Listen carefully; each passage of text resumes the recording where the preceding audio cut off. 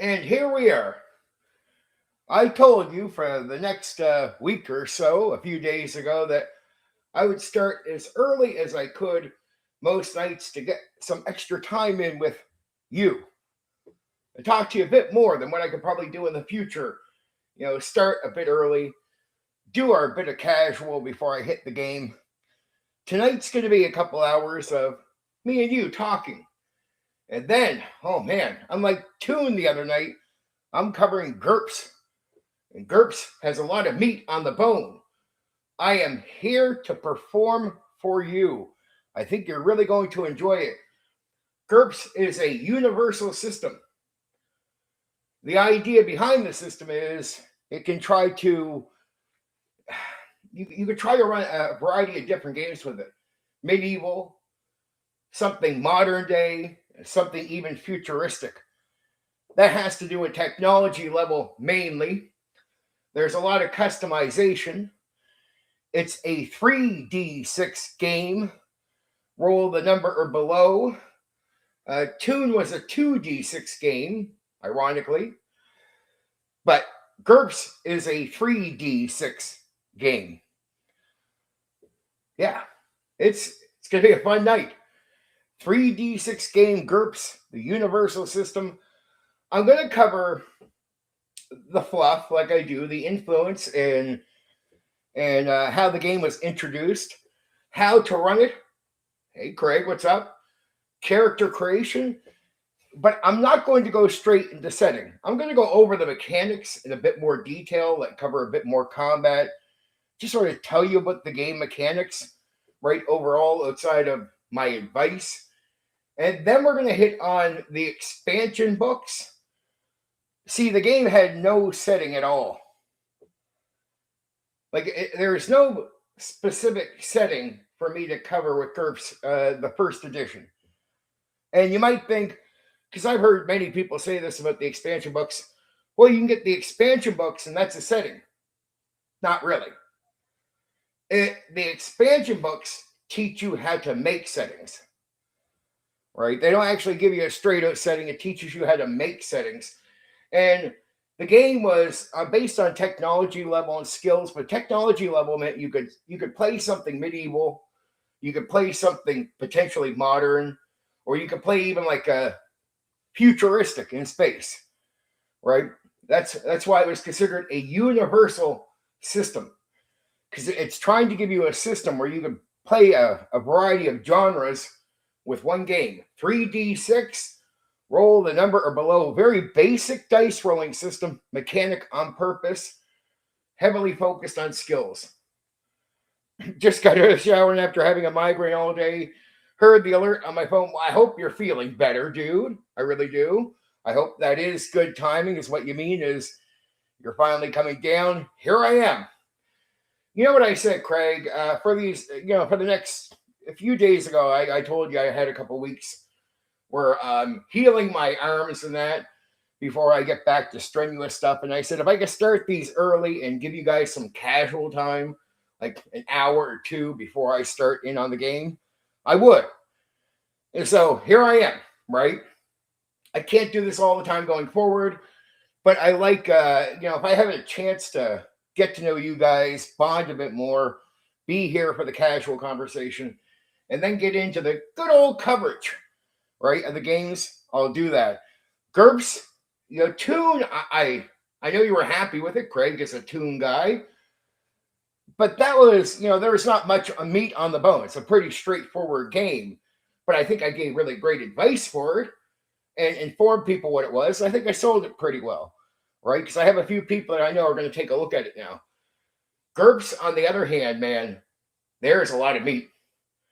Joining in from work, cutting, wrapping steak, won't be commenting since I don't know anything about the system.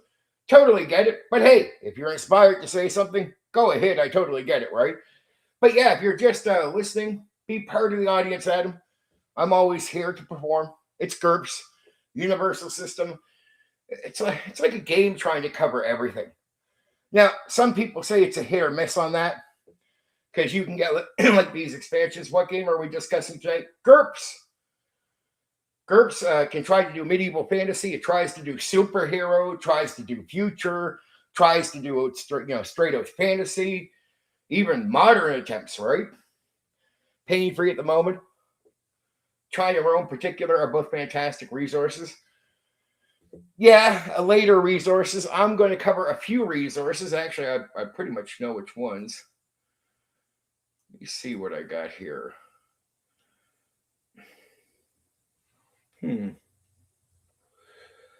GURPS Fantasy, GURPS Space, because I'm covering what I know. I know there's a lot. There's a lot, right? It's GURPS. So just out of what I dangle with GURPS Fantasy, GURPS Space, GURPS Horror, GURPS Super, GURPS Martial Arts, GURPS Auto Duel, and just go into some more details after that. But those are the books that later on I was able to mess with. Oh yeah, I think knives. I think it's a pretty good thing. But you guys, you know the deal here. I don't need people to chat. I am here to be on the stage and perform. So it's okay if you just watch. It's nice when you got something to say, and if you do, speak up, right? But Craig, Black Rose, everyone knows that comes here. There's no pressure to chat. It's not what this is about, right? I'm here as a performer, entertainer. If you have something to say, I'm always happy to interact or just hear what you have to say if it's a comment. But you don't have to, as long as you can sit back and enjoy watching, paint miniatures, drink your coffee or tea, or do whatever it is you want to do while you watch. That's totally good with me, right? Some guys do the stream to interact, or some guys do streams to have panels and talk to people, and they depend on that to a degree, I think, right? I don't. If anyone has read Stephen Erica Massolin's books of the Fallen series, it was based on his GURPS campaign. So Craig is always dropping great stuff, but here comes Adam.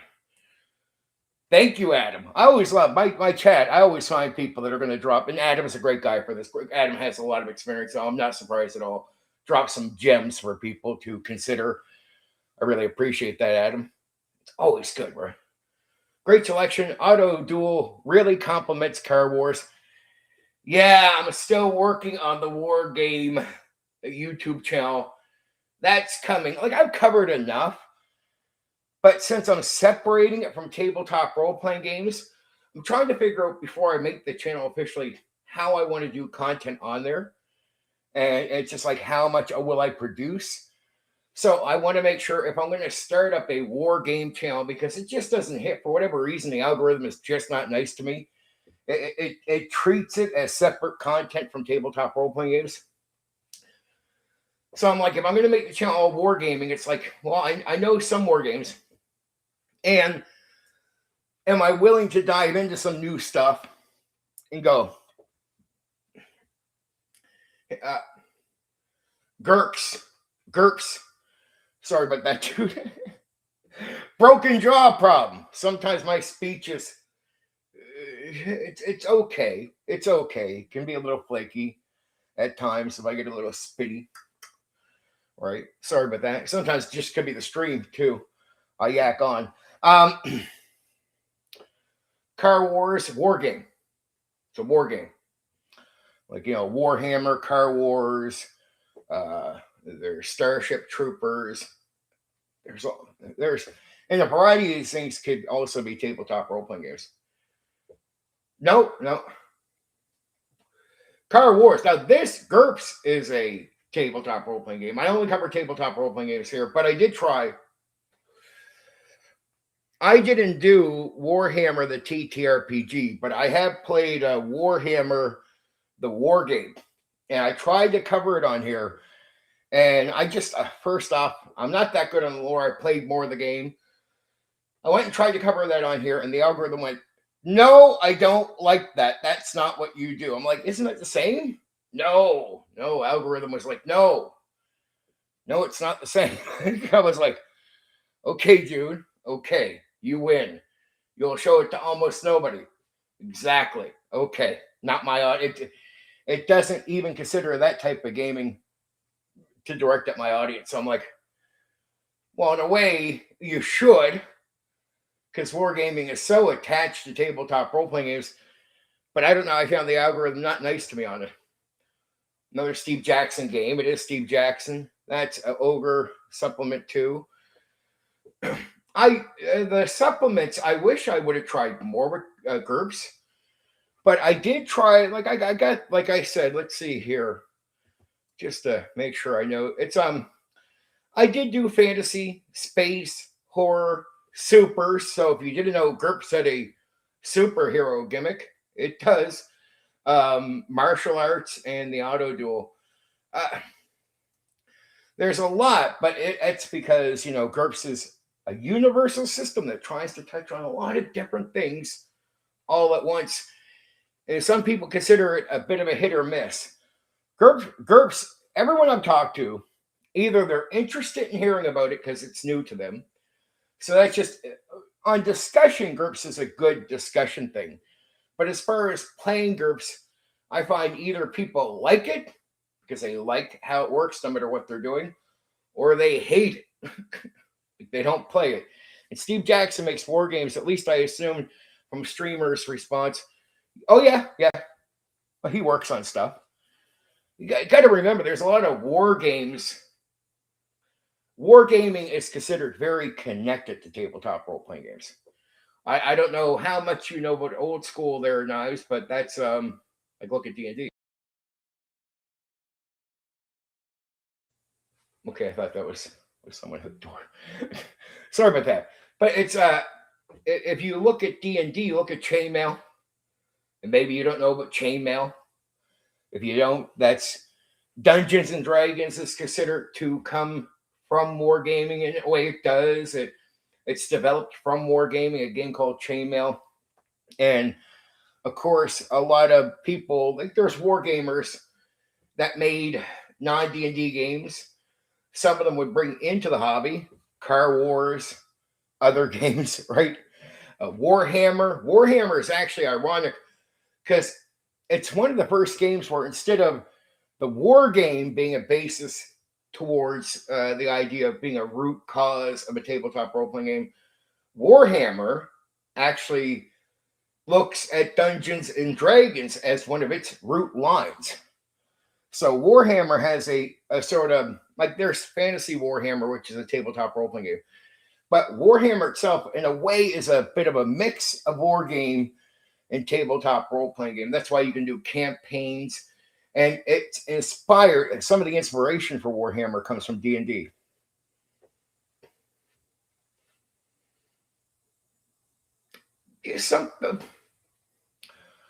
You got to go back to classic. War games are simple, army versus army type of thing. Some war games are unique. Warhammer can be a bit of, mission complete, like free your guy, free this guy, free that guy, the war is over, you won. And sometimes it's not the war itself, it's considered like these smaller battles leading up to a campaign war. So it can be very technical that way, or you can have a war between two players where it is who wipes the other side out, right? And it is war game miniatures. That's the miniature gameplay that you hear about in tabletop role-playing games. That's where that comes from. Like, so miniatures, the idea of adopting miniatures to tabletop role-playing games comes from wargaming, right? So now a lot of systems, because if you go back to old school, before WotC, the miniatures were so costly. Now, if you're a war gamer, there'd be an exception, but they were so costly that most games either did pure theater of the mind with optional miniatures. The odd game did a few miniatures. D&D did optional miniatures from all TSR editions. So optional. Mandatory would be if you don't use the miniatures, you're doing pure theater of the mind, right? Something like that, but like your units are still individual. It's like your individual units, but yeah, something like that. Something in that vein of a Civ. Something in that vein. Not like RTS. No, it's not Age of Empires, if that's what you mean. But in a way, it can definitely have more sometimes of a Age of Empires feel for some of the older games. but I get what you're saying. Is it like move, move, move on your turn and do things? Yeah. Is it a map with cities and that? Not always. No, most of them would be like these boards where here be the forest, here be your flat land. So you'd be in a, think of like Total War, like an open battlefield type of thing. But then you're moving, like you're saying there in the Civ way. Like you're still limited to how far you can move with a thing. And then your line of sight too. You can shoot pretty far. You get line of sight. Some things are very accurate, right? Like miniatures being so big could break off your line of sight for some things, right?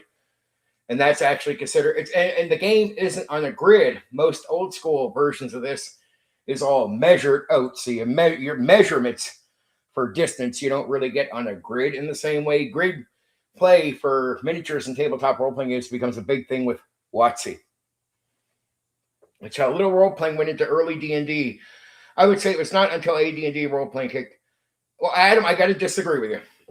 I'll tell you why, though, before you think I'm blowing you up here. It's not a harsh disagreement. I think you'll actually agree with, like, well, you have to, because I'm going to be right on this. I did my research covering ODD basic. I'll get to you in a second. I'm just reading what Craig said here. Steve Jackson Games published Gurps 2. His games were very affordable and complete with card playing pieces. Yes. So here's what I would say. OD&D is pretty extreme on social interaction and role play. So here's how you find out. First off, factions. They exist pretty early in D&D. And what's one of the things you got to do with factions? Talk and negotiate with them. That means talking character, not roll dice. What about monsters you have to deal with? Talk, negotiate your way out of combat, because early combat is meant to be avoided. So you take all your options to avoid combat, social interaction. Merchant things for reaction was important. Why? Because you're expected to talk to merchants. What about talk between the characters? Go back to Gary Gygax. Talk about the early games. The characters talk to each other all the time. Though they were a bit of mix of characters talking back and forth and players, but it was actually preferred that you're considered to be talking in character most of the time. So as far as role play and social interaction, it's actually a very, very deep part of the game from the start. And even in AD&D, it doesn't even change. AD&D simply just keeps it up. It's Adam at his second edition that finally puts an announced focus on who the character is and character development. So the first time you go where character development is important outside of social interaction, that's more second edition, because they realized with AD&D 1E, to get players to show up to a lot of campaigns, it could take a long time to get consistent gameplay, right? And you have to have people stay in for a long time. But if you heard stories, and this was constant, they knew this when they were making second edition. AD&D DMs would tell people, like, we get a year in, my players would finally develop their characters, but then they're showing up to every session after that. Like, they're more invested than they were the year leading up to the character being developed. And what second edition realized is, well, in AD&D, BECME, and OD&D, it's all the same thing. The game doesn't tell you have to really do it, but it is telling you to interact with faction leaders, monsters, characters, merchants, just about anybody. So it's like, what happens, even it's sort of vague and you do that, but there's no focus on you developing the character, but they realize just through talk with people that developing a character without the effort to do so could take a long time, but the effect of a developed character meant every player showed up more, campaigns were completed, players had a better time with developed characters. That was just a stated fact. Everyone totally admitted it. Second edition said, what if we just have the players focus on developing the character like right away instead of just letting it, like, get them to actually do it on purpose. One sec. So what they did with second edition was just got you to focus on it. Well, there you go. That's second edition. just says, it finally says, instead of letting it naturally happen, hey, player, why don't we just acknowledge that this is a good thing for you? And since you have such a good reaction to it, why not get you to focus on it right away? And what second edition would do is get you to develop a character in a month instead of a year. That's the big change.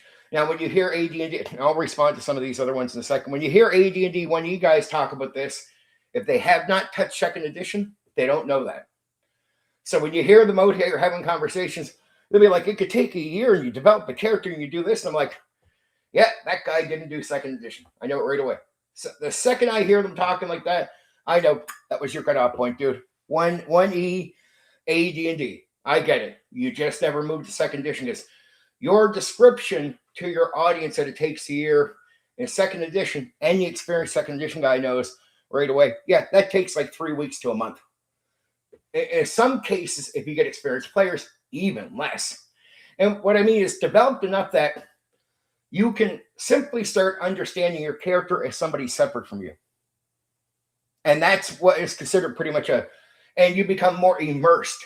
You'll hear immersion aligned with character development. Let me see what some other people are saying here.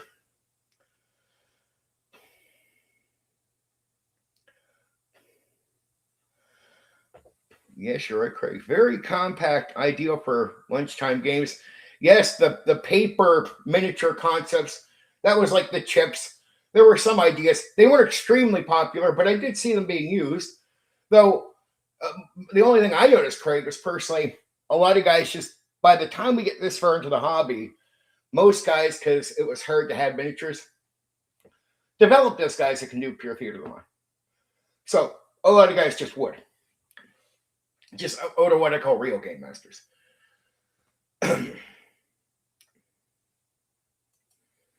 Yeah, the line of sight thing. It was interesting because it wasn't on grid. You'd measure with rulers and that. So basically what it allowed you to do now was you could set up any map you wanted without having to worry about having a grid.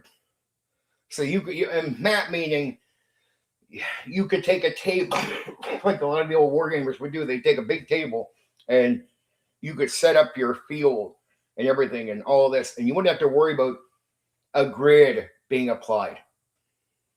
So you could just set up something that looks like a real forest, a real mountain area. And if you look at some of the old things, you'd see these big tables, right, with the fields and the forest and all this, and you'd see miniatures on them. That's the guys, for them to play easily through that, they'd measure everything, right? I only got to play D&D once. I like to mention previous streams, but if I remember correctly, it only took me a few hours to make my character. A few hours. Gurps.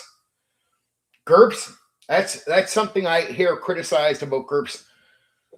D&D could just take a bit, I guess, if you take a bit. And old school D&D, to be honest, Knives, it's easy, right? But that is dope because it allows you to make anything with the wargaming stuff. And guys would make these awesome looking tables. Want to know where this measurement stuff comes out from? Wargaming has been going on for a long time. A lot longer than we could even understand. Like hundreds of years, to be honest. Old wargaming guys, like from times that you wouldn't even think were wargaming. Like, I mean, far back. And how they do it without a grid? They do the measurement. That concept has continued on, right? So even up to some of the current war games and even Chainmail that did measure, but it looked really cool. Like guys that were really what you call guys that like to put stuff together. And you know this. Have you seen some crazy, sort of nerdy guys out there? They'd make these boards that would look like a real forest, real open field, real mountains with your little miniature guys, and it would look fucking grand. It would look grand. But talk about character creation taking a while. Gurps gets a little bit of complaints about it taking a while to make a character. Now, if you're into Gurps, that process can become cool. If you're new, you're going through a lot of steps to make the character. So the complaints usually come from new players. Like it could take a bit to make a character. And the game was diddly. So to make another character after your character died, you knew that took you a minute. It wasn't like your just character died and you're like an hour into the session. You're like, If your game master looks at you and says, "I'm gonna make a new character," you're like, oh, "Fuck." Because in old school D&D, most of the games you could make your character in 10 minutes. You know what I mean? If you really wanted to rush a character, like just something basic. Not Gurps, man. Gurps is a building factory. Real life war games like simulate real combat. In a way, it is, but even then, it's really more of a mind game. People think fighting all the time. See, why would combat be so deadly or avoided a lot in a tabletop role playing game if the roots are wargaming? Because a lot of combat is actually avoided in wargaming. It's not completely. What I mean is, you're always focused on first where you start your miniatures, your pieces. Then you're very careful about how you move, and you're very careful up to the point you have to fight. And when you fight, it's all strategy, and the fighting is very dangerous. So think of dangerous fighting, old school games. And I keep telling you, all these old school games are dangerous combat, and like D&D and other games, right? Like Traveler, very deadly combat. But why is there a lot less combat than you think? Because when you think war game, you might think a lot of fighting, but there's not. There's a lot of strategy. There is, to a degree, it finally gets to the point, but there's more strategy, positioning, taking your time, making sure you're in the right spot before you make your moves. And there's more strategy, positioning, like even like the way a good war gamer will tell you is the way you set up your characters, your miniatures at the start compared to another player could already mean you've won the war.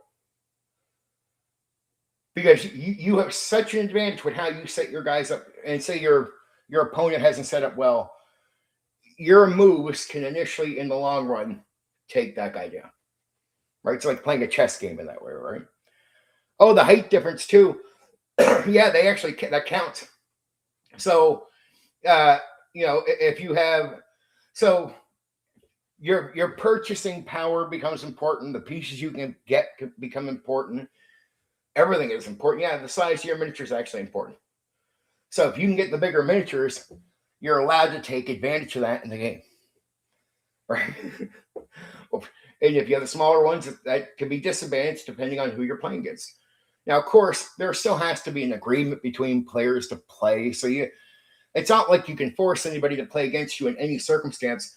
But once the agreement is set, well, it's not like, usually there won't be a special rule. It's just either you agree that I can use these bigger miniatures and take advantage, or we don't play, right? Most cases that would be it, right, for wargaming. So yeah, if you agree under this circuit, and most guys would actually, yeah, because they'd have their other techniques, other ways, and everything is seen as a challenge to overcome, right?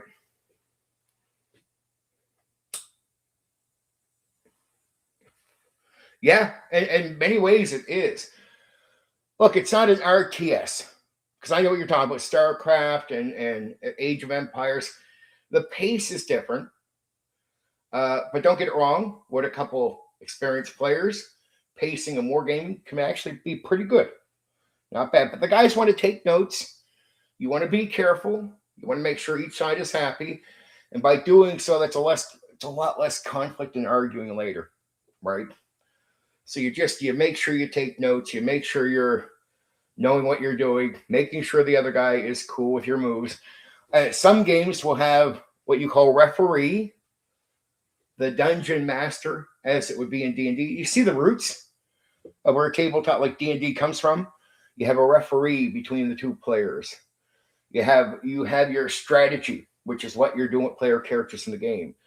Combat is very deadly, and you be careful, and fighting isn't happening the entire time. So once you start realizing there's elements of all that, you see carry over into tabletop role-playing games. That's where they say the roots of these games come from wargaming, right?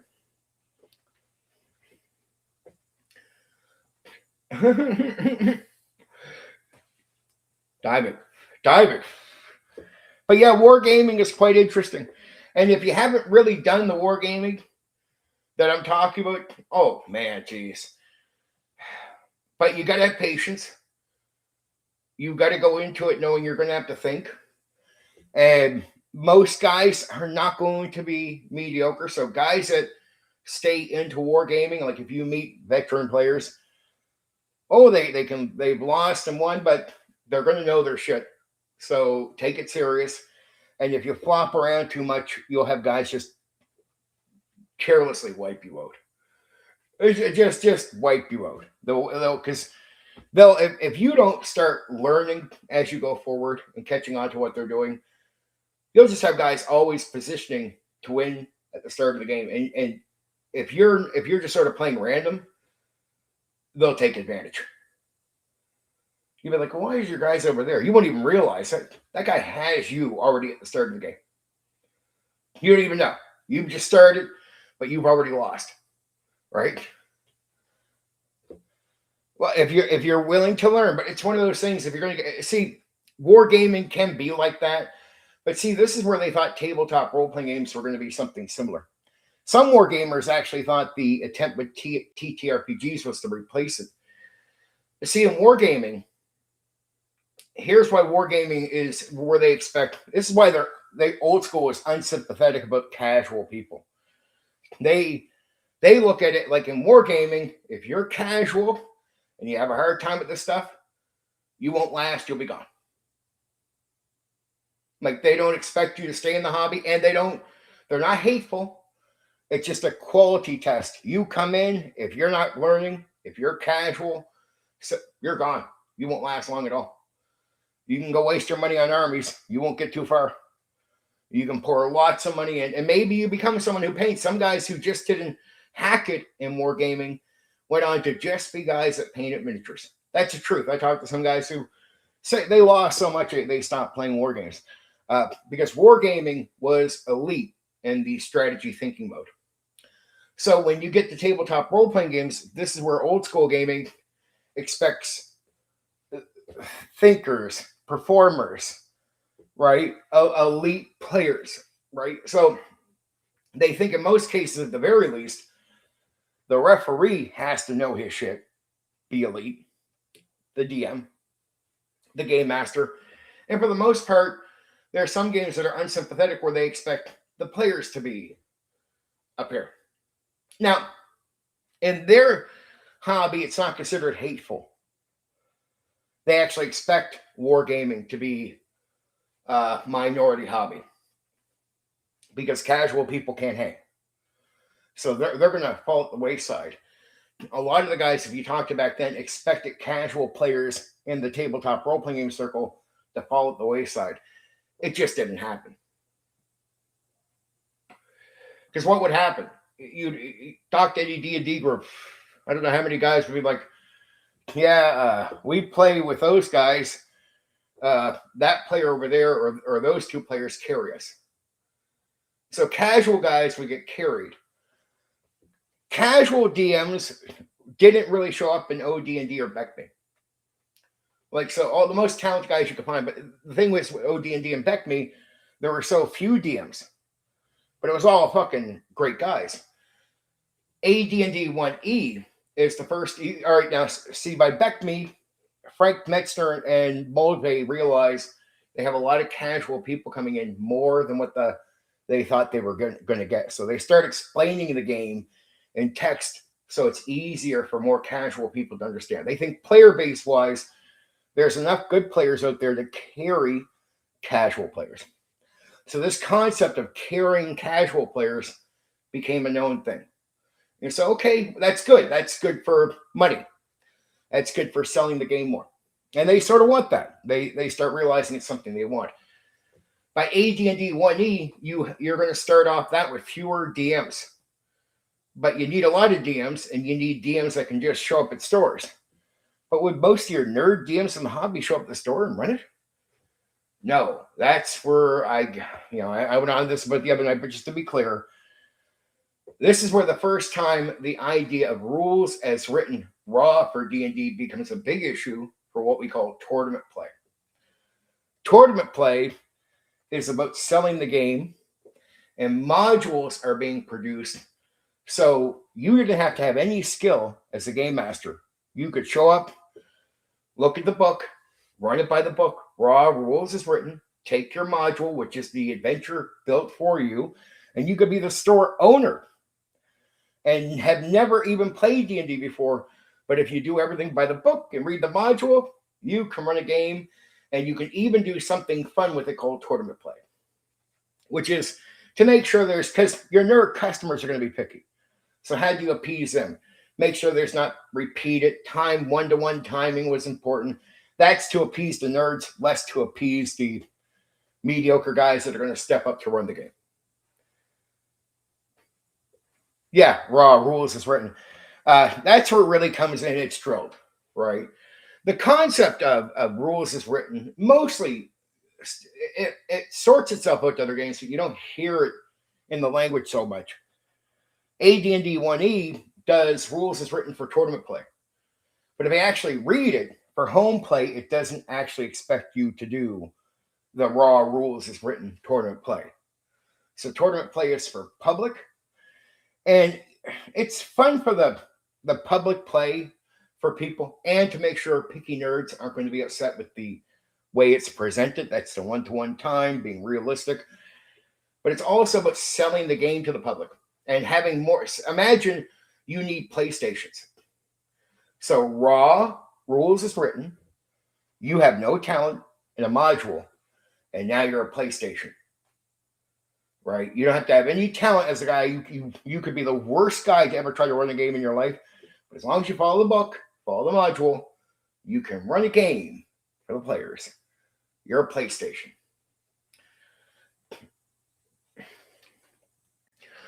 Tournament play can get flaky. Well, first off, there's the limitations. If you try to do things outside of what the book says as a player, you're going to be limited. Most DMs won't it's not in the book, you can't do that. You'll hear that quite often. Remember, it's a very limited game to begin with. So you're stuck to book. Tournament play is like this. You can earn points and all that, but say you go into a module. So the module is an adventure, like say it's to a dungeon. You go into the dungeon. It's considered a shared world too. Other people did share worlds after this. You go into a dungeon. You go through that module. Okay, interesting stuff happens, right? Okay, you leave. You're going over to a new place for a new DM.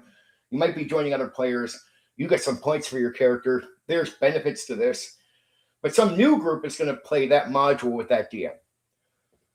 Well, to keep it real and to keep the seasons moving and time moving to make it a shared world, well, if they go into the same dungeon you went into, the gold that you took is no longer there. Right? Because you took it. Get it? So you took what was there. This is tournament play, and it can handle multiple players. It's interesting. There's a group out there that has tried. There's multiple groups here. The Fire group that did it online the first time I encountered online. I knew two groups that did it in person, where they took not so much the exact tournament play rules and points, but they took the idea of the shared world that was made for the concept of the tournament play, right? So tournament play is interesting. I get it all covered. Don't get it wrong. I cover AD&D 1E tournament play. There's a video out there. It's on the playlist for old school D&D. My old school D&D playlist. You can check that out and get really into it.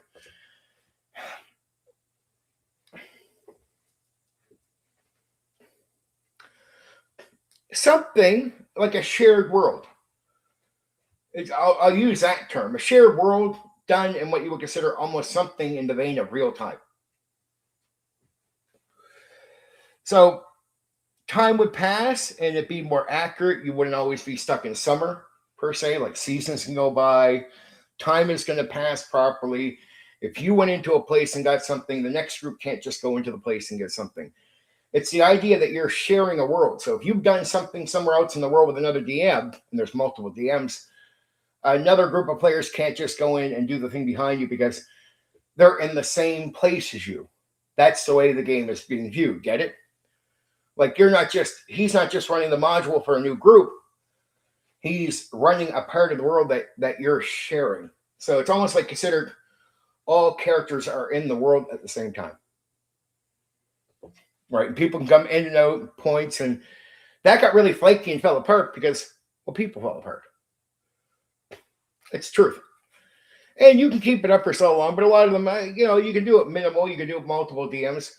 I knew multiple groups that would try it for a period of time. It get really hype. It would build up always big, especially if you got a lot of active people for periods of time. But it's always a period of time because it becomes real time, and real time means it gets weird. So imagine you show up to a session, but you can't play. Why? Because not enough time has passed. Your character wouldn't be there. You mean I can be here to play a session, but I can't? Yeah, that's the shared world gimmick with the real time. See, if you went to normal play, you'd just be playing with a DM, and it wouldn't be like 10 DMs, and you wouldn't be doing the shared world thing. So if you could show up, you could just play. And that, you could show up and not play. It always sounds pretty dope to everyone. It does, doesn't it? Man, I won't lie to you. I get why it's been. I knew two groups that did it in person that did it. I was never into it. I tried to help a third group when I first met them online, doing it on OpenRPG. What's weird is every time a group does it, and even a recent group, there is some similarity. Like two groups I knew in person that did it, thought they were the only ones doing it. Guess what, dude? We're going to actually do the shared world tournament play. Like no one else is doing it. I'm like, yeah, there's a whole other group at another place that does it. Oh. When I got on with Third was like, no one else is doing this, man. We brought this back. Well, there's a sort of version of the Black Marches that does it. Oh. And there's groups, still a new group at that time in person. I was meeting that started one with like 7 DMs. Oh. And then there's the more well-known current group today. They call them the Bro OSR, where all the guys are like, look at what we have done. We brought this back from the... No, you haven't. Guys are still doing it. Oh. We figured out the secrets. No, you haven't. Actually, TSR did it completely different. I did a whole proper comparison video between Bro OSR and them. So it was like, no, TSR actually does it different. You haven't discovered the secret they were hiding. Oh. It lasts for a bit of time because it takes commitment, Knives. You got to get multiple DMs to commit. You got to get all these players to commit. And then life happens. Life just starts happening. Guys are dropping out. Guys are showing up. If you do show up, maybe your character's not there. You can't play. So it's easier to do the shared world tour or something in that vein, I guess, with one DM and one group of players. But even then, it can start getting fidgety if people drop out, right?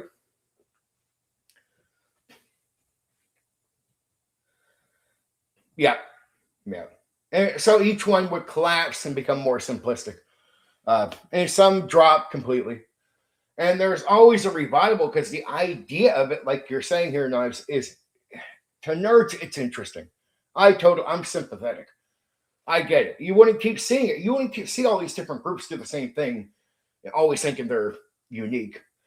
I couldn't believe I pick on the bros sometimes because they were all like, we're doing it. And we figured out what TSR was. No, you didn't. You're actually doing it differently. You're actually completely doing it differently than Gary and TSR.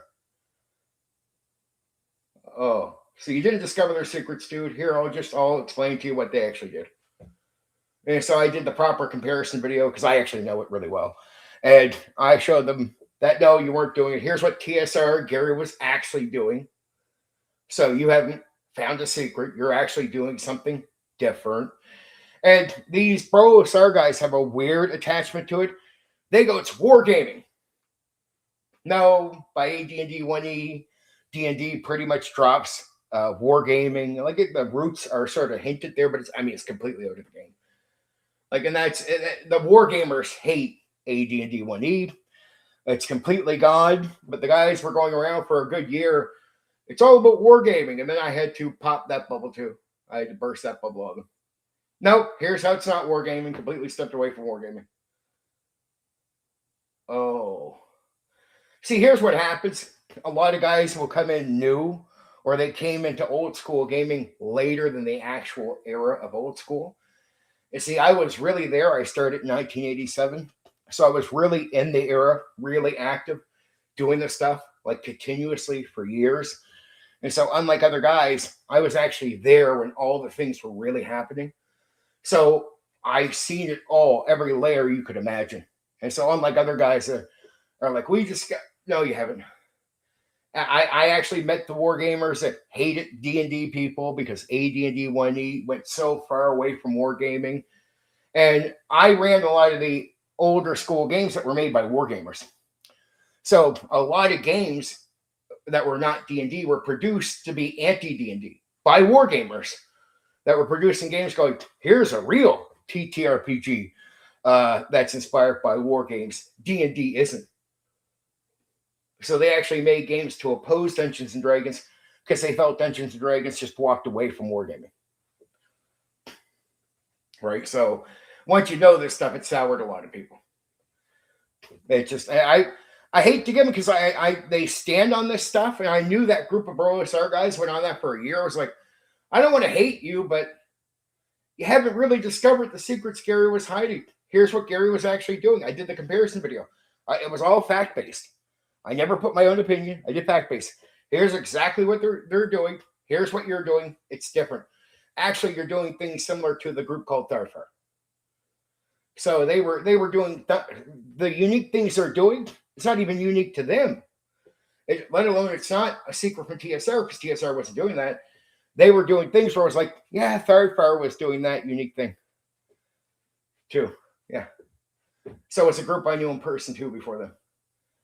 But see, when you're really late into the hobby, a bunch of these bro guys were like, we discovered something. I'm like, no, you didn't. It's been going on the entire time. The entire time. There are people still doing it when they first showed up on the scene saying, we found something. I'm like, no. No, you didn't. And then when they got stuck on their wargaming gimmick, I thought that was weird because they were going, it's all about Raw. I was like, oh, shit. The reason you think Raw is because you're thinking tournament play. I'm going to have to bust your bubble on that, too. Old school D&D is famous for being flexible. The only reason they did Raw was because they needed the store owner and people that were trash at running games being able to run it and sell it to people. They needed more people to run the game at the store that might have no talent for running games to sell the products to the customers. It was creating PlayStations. That's what Raw did.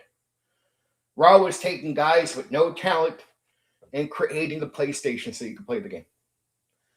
Because all the games, including older D&D and even second edition that came out later, it's all based on you put the smartest guy in the group at the head of the table or in the game. Because it requires performance and it requires somebody with talent, right? So what happened for old D&D and Beckme, that meant they just didn't produce many guys that could run the game. Because it just took a lot of skill and talent to be able to go for hours and run a game and time it and pace it and be on your fucking tippy toes. Most guys, very few guys could actually do it in the hobby compared to what TSR wanted. Now, other games were fine with how they produced because they weren't looking to start companies. But why was TSR so out there, or Gary trying to produce all this? Because unlike, say, every other game would be made almost like the OSR stuff is now. There wouldn't be a company. It'd be a few guys making this game. They'd have little companies, but they weren't like staffed companies. It wasn't like a big business. So they do their game with a few people. They do this game, they do this game, they do this game. But it wasn't like big companies with staff and all this type of shit. Gary and them were looking to go huge. So they were looking for real money. And what they discovered from tournament play was interesting because they realized they could make like the adventure that you could just make through sandboxing. They got rid of the term sandboxing. So sandboxing is the way you do adventures in tabletop role-playing games, which almost every game would follow. Even OD&D and Beckme, you sandbox into your game. Well, they got rid of the sandbox language in Dungeons and Dragons. stop really pushing that towards people and teaching it to them. And suddenly they put up modules. And if you don't know how to make your own adventures, because you don't know what a sandbox is and you're one of the new customers, you got to buy a module. Oh, the modules? Man, there's some money, dude. We can sell adventures. What about sandboxing and making your own setting? Well, they made Greyhawk as something you could just use if you wanted, but reality said sandboxing meant you can make your own settings. A lot of guys were making their own settings right away. But you get rid of the sandboxing and you're not teaching that to your new guys. Now they don't know how to make a setting. Now they got to buy yours. And so between editions, this is how they started making money. So you would consider board game war games is really stripped down. Board game war games is stripped down war games. If you're talking something like Civ, that would be, I guess, a stripped down version of a war game. But that also has some other elements like building up towns and that, which is not exactly what you're doing. Even RTSs have some of that. It's not exactly what you're doing with war games, but sort of alternative versions. Tabletop role-playing game, because old school gaming, most of it was in the mind and not with miniature pieces. That's not stripped down wargaming at all, right? That's just the ideas sort of get developed from wargaming, from the wargaming play the guys were doing. Gary Gygax and them were wargamers. It didn't help that war games were literally being played in a sandbox. Yep. Mm-hmm. And making your own maps, sandbox gimmick stuff comes from actual wargaming. That is, you're right, Craig. You're not wrong. It doesn't like you just end up using the sandbox to make your own adventures, but you also use the sandbox to make your own setting, which would be like making your own map for the game.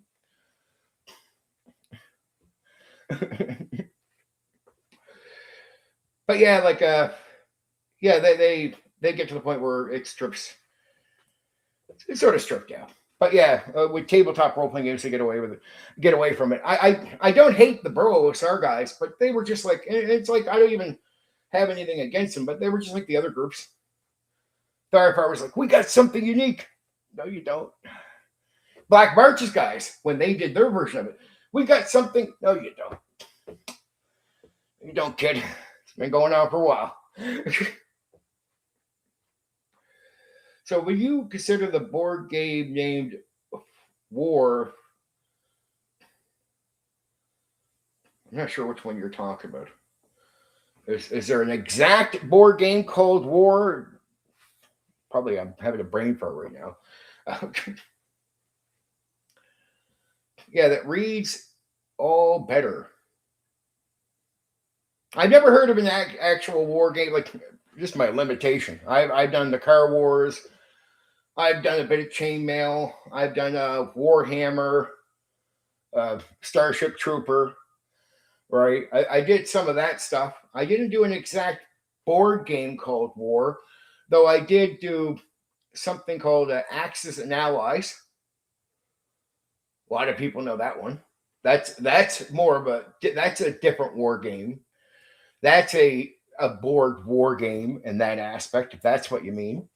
I did something like that. Yeah, I did Axis and Allies, which is a bit different than most of your typical war games with the normal miniatures that came with plastic pieces, which was ahead of its time when you think about it, because the way miniatures became a thing in tabletop role-playing games is when WotC takes over. When they bring out 3rd edition, they want more people playing with miniatures, but the reason miniatures were never mandatory in old school D&D was because they would cost too much money. They were made with metal. So WotC comes up with the idea of, let's make miniatures plastic so we can make miniature gameplay with 3rd edition more mandatory than any TSR edition. All TSR editions had miniatures as optional, but mandatory was pure theater of the mind, because there's only 2 ways to play the game. Either you do it here or you're using something else, right? I'm going to try to remember the difference between when I hear you say something and when I type about in a minute. And yeah, remember Allies and Axis. Axis and Allies. First board game that I loved. Yeah, I liked it too. It was not bad. played it with friends. Easy one to get into. But it was plastic, and it was definitely ahead of its time as far as not depending on metal figurines to play a war. It's like, oh, plastic pieces. But they did miniatures. Here's what's weird. I know some guys that came into old school, ironically later than old school, and thought because they didn't know miniatures and plastic wasn't a regular thing in old school, they spent decades online arguing that we use miniatures. I was like, no, it just means you're admitting that you weren't there. You came in a little late, dude. I was there. No, most of us didn't. I heard members of the Brosar say something revolting things. They're just performative trolls. They can be that way. They were trying to be egotistic, but this is what happens when you get guys that are young, inexperienced. They're actually, I don't hate them. Some of them have some potential talent, but they still got years to learn, and they could improve at what they're doing. So I don't want to hate on every guy that I see. Look, if you have the courage to be out there doing a live play, I give you props, even if I think you can improve. Even if I think you're just not up to snuff yet. But they had egos of guys like they were here, but really they're here. Quality of their gaming is here. Quality of their, and mediocre DMs, extremely mediocre guys run the game. They just acted like they were better than what they are. It's like, well, guys, I'm actually an elite dungeon master, like of D&D. Like I'm one of the old school ranks from not the casual part, but the elite part. Like I'm one of those guys. So if you are like me, I'll know. So if you go around bragging, I'm like, well, hey, here I am. You're in with me. You're on my level. No, you're not. And see, I'm a guy that can judge if you are. There's a lot of guys that are out here fake, but as far as elite DMs for D&D, I'm one of the old school top brass. And I'm very confident to say that. So it's like, I am. And if you're really one of the top dogs around D&D, I'll know. So it's like, I'll be the judge of that. And they talk like they're here, but they're here. A lot of them. They love to be first. They love to have egos. They love to say they're better. And the whole Raw thing. Well, Raw is just how it is. No, that's tournament play. And what I had to teach was I know more about D&D than they do. They didn't realize Raw was not a centerpiece of old school. Actually, flexibility, making changes is what old school is all about.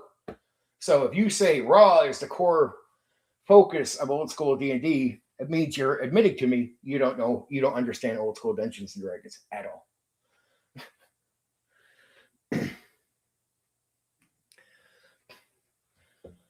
Oh no, but these guys were just talking like they were better than other people, and I was like, okay, well, I actually know the details. I know the facts. I busted their bubble on every front, and I just did. I took a long time before I bothered doing it. Because I never felt like for a long time, I never felt like just doing the long video on them. It's just every time I would think about it, like, fucking don't feel like I know they're wrong, but fucking I'm just gonna let it go. Let it go, let it go, let it go, let it go for like a year or so. Finally, I just started getting ready to do this fact-based stuff, and I said, all right, fuck it, I guess it's time. I'm putting the work in. Now I'll bust their bubble on every front. And I just did it in like a few weeks. Everything they thought was true, I destroyed. And I destroyed it with facts, like facts they can't argue, like to the point where they went on for almost 2 years like this, like with the wargaming thing. When I did that, I'm not kidding. You go on now, and the guys went from this is wargaming to, well, we wish they would have brought wargaming back. Oh, so now you're talking like it's not core focus of AD&D winning. But I can go back so many of your posts where it's like, it's wargaming. It is. And now you just openly, because I put the facts up there. You're wrong. Factually, not my opinion. So now that it's out there and you're proven wrong, you see all the guys talking like they've already known it's not exactly wargaming. Dude, I can go back a year. There's almost every fucking one of you talk like it is a thing. I came out in Gen 3 for that game, but OG. But I sort of know what game you're talking about. I've heard about the game. Yeah. But yeah, they were dill holes. They were guys pretending to be somebody they weren't. So like, okay, you guys are all pretending to be elites. Hi. How you doing? So you're on par with me? Let's check it out. Let's check it out. Let's see. Do you perform on my level? Well, performance is what makes you elite as old school D&D GM. If you're not performing well, and you can't hide behind raw is how you cover your ass. So if you're elite, you perform really well. And how would you know this? Go to any real Wargamers game like Traveller. Traveller is about performance. All the real Wargamers who made games made it about performance.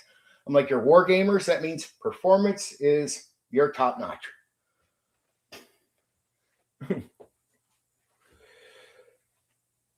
Yeah, it's not a brag thing. It's not an ego thing.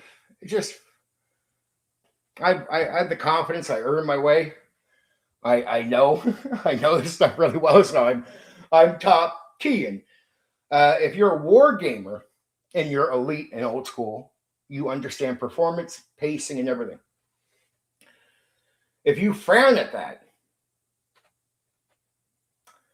it means you're not that. And that's okay. I don't judge. I don't hate on you. And I wasn't like the elite that said other people shouldn't be in the hobby. If you go back to old school elite, most old school elite guys thought that casual players should not be in D&D. And when you get to the elite guys that were war gamers making their games, go check out Traveller. It's not made for casuals. Like casuals can play these games like Cyberpunk. Cyberpunk is elite. 99% of the guys that try to run it were casual guys that never got it right based on what the designer intends, right?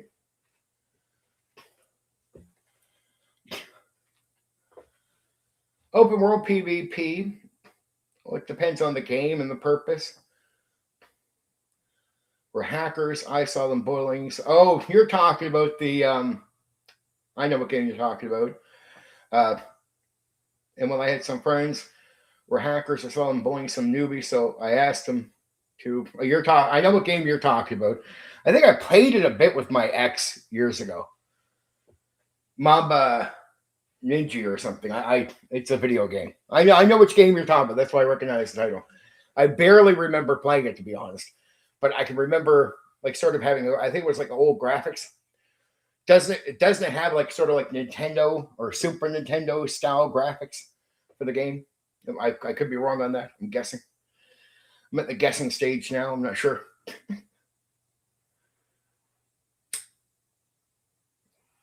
I'm at the guessing stage, Knives. They did not. I pop up with my PvP on, took them out. They called back up, and then my friends came and tried to save my bacon and start the whole server war. No, there's been a lot of that. And the guys play into it sometimes. You get into your shit, and then you get your tryhards. If you get the video games, here's what I like. Craig and them know about this.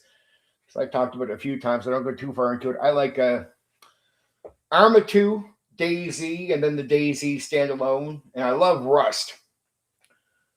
I played some of these older games. I like Final Fantasy VII as far as turn-based. I liked that when it came out. I was young. It was new. I got it when it first came out. But if I were to go games that I would play now, it's still Rust and DayZ. And those games, you get tryhards, but I'm an experienced player with them. So, like, look, I don't got 10,000 like some of the guys out there that fucking do videos, but I got over 3,000, almost 4,000 hours, I think, on Rust now. Yeah, 4,000 hours on Rust in total now. All right. That's pretty good for me. And if you look at standalone, I think I have about, 1,000, 1,200 hours on standalone. I had actually 1,500 hours plus on Arma 2 DayZ. Ma Bin OG. I hear you. That's how it's pronounced. By the way, oh yeah, the devs announced a ban on open PvP because everybody was non-stop killing each other. That can happen. They got that Arc Raiders game, which is I haven't seen rules like that come up, but they have like open PvP. But most of the places, most guys won't shoot to kill you. But don't get it wrong. There are, even though the rules are open for you to shoot and kill, most don't. And if you do, you get frowned upon, and other guys that are better at the game will come kill you. So on most of them, you don't play too dirty. When you do play dirty, you'll get heat from other guys on the server. But there are a couple places where you get no heat for PvP, and you are warned. Like if you go up here or here, it's open field day, and nobody gets in trouble because it's sort of like a social agreement. Like these places are the better tech. These places are the places where fucking guys are going to fucking pop you off, right? So you got to watch out. I just like Rust and Daisy. I like open competition. No rules, no nothing. I just like open competition. I try not to get shot, be clever against the other players. I just had a lot of experience. One of the things I learned how to do with young guys in Daisy and in Rust is stop and stand still like a tree. That's it. Still screws up guys to this day. I've had entire groups run by me. And I'm just standing like almost like this far from them. And they run by me. They don't even notice I'm there. I'll tell you the trick. It's manipulation. Most of the people playing the game are looking for moving objects, moving people. When you stop moving, it fucks them up. Because they're looking like, is there a guy moving? Is there a guy moving? Just don't move. It can fuck a lot of guys up when you just don't move. Just wait for them to go by. Okay.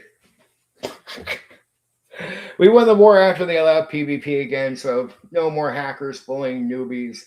Our towns became permanent safe zones for some reasons. You get some games you got to watch out. Like Daisy and Rust can be certain ways. Daisy is a little bit more safer to not get always killed on sight.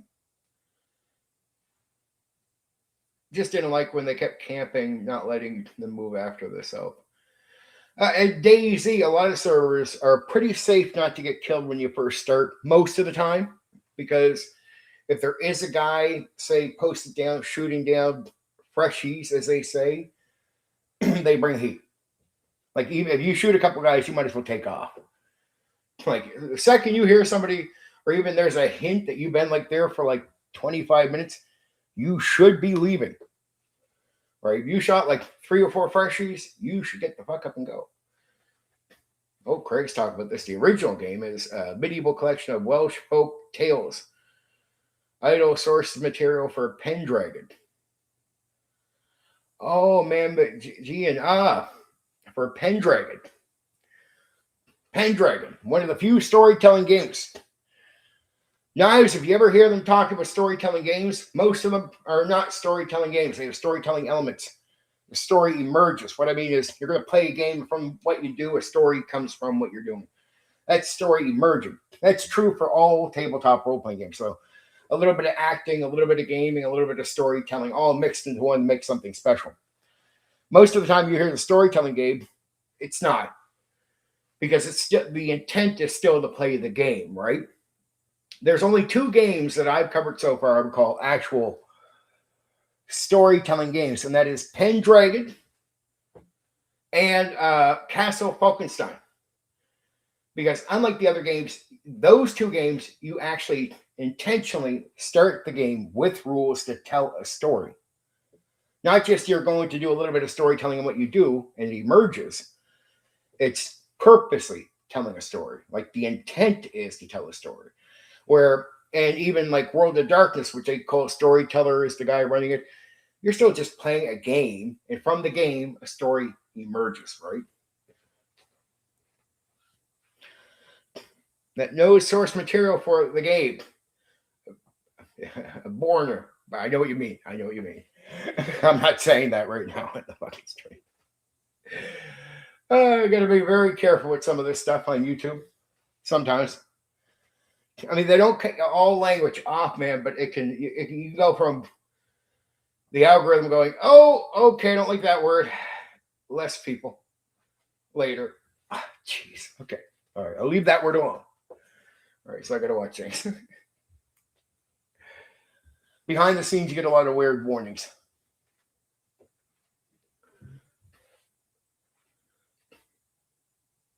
Menacingly.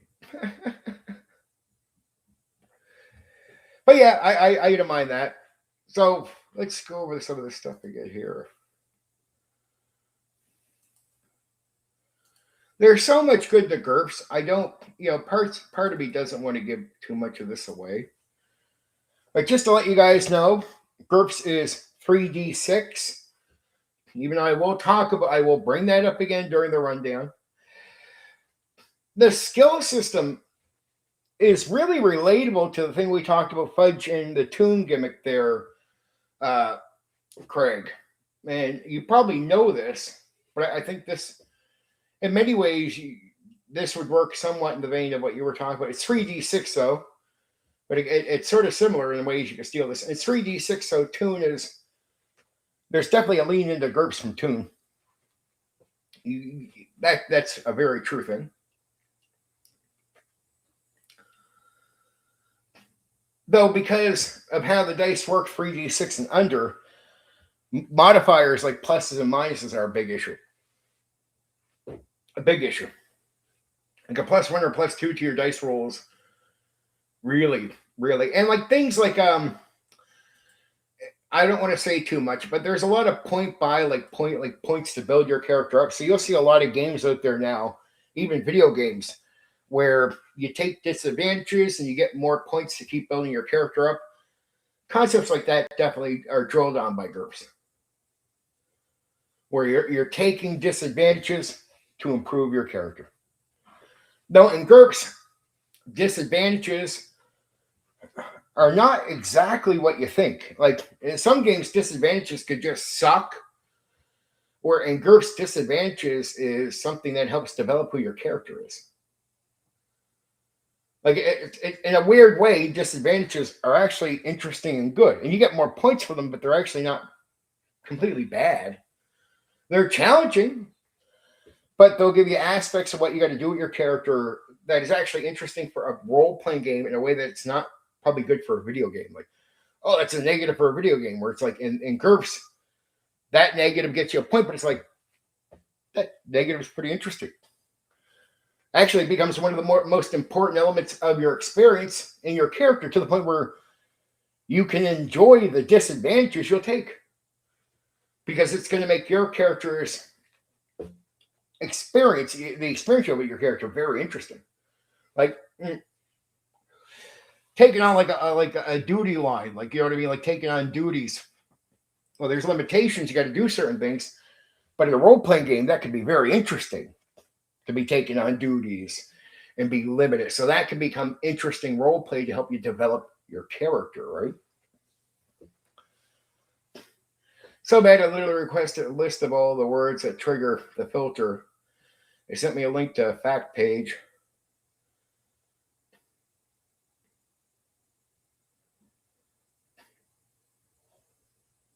Oh, you can do anything in chat. I mean, if you're talking about here. Though things change up, if we're talking about algorithm or the way YouTube does stuff, man, that stuff changes every week. But that totally changes. I've learned secrets about it, but I don't want to say anything out loud. And every guy I see do advice now that I know the stuff about YouTube, now that I see advice videos out there, there's always a scam to it. Like, there's some truth in what they're saying, and then there's not some. It's like, hey, man, this is how you do it. You can download this and it can help you. True, I guess that could help you, but you don't need to.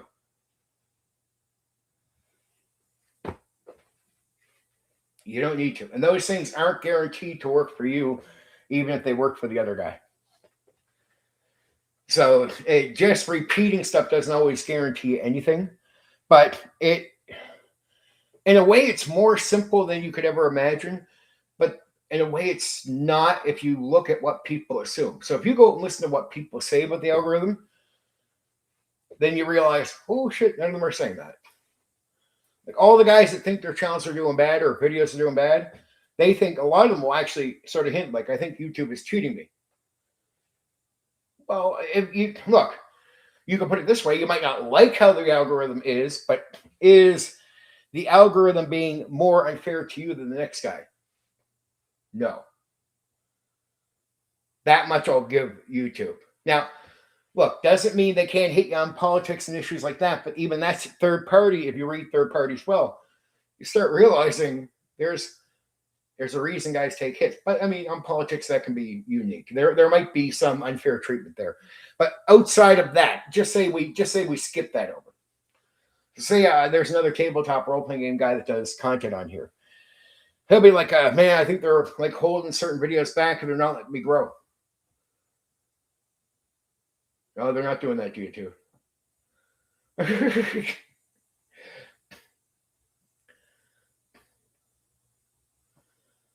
Or add necessary steps to download program. Yeah, it's something stupid. A lot of this is common sense, but I do hear guys that you just have to hear the talk about the algorithm and you realize they don't know.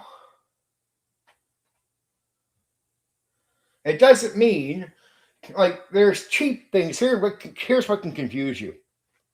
So you'll be like, okay, Stephen, if you know the secrets, why aren't you rapidly growing?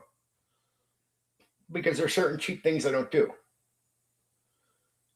See, it's not just the algorithm that bumps you up. It's the way you do content. Like, so say I did content where I told you about the stuff with the bros, my honesty about AD&D 1E and the raw.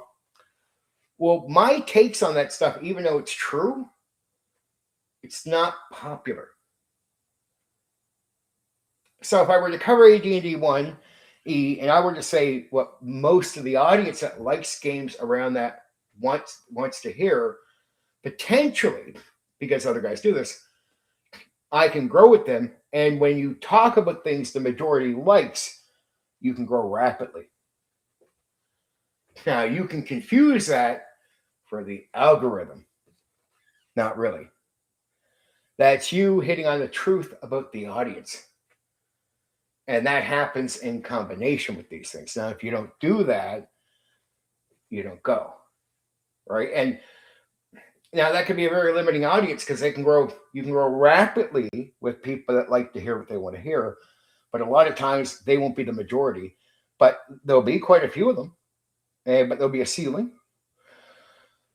Other content you could do is if you're talking to a certain group and they don't, like say you get one of these type of groups that don't like people or a certain type of people, you can verbally attack the people they don't like. And just like the guys that are, the yes man people, you can grow rapidly with the guys that like you attacking. But again, it's not the majority and there's a ceiling.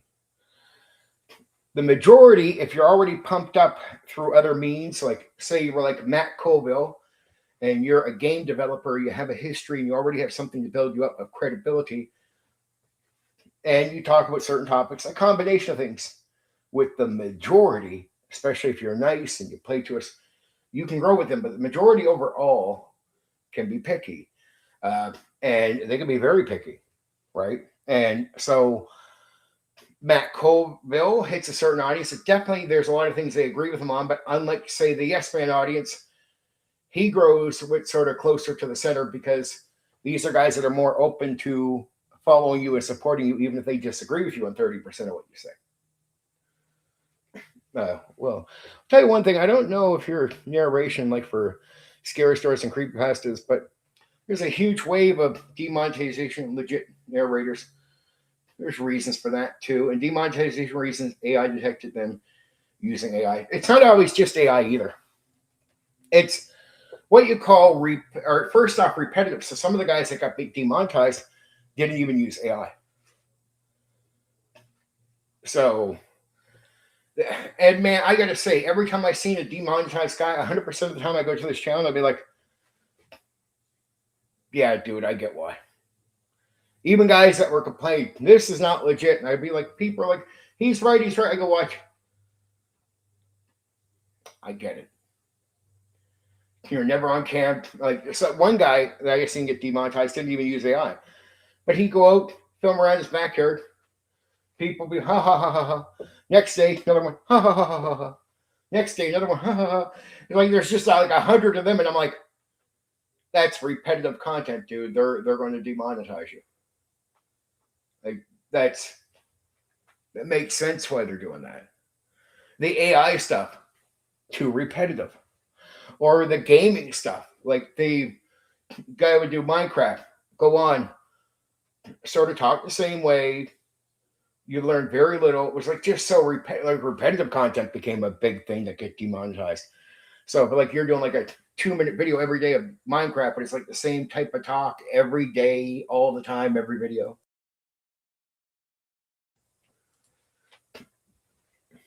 Yep. Like why? So that was why non-AI guys were getting hit. But if you're using AI, it wasn't just because you're using AI. The repetitive thing was a big issue. Repetitive was a big issue. And then you never showing yourself at all, that would be a big issue. You never expressing something that is a little bit outside of AI is a big issue. But I mean, you could do the content, but you can't just do that content.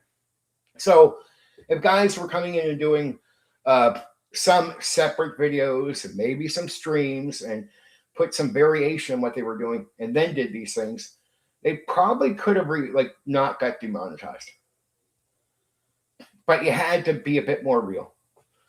And they were looking for less repetitive, more authentic. It's just basically what they're saying is less gaming of the system. Because what you're really seeing is guys game the system. Right? But there are areas I'm talking about that are challenged, like a Vid 22, Dr. Creepin. Every story is different. Yeah, different, but does it feel the same? Like, does it feel the same? And you got to be honest, because I went to guys that I seen get really well defended, and they would be right. Different story, all right. But you see, doing all that means nothing if you're repetitive. What they're saying is you need some variation. You need to not be repetitive. There has to be a little bit more into what you're doing in that way. So hard work on it's gaming the system, because if you're doing something similar and that always gets you a certain audience, that's gaming the system. That's not entertaining people in the same way. They want real, more natural entertainment. That's what they were saying too. More natural, real content, not people gaming it. Oh, I get it. But if they deem it, I'm not saying I would even deem every bit of it that, but if there's too much of it, it feels the same. Like this one's a little funny. This one's a little scary. This one's a little bit more serious. But there is a bit of gaming. There is a bit of too much the same. Goodbye. Right? I knew right away I was safe. I did a recent video where I was doing audio with the images. That's why I get the front of my channel.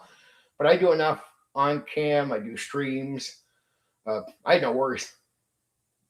And I do different games. I do different types of videos. I do a variety of things here. So I know I'm not repetitive. You get to see me. I'm real. All that.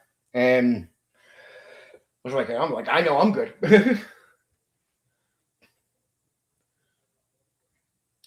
I just think I think guys needed to try their best to mix it up a bit more. I'm not saying I totally disagree with you, but here's where I would say this. It seems unfair, but this is the free market. And YouTube is allowed to knock you off for these reasons. Now, Rumble, it's a shame because Rumble should have been performing better than what it does and have been ready for this to happen. Because maybe a few guys with some talent, like the guys you're talking about, could have better jumped over to Rumble. But Rumble's really hard to go from making money here to over there. And there are so many scam artists that you can see how YouTube's going to get caught up. And they're going to deem some people scammy. Right. Even if you don't totally agree with them.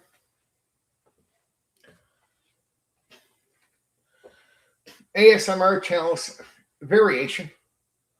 people going on with their faces, doing different characters. I would assume. I'm assuming now. This is assumptions, dude. We're talking about something I don't know a lot about. But personally, I put a video, but it was only opinion. It wasn't to say that I knew more about this. But I just felt like, dude, every time I look, I sort of got it. Like, I'd see the guys, like, they write their own thing, but they're using AI. I'm like, okay, moving images and all that. I already see that as cheap. So you got to understand my opinion. The guys that you're talking about as credible, I think are fucking two-faced cheap fucks. I honestly do. I've been thinking about that for years about them. So we're definitely not going to agree on this. I'll just be real with you, right? Moving images, I think are fucking stupid. I think it's a scam. Can you stand on stage and entertain people? That's what I want to know. Like, oh, you're fucking popular with your channel. Hey, get on stage. Can you talk to an audience? Keep them going? No? You need AI footage? Really? And that was my take. I get people like the stuff. I'm not opposed to that. But it's like, there's some guys I like that I think could be entertaining on stage and talk to you. But I really like skill. Like, there's guys that do video stuff like Stimpy. I love him. Entertaining guy. Fleek does a lot of crazy videos. Though I've just heard these guys just talk off the cuff too. They're funny. They're genuinely interesting guys, and they're more off the cuff. They just seem to be better performers, right?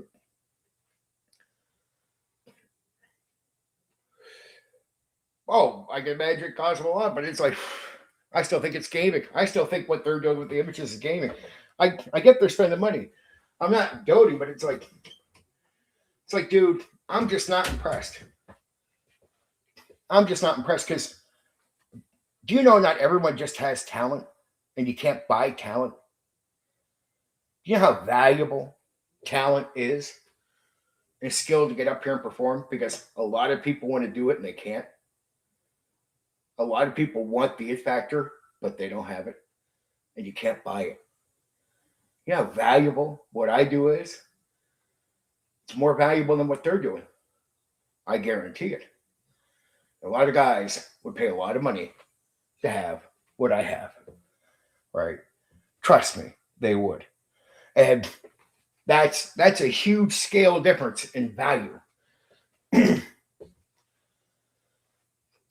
know, if he's just streaming that, I don't know, maybe those guys will make their arguments. Maybe variation is what he needed a bit more of for them. Maybe less moving images. Maybe. I imagine some guys realized at the last minute they should have been doing more of that. Yeah. To me, it's just have something more than I already see images and AI as cheap gimmicks. I just don't know. It's hard to get me on board with that stuff because I already think it's cheap gimmicks. And I already see guys that just, I get there's some guys that might have talent, but I see shitloads of guys that were doing that. Similar stuff to what you're saying, where it'd be like a group of some guys in a foreign country and they finally did a video about getting demonetized. And I'm like, these guys should be in the fucking audience. There should not be fucking gear that allows them to make content. That was my take. It was like, your audience members. The fact, like, we're living in a mediocre world. The fact there's even shit that you can use that allows you to make content. Like, in any credible way. Get back in the fucking audience. Where you belong. Right? You don't got it. Sorry, AI shouldn't give you something you don't have. Their narration, because it's voice acting included, not just Jack did. No, I know some of this voice sounds effects. Most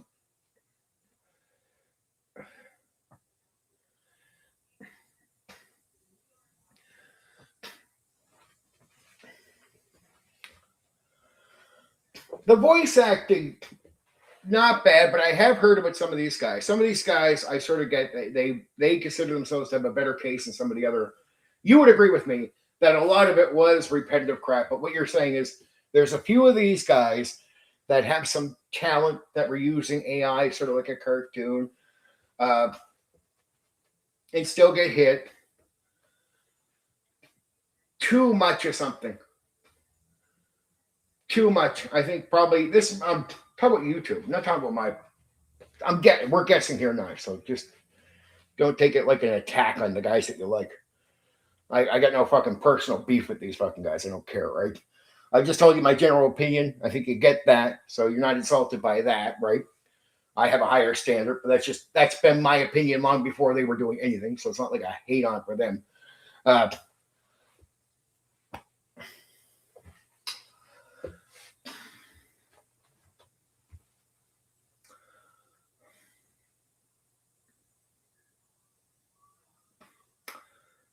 you know, even if they're telling different stories and they're doing different comedy and you watch them a lot, and for you, there's variation in what they're doing. To a quick onlook, does it always look that way?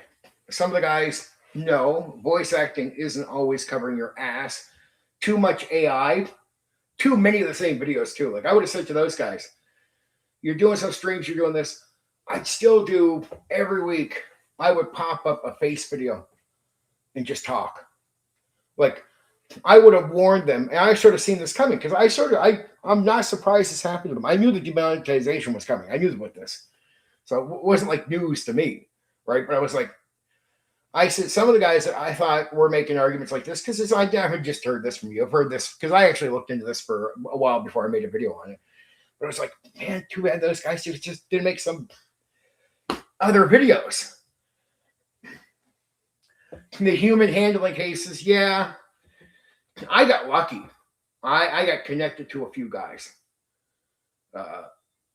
I had 2 strikes that are gone now from my show.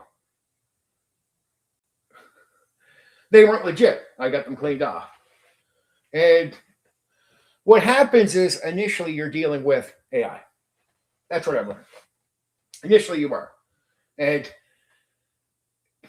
because they only have so many people looking at this stuff, it just gets to a certain line where at one point, if you're legit and it's worth taking a look at your case, because you're allowed, because it's not just on X, I mean, you made a good case, the AI will actually advise for a person to look at it. That's what I've learned. So that people weren't wrong to say, hey, I was looking at it, you're right. But I made such a good case to the AI that the AI had to get a human to look at it. And that's when I finally was able to talk to a guy in private. And they won't really talk. Most of the AI is public stuff. The private stuff, you can get to the point of talking to someone. It's not AI, you know that for sure. And then they'll fix up something for you, right?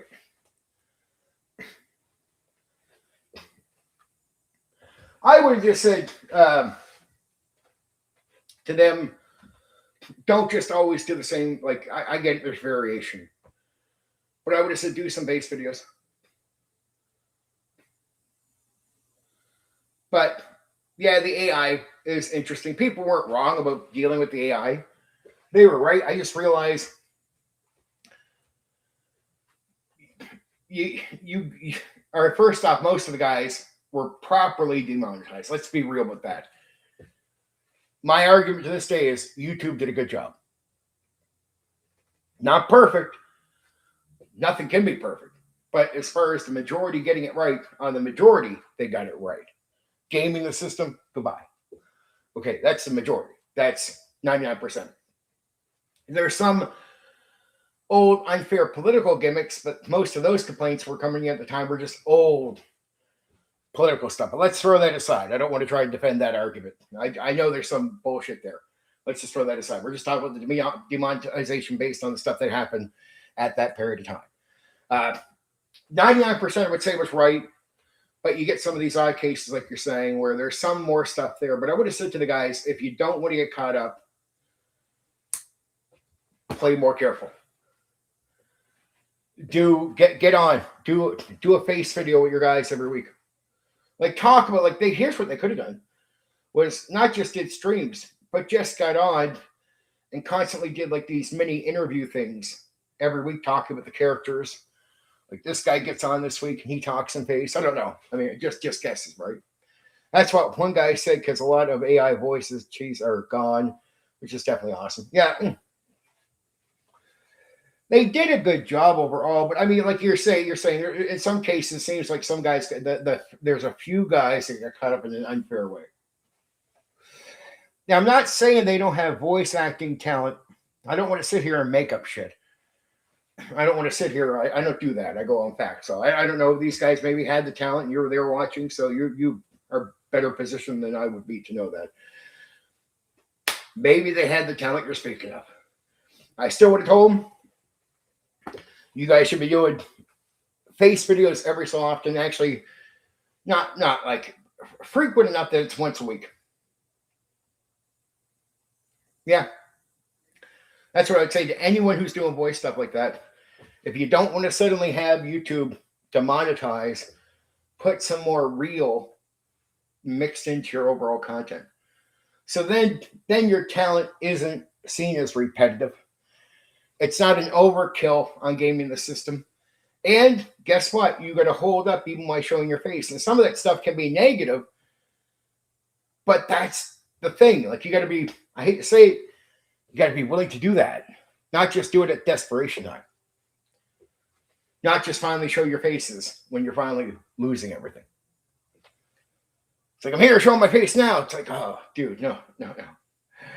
Or if you're someone who wants to do better English, but your English is rough, do rough English.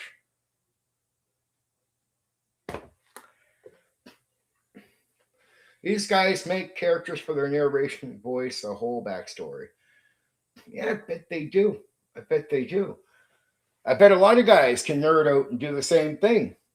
But I don't know. I think YouTube would look at it like you're gaming.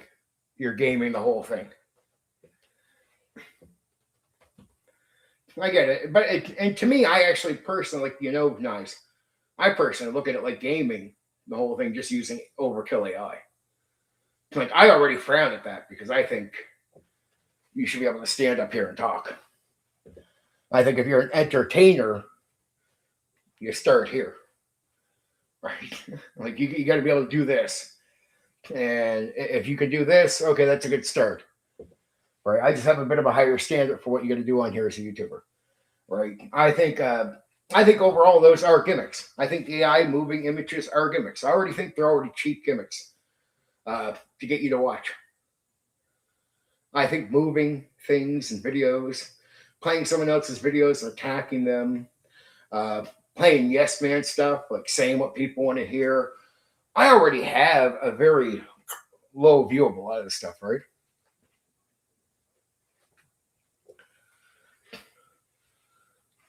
I definitely can't do narrations from my regular speech. I'll never get monetized. Well, here's what's great. Here's what I think most people in the acting world don't know. And they bring these, some of these guys will bring voice acting to a tabletop role-playing game.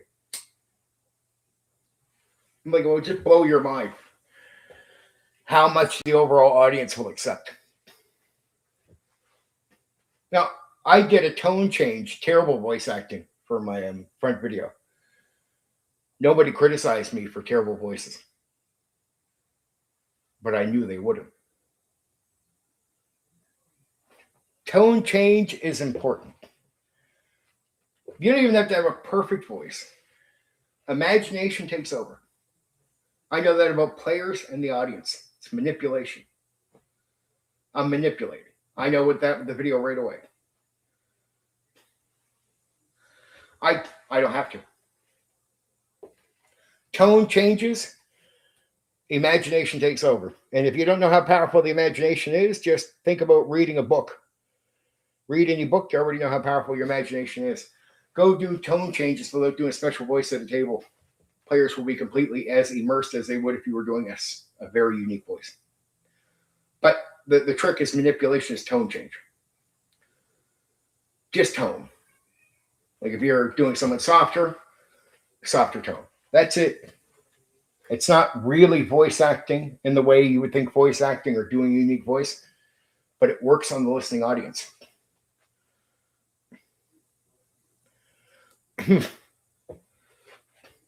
But regular speech is a lot more explicit than you see me using right now. Yeah, but I just learned this over the years. It took me a long time because as a game master, you're doing manipulation on people, and you're playing to their imagination. And I find this works with the audience as well as it does with players, because in a way, players are an audience for a game master.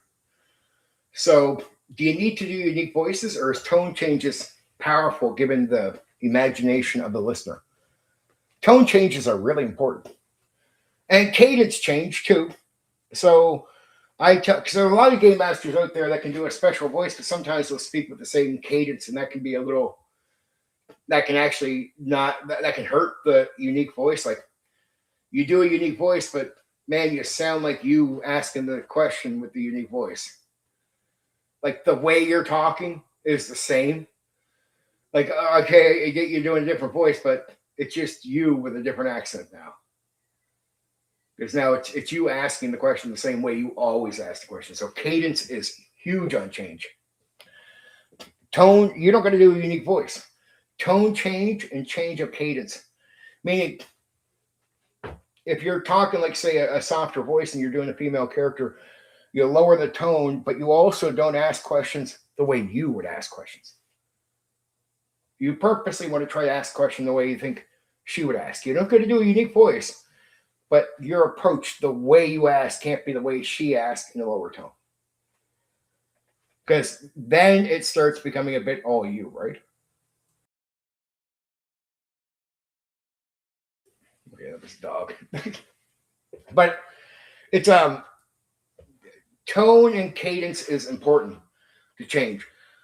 I've done it with players for years. I've done my recent video where I did two different characters, Farmer Joe and the Dungeon Master. Nobody at all has criticized me about the tone changing and even the cadence. If you go list of both characters I'm doing, different cadence, different way of speaking, and just a simple tone change between them. But they're completely taken as different people. Like, the video works. It actually works, and people take it in properly. Look at my 2020. Looks at my bag of critic acid.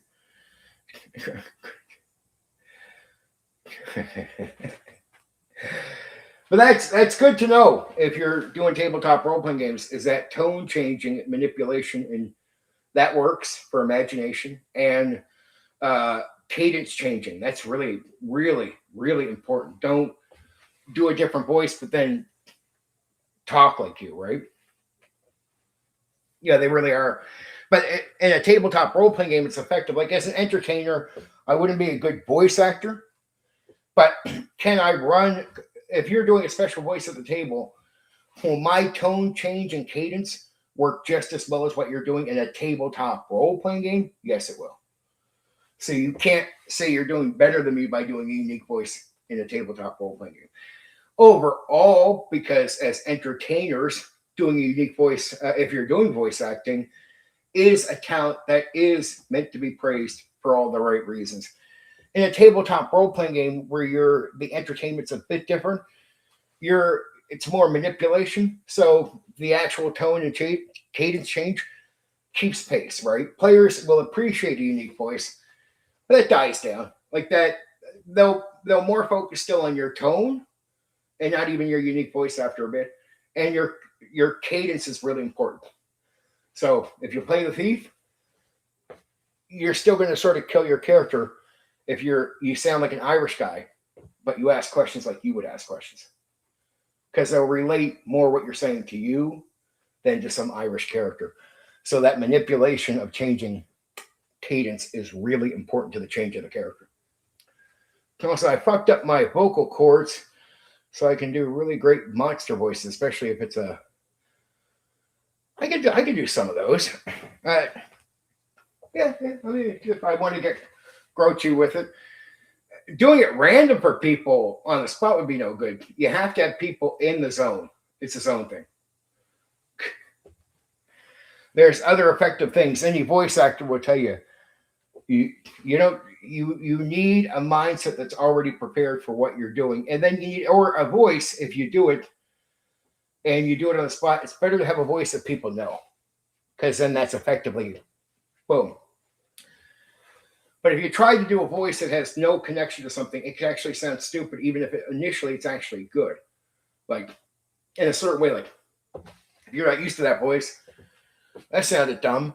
Until you've heard that guy doing it in a show for 10 seasons, then you know the character, you know the voice, and when he goes to do it, you're like, yeah, it's him. That doesn't sound stupid at all. Like Cookie Monster. Cookie Monster, the guys that first heard the guy do Cookie Monster for Sesame Street thought it was the worst voice ever. And when you hear it naked, without any fanfare or knowledge behind it, yeah, it sounds pretty dumb.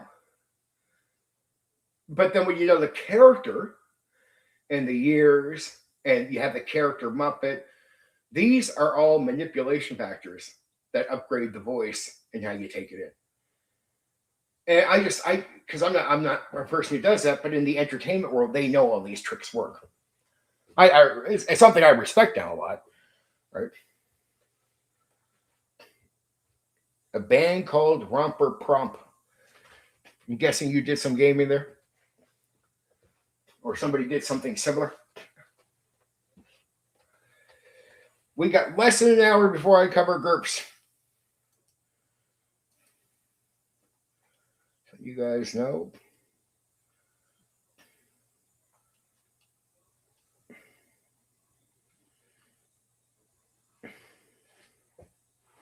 Here's a one sentence description I gave Gurps. Gurps is a universal point-by role-playing game that uses 3D6 roll under system to support almost any genre through a single consistent set of mechanics. Note, the same mechanics you use for rolling the skills is the same mechanics you use for combat. 3D6 roll lower. Genre of music. Oh. Fair enough. It really depends. And I'm not a great voice actor, but again, the way I sell anything is you get the NPC monster in, you get all the setup, blah, blah, blah. Then by the time I do the voice, it's fine, right? I try to mimic the vocals. I hear you. How old are you, Knives? Should I ask you before? I don't know. I assume if you don't know that much about the old school, you're either in your 30s or your 20s. Or maybe you're just a late bloomer.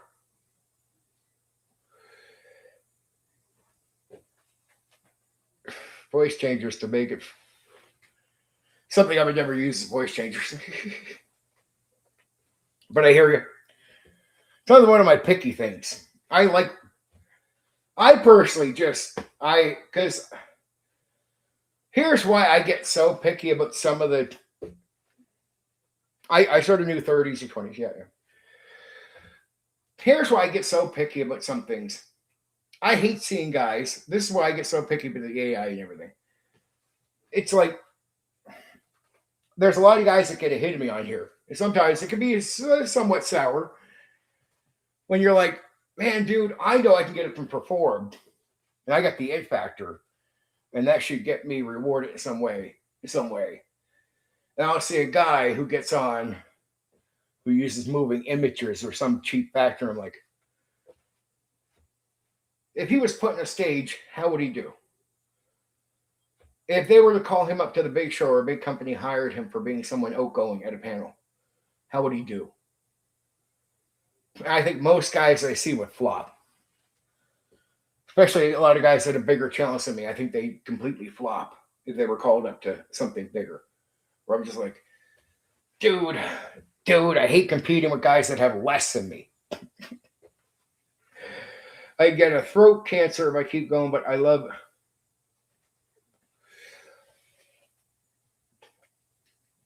Yeah, I've heard guys have issues with the voice stuff, damage to their throats, everything. I'm like, not me. Vit, very well. I got no issue. Again, I got no issue with these guys. It's just sometimes I'm just like, Jesus Christ, why do I have to be behind guys, so far behind guys that have way less of the it factor? Like, I'm like, if the bigger company was to hire somebody, likely I'd be the better call Draws up his courage. Oh, I get you. I get you. If they have it, get them out there to do something, right?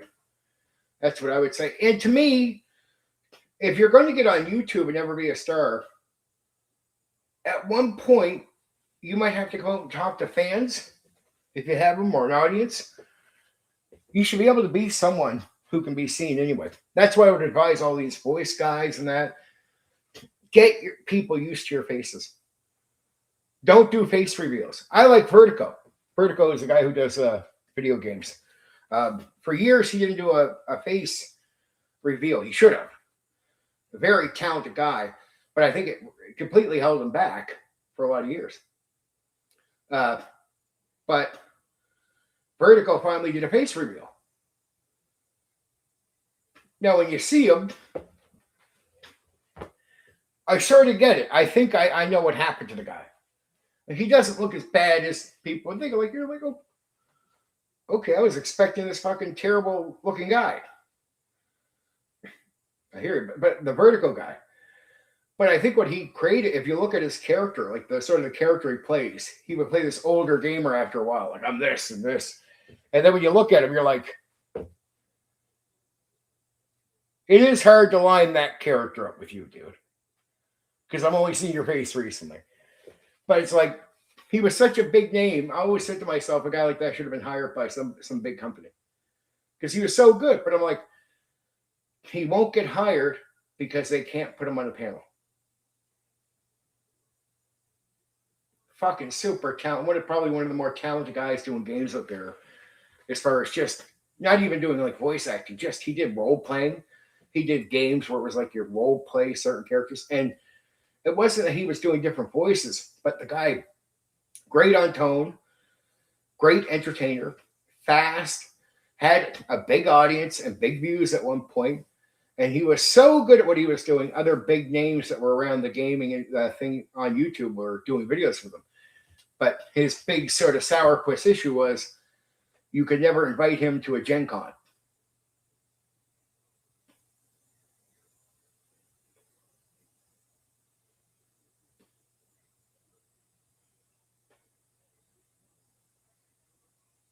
Oh, I hear you. So, some stuff they do on here is not bad. Some stuff. It varies with me. Most of Hollywood shit I don't watch anyway. I think most of Hollywood is crap. Like, most of Hollywood is trash. I'm not saying all the time, but the last 10 years where it's the same stories where it's like, okay, white guy stupid. Black or dark guy is really great. White woman is the champion, if not the black woman. Okay, all right, that's one movie. The next movie is the same thing. Or even worse, they'd start selling you the white guy. And so, vote him, the white guy movie. You go watch. He's in it for like 15 minutes. What the fuck? And I just seen movies be so consistent on this stuff. Like Dexter season 2. I go watch that. I got to watch that one. And I went and I watched episode 1. He's in quite a bit of the first episode. You're thinking, when they got him talking, in not even the new stuff, but the second season, when his character's in the scene, when he's doing his shit and you're starting on his story, you're like, oh, okay, good. Good. But then we run into the DEI shit. Next episode, a variety of different characters need to talk that don't need to talk. And then you start noticing he's in the episode for like 5 or 10 minutes. Okay, but all the other stuff is boring, but when it gets to him in the first 10 minutes, it's good. So you can tell the writers are writing good stuff for him. But it's like he's interesting, the rest is boring. When you finally there's a whole alternate story that's really boring about this woman cop thing.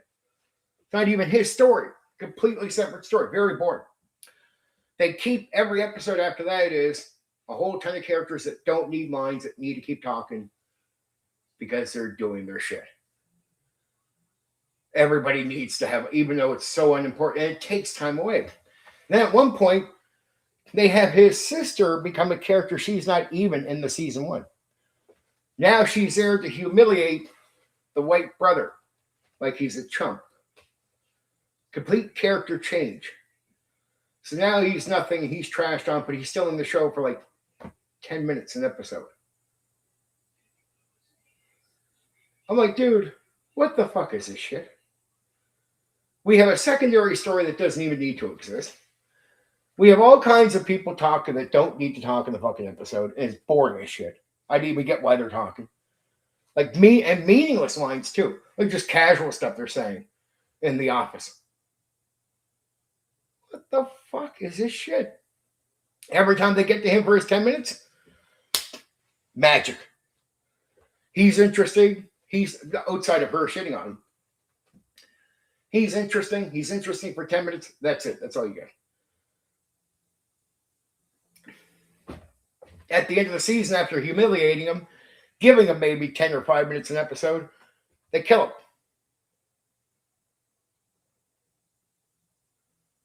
There's even a new storyline with this kid, which is boring as shit. It's just, it's so much, it is the swapping. Because, I mean, you have to sort of confess something. If you need the white guy to sell the show, but he's not in it, I got to tell you the other thing wasn't selling your show. It's like Mad Max Fury. All right, gonna go watch Mad Max. What the fuck is this shit? He's in it for a minute. Who the fuck are these people? This is boring. What the fuck is this?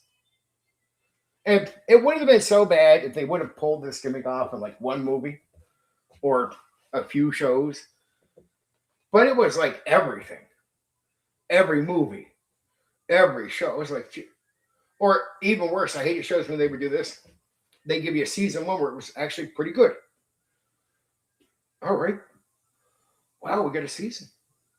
Season 2. All this stuff. And it's the same story. Like, it's always the same gimmick. It's always. I did like, and they tell you it's about representation. I'm like, what stuff has always been represented in stuff when I grew up. They were like, oh, there's what we finally got women warriors. I'm like, did you see Alien? Have you seen Sandra Bullock? Like, well, finally we have black actors doing this. Denzel Washington. Like we already have this. We had shows led by women, led by black families. I'm like, gee, we've had it all. I've grown up with it all. We need representation. No, you don't. What about gay characters? We had gay characters. Everything was highlighted. It was because it would kill storytelling. The unnecessary stuff would kill storytelling. I'm like, I think you can still tell stories that are good with women. Black people and all that. I have no problem with it. I grew up with it. I like Denzel Washington. I like Alien. I get no problem with this shit. I think it's really good. I genuinely do. I think there's been representation all the time I was young. All fucking good. All happy to see it. Right? But I want good storytelling. I just don't show me all these characters if it's not for the story. Right? You know what I mean? Like, I don't mind if you mix it up if it's for the story. And you can do it if it's good for a story, but it should be story first, not this shit. But if you notice, every movie was the same thing. It had to be the same rhythm. I'm just like, okay, same. Like fucking 10 plus years of that got me bored of Hollywood. And the whole swap thing, they would just do it, then do it again, then do it again, then do it again, then do it again. Like, dude, we all know you're going to do it, so I'm not going to bother checking out any more of your shit. Yeah, I couldn't even bother with doing. I seen things for it. I was like, I have not watched any of the Doom at all. I seen clips. That's it. Now, some clips can be interesting. Oh, lie. But you know the overall movie is going to be crap if you go watch it. That's a pretty good clip. That's wild. You gonna go watch a movie? Not a chance. Not a slight chance, because I know what the rest of it's gonna be. Shit, there's some interesting clips from the old Dragon Ball crap movie. Go watch the movie. It sucks. Okay, clips can always make you interested in something, and then it turns out to be garbage, right? Dune was shit. I couldn't watch any of the new Star Trek stuff. I tried to watch the first episode of Picard because understand, I knew the Picard from Star Trek: The Next Generation, free speech guy, warrior, guy who stuck up to Q. I mean, shit. He definitely, you would think that character would hate the new Picard character. There's even a great part. It's close to the end. I think it's like at the end little run where Q, I think it's like the last episodes, but he ends up asking Q if he could live a different life, if he could avoid taking all the risks that he took, right? And if he could just avoid taking the risk and not being the jackass that he had to be to get where he was going. And Q gives him the life. I hear you on the Dragon Ball Z. But Q gives him this opportunity. Because he's like a god. So he's like, here, I'll give you the life where you're not going to be a captain. You're not going to be the guy that takes the risk. And then something really shitty happens to him. In the process of sort of going back in time and becoming this guy. And after the devastating thing happens, Q brings him back to this place where he's talking. And he's like, he tells Q right there, he regrets it. That he wants to be the man he was. And that blue uniform guy is Picard. The pussy, take no chances, Picard from the Picard show. And it's ironic because if you watch Picard, you swear it's the blue shirt guy. And Picard in the episode with Q says he regrets deciding to want to be that. That he wants to go back to being the man he was, which is the guy who becomes the captain. And I wish there could have been a moment, and I thought this would have been ironically good in Picard. Imagine if Picard had a moment to meet Captain Picard. Because he would have shit on the Picard character that we've seen in the new show. He would have shit down that guy's throat. Because if you go back and watch Star Trek: The Next Generation, he's a free speech warrior. He's all about freedom. And he would never give in to half the things you've seen the Picard character do. But the guy where he says to Q in this special episode, like one of the last episodes, I want to go back and not be the guy who took the risk. I don't want to be that jerk. But like Q's trying to explain to him, but you had to be that edgy guy to do what you did. Like if you weren't, you would have never took the chances. You would have had to lay back, right? And basically what he says is, so basically, in a way, his sort of few bad choices also make him great. Like the thing that makes him not perfect and flawed also makes him great. That's the ironic point. It's like what he learns is the thing that makes him the guy who will defend freedom and live on that edge and be the character he needs to be on the good end. It's a double-edged blade, right? It's a double-edged blade. As much as it can be good, it can hurt somebody. But it's who you are. That's who he was.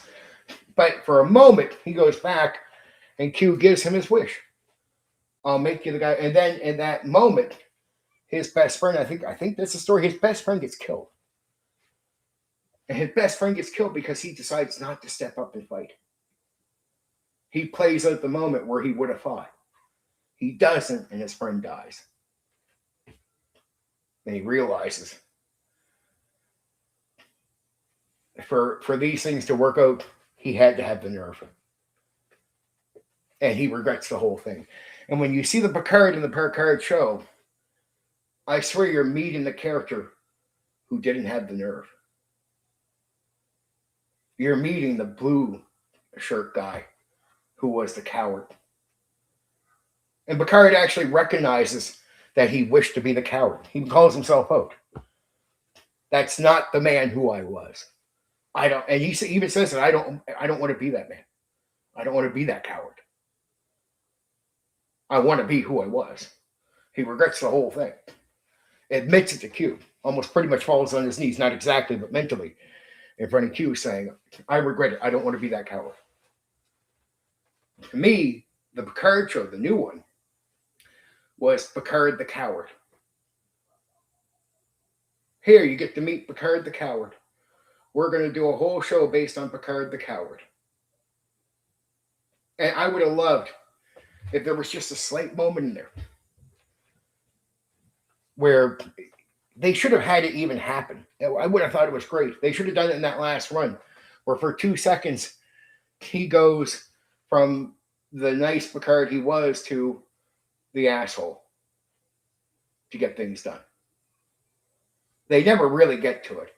But I thought it would have been somewhat a leaning towards people. A little slight acknowledgement that, oh yeah, he's the captain. Where's the guy who wouldn't put up with shit? Who would fucking tell you how it is? The proper guy, not the political guy. Not the political writing and propaganda that was in the Picard show. That was bullshit. But just lean back to the free speech guy. Because you want to know why they couldn't do that with him? I hear you now. But you want to know why they couldn't do that with him? Because the Captain Picard from Star Trek Next Generation,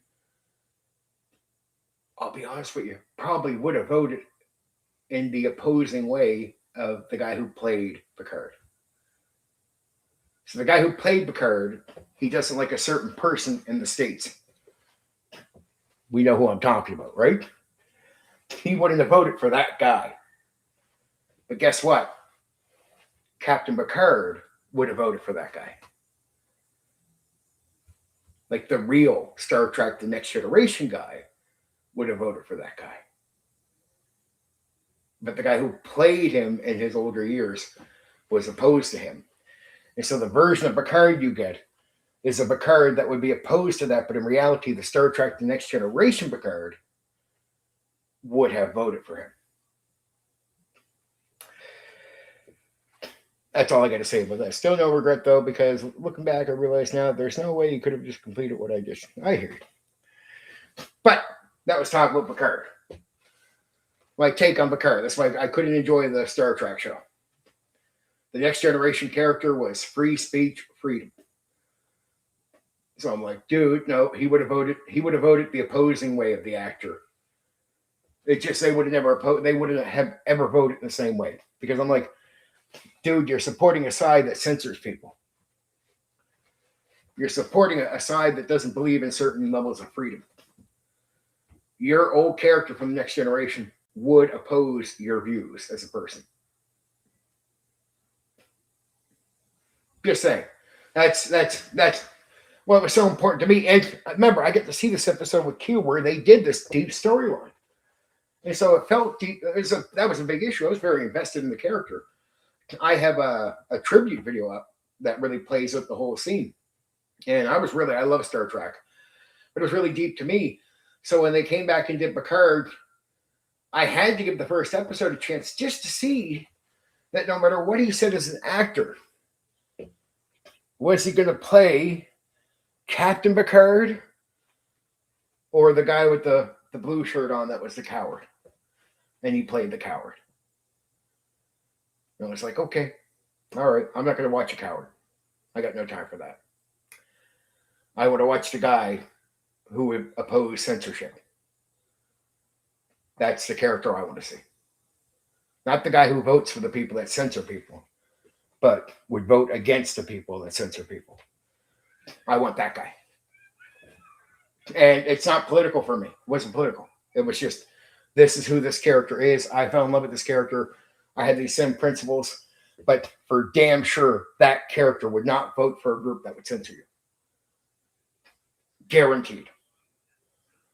So I'm like, if you play him like he would, you're playing the guy with the blue shirt, not the captain. That's why it was. I dropped the show right away. I couldn't watch the other Star Trek shows because I was like, I knew what they were going to be. That's all. So it wasn't political for me. It was just something. It was nostalgia. I grew up on that. It was like, you got to understand, he's very brave in moments too. There's so many scenes where he has to go give these speeches about data and stuff like this, like principled scenes where it's so impacted into my mind, where he has to be courageous and stand up to the powers that would be, right? And that stuff is so embedded who the character is. So that, to me, that's it, there is nostalgia there, not just like some type of political thing, right?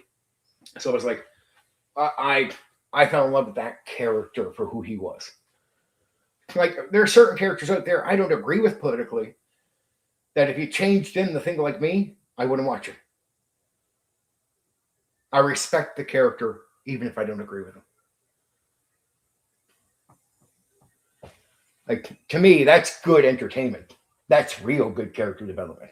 And there's some characters that I fall in love with over the years that I know damn well I would never agree with on certain things. But if you change them to agree with me, I wouldn't watch it. I'd be like, click, that's not him. Because that guy would tell me to go fuck myself. And I respect the guy that would tell me to go fuck myself. That's real good storytelling. Where it's not about politics. That's good storytelling, good character development. Where you're so invested in the character, it's even a guy you don't agree with. Q is Star Trek is based on the central character Cosmic Oz by Hideo Kamiya, one of the best fantasy novels I've read. I totally believe if Q comes, whatever Q came from. Yeah, Q is an incredible character. Let's all be honest about that. If you go back and watch old school Q from Next Generation, Q is an incredible fucking character. Actually, when I did the tribute to Picard, I got this tribute video. I'll post for you guys after the show. So I do want you, if you're Star Trek fans, I think you should check it out. You could skip the whole series and watch it.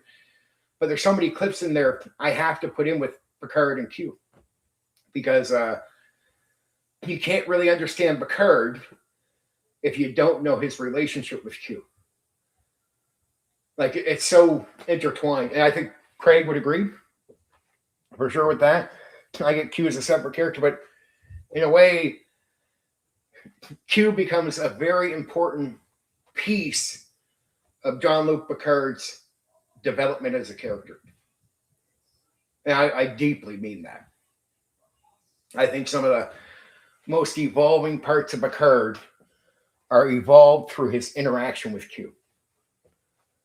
Like, he interacts with a lot of different groups, the Klingons, everything, but the Q interaction with Picard and Q is a chess match every time they talk. And it's an amazing chess match. And it's the two actors were fucking geniuses. And I found out later, some of the stuff is improvised.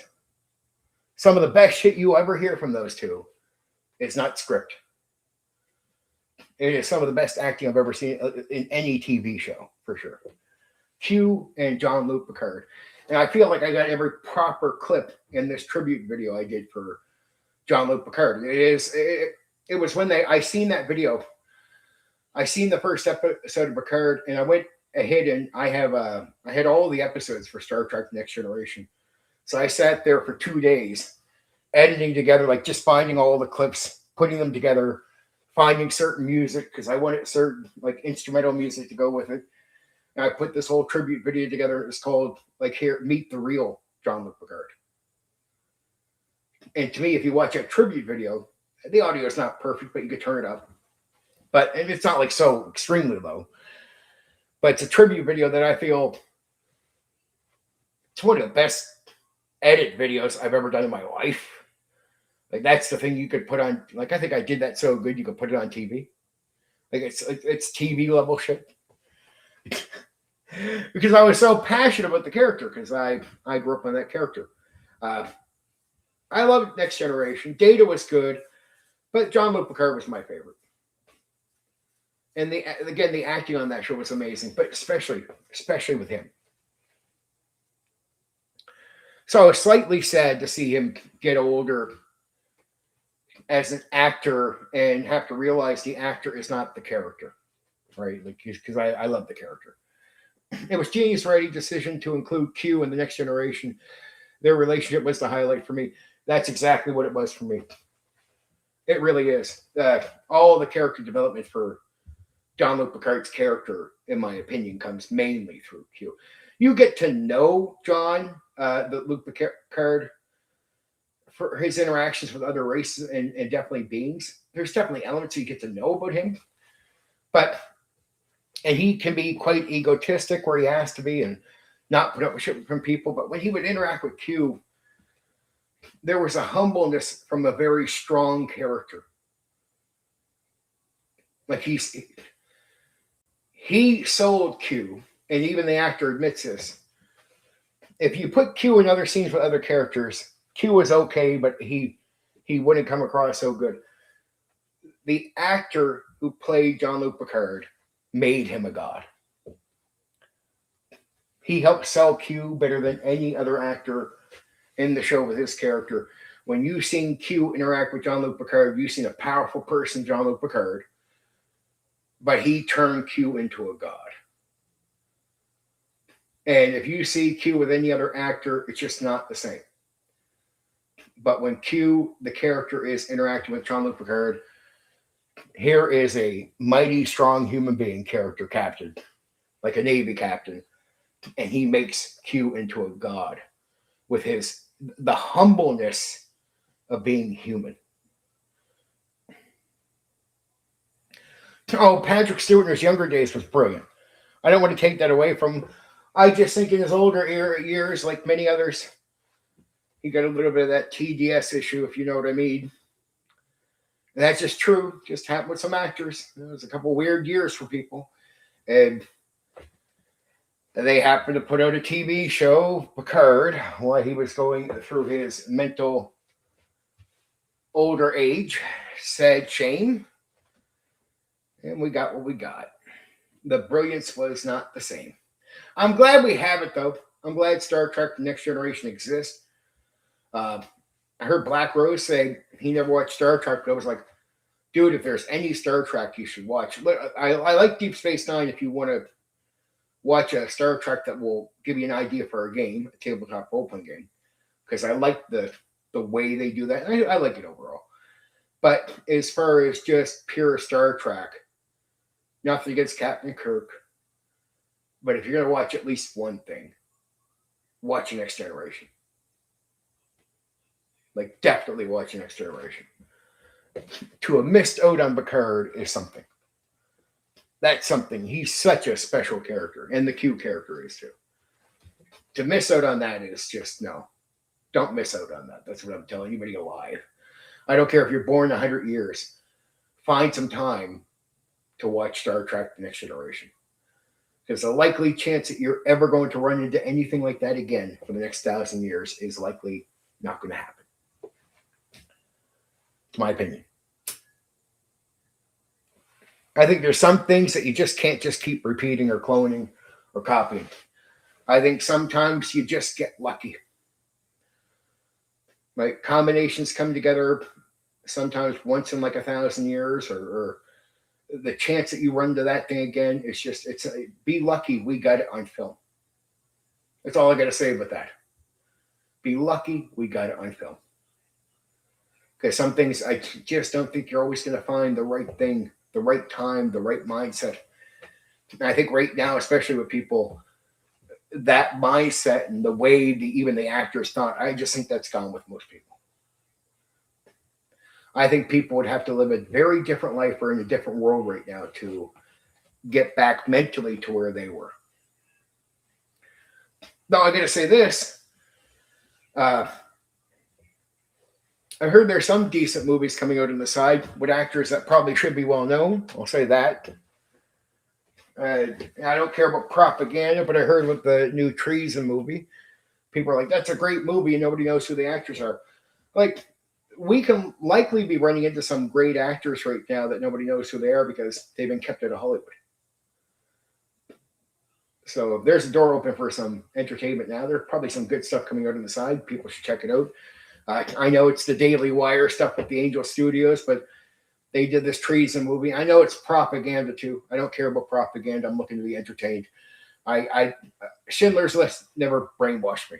I never got brainwashed. I knew it was like most of that's bullshit. I don't care. I knew almost everything I was seeing in that movie was complete and utter fucking bullshit and garbage. But I was like, I don't care. Is it any good? I'm just watching it for the movie. And if you watch it for a movie, as sad as it is, it's good for a movie. For a movie. Just don't get yourself brainwashed. But not bad for a movie, right? But yeah, there's very few things that are in you fucking good. Very few things.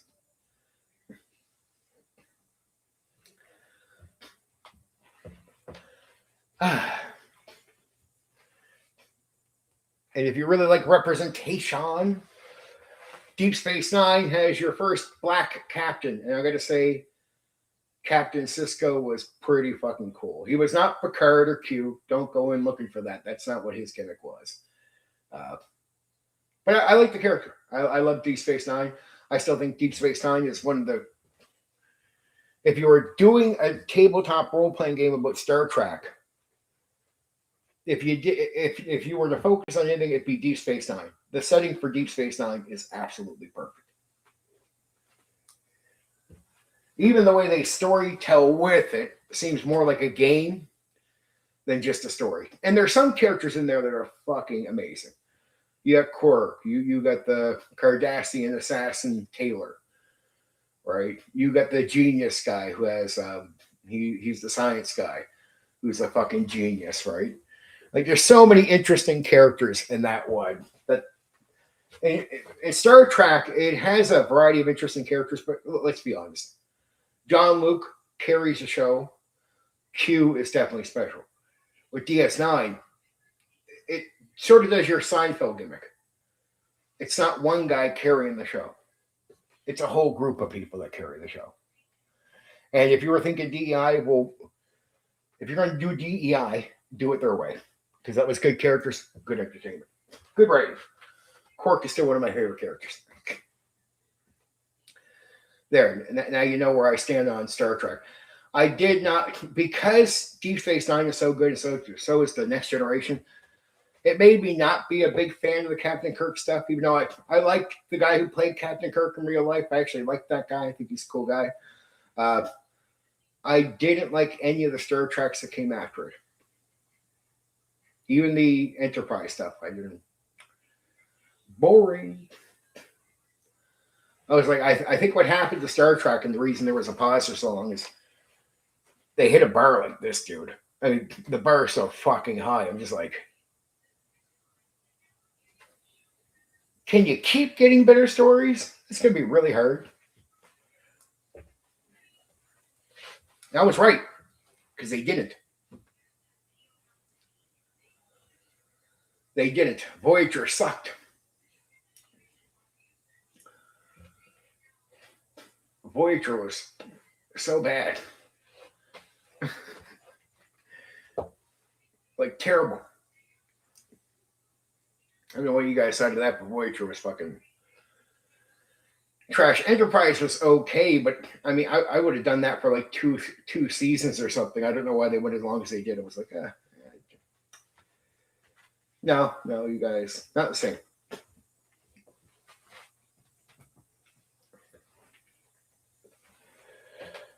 No, I'll tell you this, guys. Anyone who's here, after this, I'm going to start the fluff on Gurps. I got a lot to do. So we're starting Gurps in a few minutes here. Be ready for it. When I'm done this, we're going to start Gurps. We're going to start the influence and birth of the game because I have a lot to cover for Gurps. So if you're around for the Gurps, and I've given out my warnings for people to sub and be subbed, and like, look, I'm avoiding freebies, freeloaders. So if you think you're gonna sub for 5 minutes and start and then unsub afterwards, it's not the gimmick. You could have subbed for a bit. I've given out warnings, posted as nice and polite as I could, several times, every place from every platform I'm on to the community board. I hope people that do want to chat have signed up appropriately, or if they want to say anything. If not, listen and I'll entertain. It's the whole gimmick. And if you do enjoy this, and for some reason you're late to signing up, sign up for the next stream. If you're already signed up, you're good to go. But Gurps is going to be good. I think you guys will be really happy with this coverage. And we'll let anybody who's just sort of vaguely heard about Gurps, now you're going to know. I'm going to make sure you know. By the end of this, you'll know. You'll know enough to know if you would like to try it or not. Like, this will be enough to tell you if you want to look further into it. Like, if you're thinking of getting Gurps, at least the earlier stuff, like I'm only talking about the first edition stuff.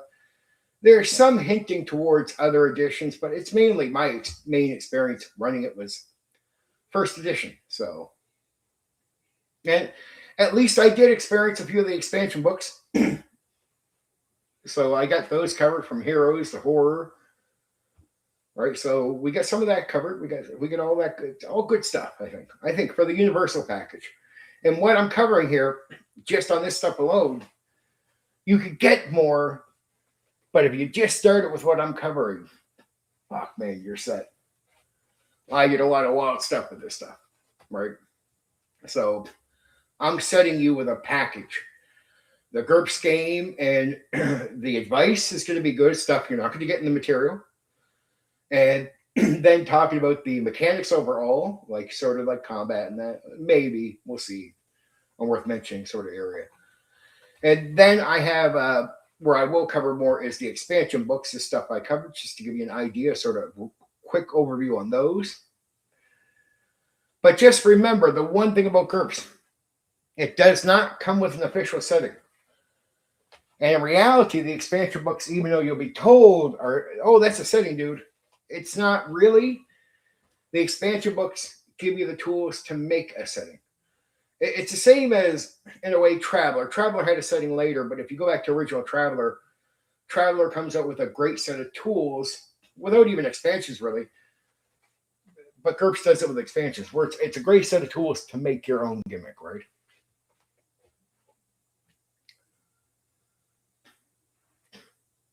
True. Heroes is more street level. Heroes Unlimited is more. I didn't play Hero. I didn't run Heroes Unlimited because it was because of the comic book hero gimmick. I ran Heroes Unlimited because I liked it as a game. So if you're a comic book hero fan, I guess I could understand why. If you're going for that, if that's your narrow view of a good game, that it might not be exactly what you're matching a certain golden age or something like that. I guess, but as a game, just as a game, as sort of weaker heroes, as a game, I liked it as a game. I actually went into Heroes Unlimited to play it as a game. See, I've heard other people go, I'm going to I want to play Heroes. Like, well, that is true, but to me, Heroes Unlimited reminds me more of a Hero Academia. So if you've heard about that anime, the recent one that ended, very popular one, that's more street level hero stuff where you're more vulnerable and you can get your ass kicked. Well, Heroes Unlimited, you could almost use that system. And if you could get the IP for that show, you could do, hey, Palladium and Kevin, you could do that. If there isn't already something, it probably is. But if not, the Hero Academy thing would be really, really well suited for the aim of Heroes Unlimited. Like, you could do the Hero Academia with Heroes Unlimited, because it's not your Superman game. Heroes Unlimited or Hero Academia is it's almost perfect. It's sort of a street level hero game. That's what you are. You're working with the cops. It's a very different take on Heroes, and Heroes Unlimited really leans into that in a lot of ways, if you want to run it that way, right?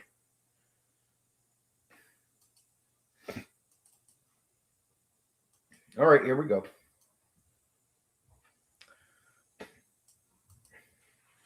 It's close enough to the time.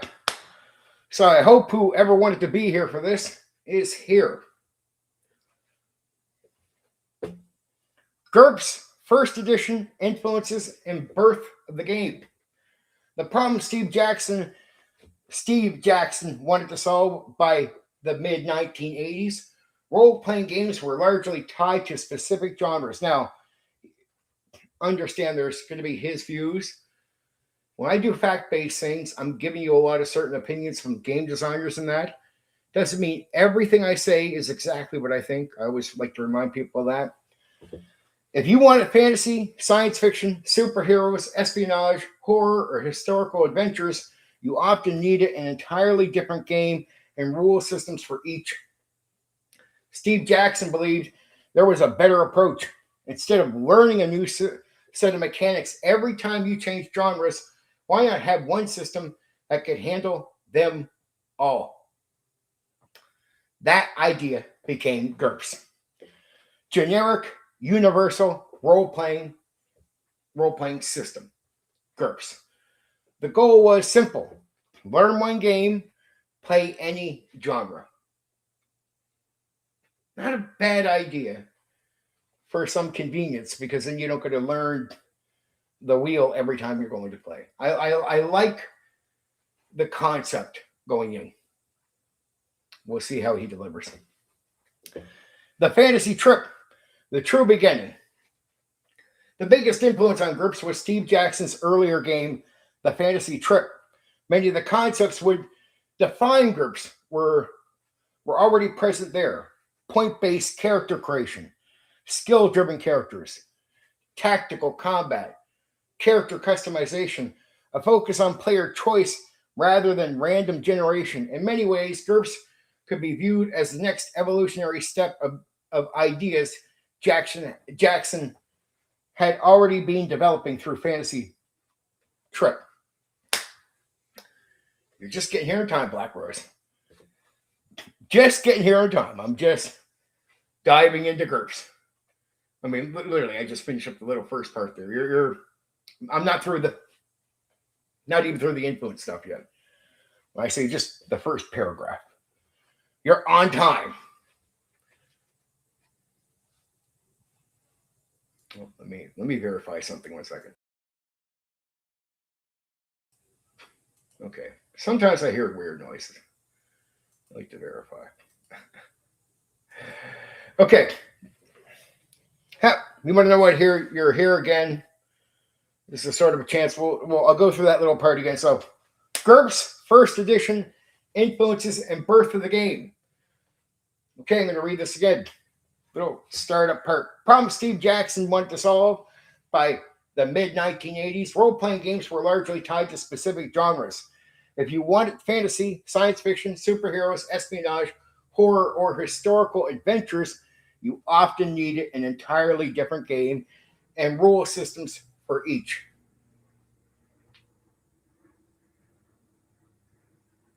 I don't know if you guys hear that.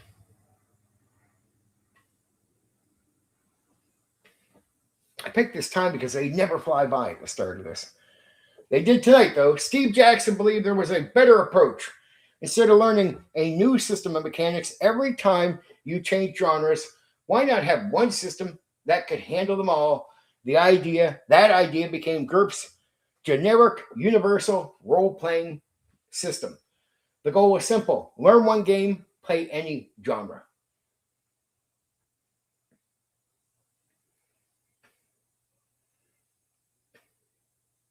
Oh, fair enough, fair enough. Still, good for anybody who's just getting around. It's going to be a good one, man. Check it out later when you get time. The metagaming split. The birth of Gurps is also tied to a business dispute. The fantasy trip was published through metagaming concepts. When Steve Jackson left the company, he lost control of the fantasy trip and could no longer continue developing it as he wished. Rather than abandon those design concepts, he began creating an entirely new game that would allow him to continue refining and expanding those ideas under his own company. Without that split, Gurps might never have existed. So I guess sometimes you have these things happen in life where a little controversy, you're pushed away from something, next thing you know, it's that reason something now exists.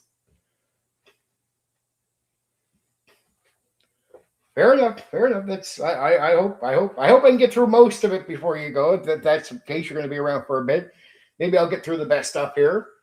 Even though I think it's all good. Man to Man, The Missing Link. Before Gurps officially appeared, Jackson released Man to Man in 1985.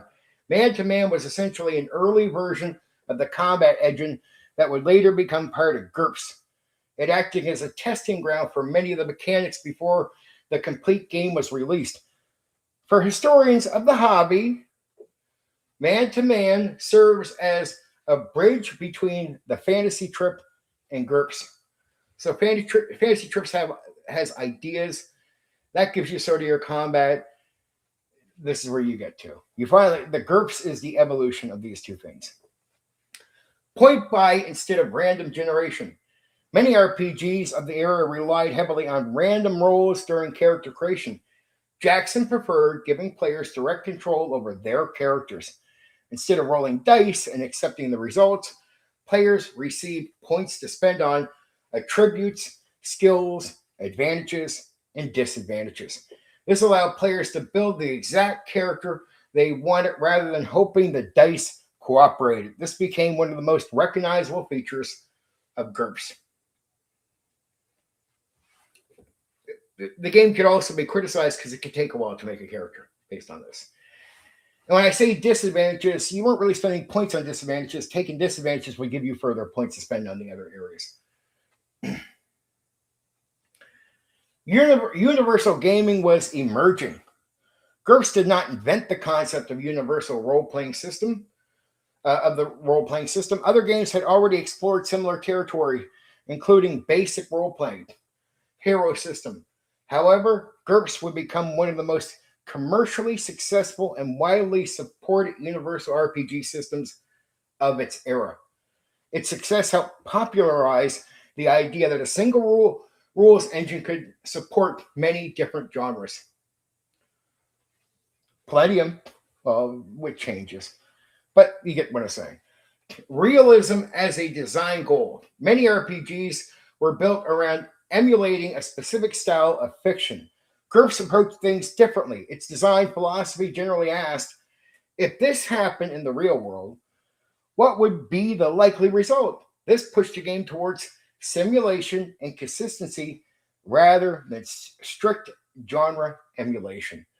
The result was a reputation for realism that followed Gurps throughout its history.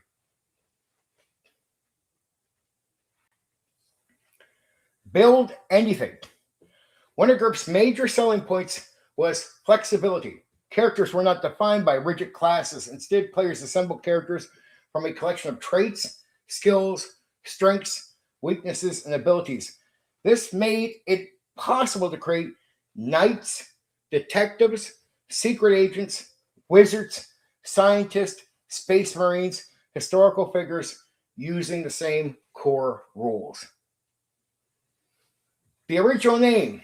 A fun piece here of Gurps history is the game was not originally called Gurps. During development, the working title was Great Unnamed Role-Playing System.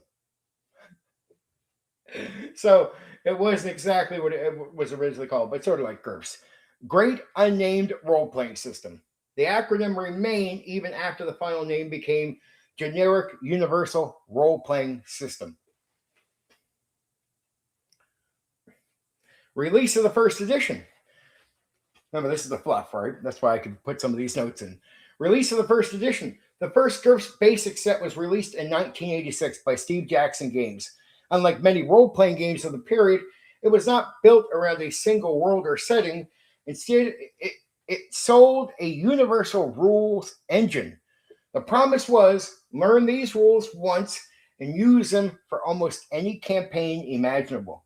That was a unique and powerful sales pitch in 1986.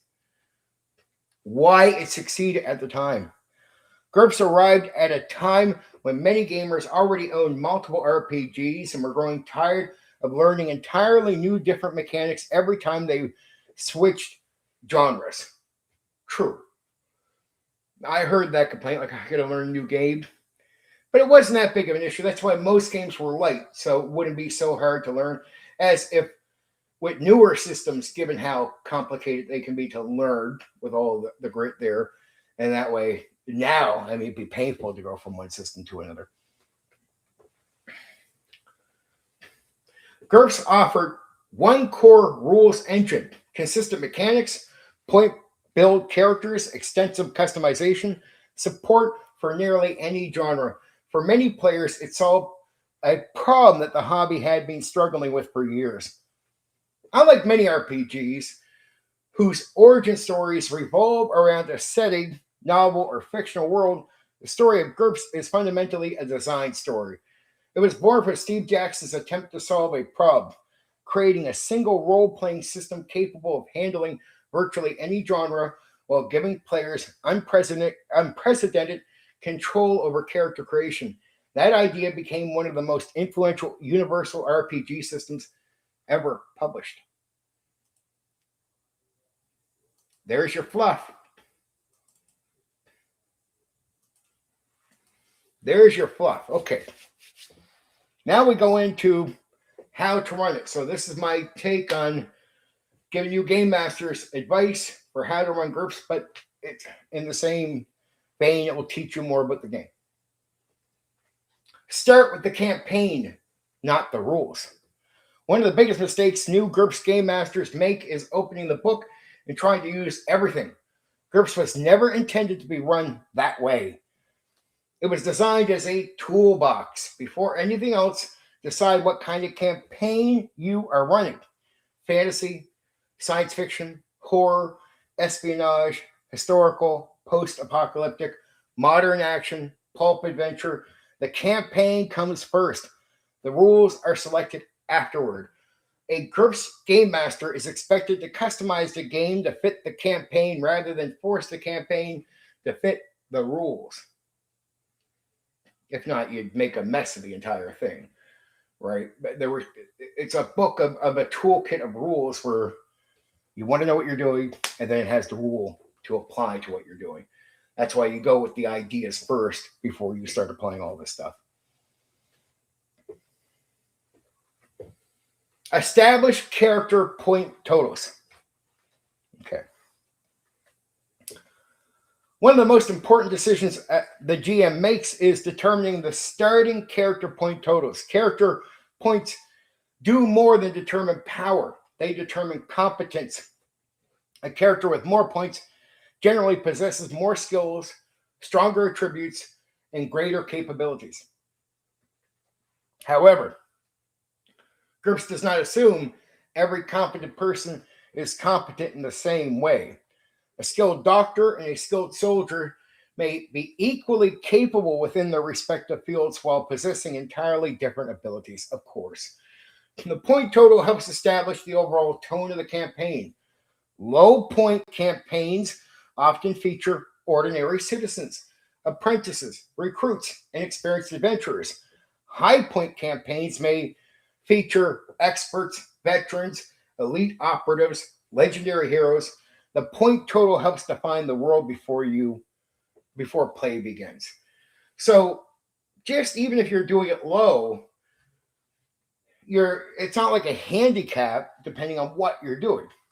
Like, do you want regular people? Do you want like highly fucking skilled people? Do you want even low? Do you want like regular people? So it can vary on how many points you're willing to give out, because that will help decide who's who or what they can do with the points. Keep the character creation under control. Character creation is one of Gurps' greatest strengths. It is also one of the easiest places for a campaign to go off track, because players can build almost anything. The GM should establish clear boundaries before character creation begins.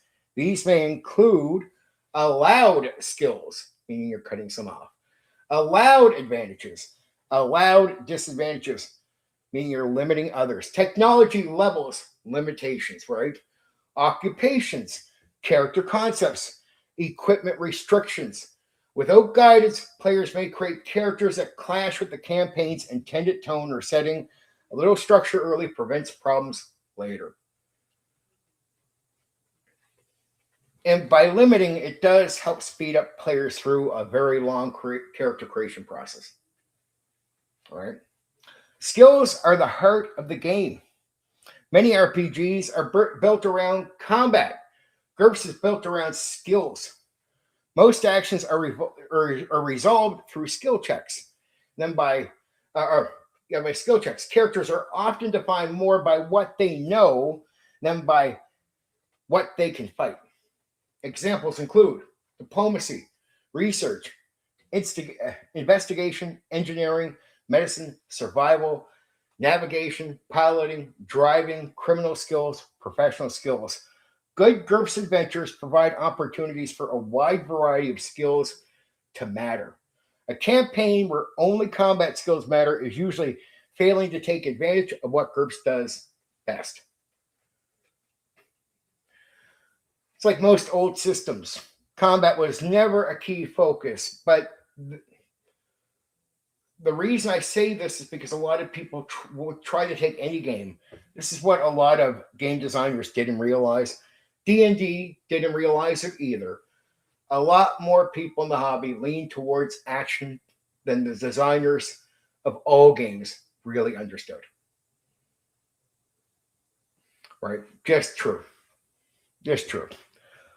Let specialists shine. One of the strengths of the point-based system is specialization. Characters frequently become experts in very specific areas. A doctor should encounter medical problems. An investigator should uncover clues. An engineer should solve technical challenges. A scientist should analyze unusual phenomena. A diplomat should negotiate. A soldier should face combat situations. Players enjoy seeing the abilities they purchased actually matter during play. So, whatever you're going to allow, and then you got to examine what characters have been made from what you allow. This is spotlighting. Remember, I've already went over spotlighting from DC heroes, villains, and vigilantes. Just make sure that in the scenes going forward, if you have these guys, you have the things for them to do to make them important, and also so the players can enjoy playing out their specialty. Right? Don't forget it. Don't just put up random scenes and hope they figure it out or something happens. No, purposely do some spotlighting.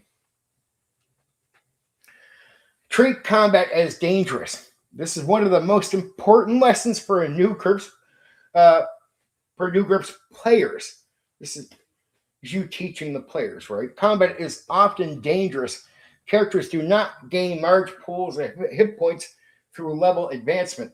So it's not a level advancing game. It's points advancing the character. Weapons remain dangerous throughout a campaign. Even experienced characters can be seriously injured by poor decisions. As a result, cover matters. Position matters. Ambushes matter. Planning matters. Retreat matters. Negotiation matters.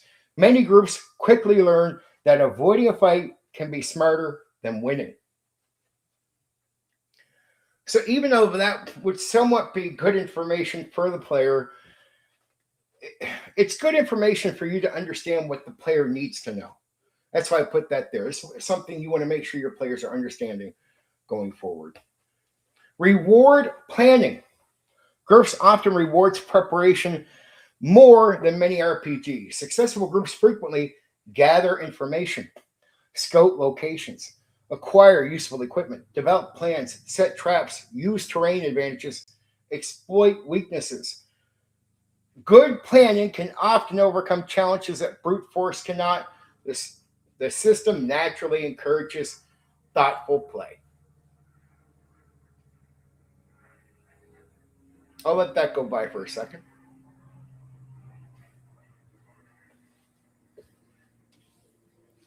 Let me say that again, that last part. Good planning can often overcome challenges that brute force cannot. The system naturally encourages thoughtful play. When we say the system, Game Master, you're the system.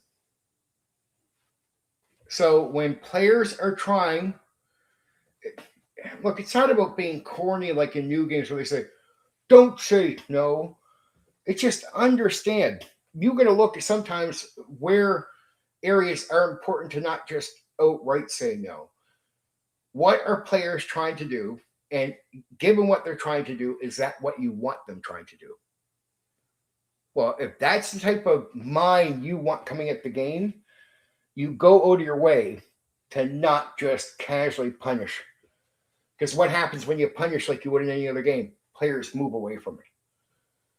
It doesn't mean you say yes to everything, but make sure there's consideration and you take what they're trying very seriously. Use disadvantages as story hooks. So in this game, I'm going to explain a bit that characters, when they pick disadvantages, will get some points for their character to spend in other areas. But overall, disadvantages are not like in some games where disadvantage is just something that seems to hold your character back. No, disadvantages in this game can become the game, can become who your character is. It's like a positive thing, and you get something out of it, depending on what you count as positive. But here we go. Use disadvantages as story hooks. Disadvantages are one of the defining features of Gurps. They should not be treated as free points. Examples include overconfidence, greed, curiosity, sense of duty, code of honor, enemy, reputation. These disadvantages create opportunities for stories, complications, and role playing. A GM should actively incorporate them into the campaign. When used properly, disadvantages help create memorable characters and memorable situations. For role playing, I have a hard time. Like me, if you tell me my character's greedy, okay. Like I know that there's flaws that come with it, but that's good for role playing. These are not video games. So in that way, I look at all this as positive. But I mean, I don't know how other people would feel about that, but I feel like the disadvantages are almost advantages for me. Like it's just like, well, thank you. That tells me a lot about my character. I can go. Just to take. But the game itself counts them as, you're meant to play them as a bit of a handcuff, and in ways they are, but in ways they're not for the game we're playing, if you get that. Technology level matters. Technology level is one of the most major tools Gurps uses to distinguish settings. Medieval campaign behaves differently from a modern campaign. A modern campaign behaves differently from a futuristic campaign. The available equipment, transportation, weapons, medicine, and communication methods all change based on technology level. Establishing this early helps maintain consistency throughout the campaign. So technology level is basically, without a setting, that sort of gives you an idea at least of what timeline you're going to be aiming the game at, right? Be consistent rather than fair. It's very important in this game. Be consistent rather than fair. Right? You'd be like, well, what's being fair? Just be consistent. I think in that way, players will count that as you being fair. One of the most important mindset shifts for Gurps GM is understand that the world should behave consistently. So the world is not required to be fair, meaning it's like old school in the way of the world isn't trying to align with where your character's at in life. It just doesn't give a fuck. The world is not required to adjust itself to ensure the players win, right? So if they run into an area that's a little like well above where they're at, later. Action should have believable consequences. If players attract attention, authorities may respond. If they make enemies, those enemies may seek revenge. If they earn a reputation, people may react accordingly. Players should feel that the world exists independently of their characters. This sense of consistency is one of the reasons many players enjoy Gurps. Meaning, you go and get a reputation, the guys coming after you are just above where you're at. In some cases, they can be. Like, you, as a game master, you don't try to make sure they're the guys that you can handle or the characters can handle. That's what I mean, right? 1 second. Okay. Don't be afraid to make rulings. Gurps has a reputation for detail. Many new game masters assume this means there must be a rule for every situation. That is not how the game is meant to be run. Sometimes a quick ruling is better than stopping the game or to search through books. If a situation arises and no rule immediately presents itself, make a reasonable ruling. Keep the game moving. Check the rule later if necessary. Maintaining the pace of the session is usually more important than achieving perfect rules accuracy. Remember, what's old school gaming focused on? Not getting it right first, the experience first. And sometimes trying to get it right takes away from the experience. So in a way, they give you permission where it's almost counted as you getting it right, but make something up and go. The pace is about the experience. That's so important to old school games. Anyway, the GM controls complexity. Another common misconception is that Gurps requires every optional rule. It does not. The game master decides how detailed the campaign will be. You can run a simple action adventure game, a detailed military campaign, a gritty fantasy world, a cinematic spy thriller, a realistic historical campaign. The system is flexible enough to support all of them. Complexity is largely a choice made by the GM. So in a way, it definitely leans into that generic thing that even D&D have, which is rules is written. You could even, in a way, the game will even hit in certain areas where if you like make a ruling, like make a ruling meaning you can just use a rule you make up, like roll a d6, and if you roll a 4 or this, or there's nowhere in the book that would say do that, but you can do that, right? You could even add things in. As long as it doesn't contradict the other things, that's what you're really looking to make sure it doesn't happen. Encourage problem solving. While combat is important, many successful Gurps campaigns focuses on solving problems. Players often succeed through investigation, planning, negotiation, resource management, technical expertise, creative thinking. The game frequently rewards intelligence and preparation as much as combat ability. This contributes significantly, in a very significant way, to the feel of a Gurps campaign. Common new GM mistakes. Using every rule. Gurps is a toolbox. Use what helps the campaign. Ignore what does not. Treating it like D&D? No. Not every problem is meant to be solved through combat. Ignoring disadvantages? Disadvantages are one of the game's greatest strengths. Use them. Allowing unfocused character creation. Character freedom works best when guided by a strong campaign concept. Making every challenge a fight, skills, planning, investigation, and social interaction should all have opportunities to matter, like I said with the spotlighting earlier. Stopping play for constant, this sort of, or just to look back over these things, stopping play for constant rule lookups. Reasonable rulings often keep the game moving better than endless references. The heart of running Gurps.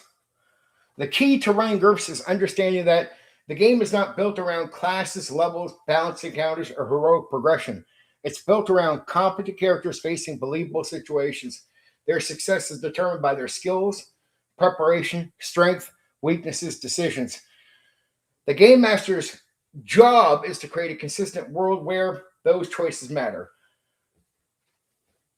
When run that way, Gurps delivers a style of play that feels very different from many other RPGs of its era, regardless of whether the campaign is fantasy, science fiction, horror, espionage, or historical adventures.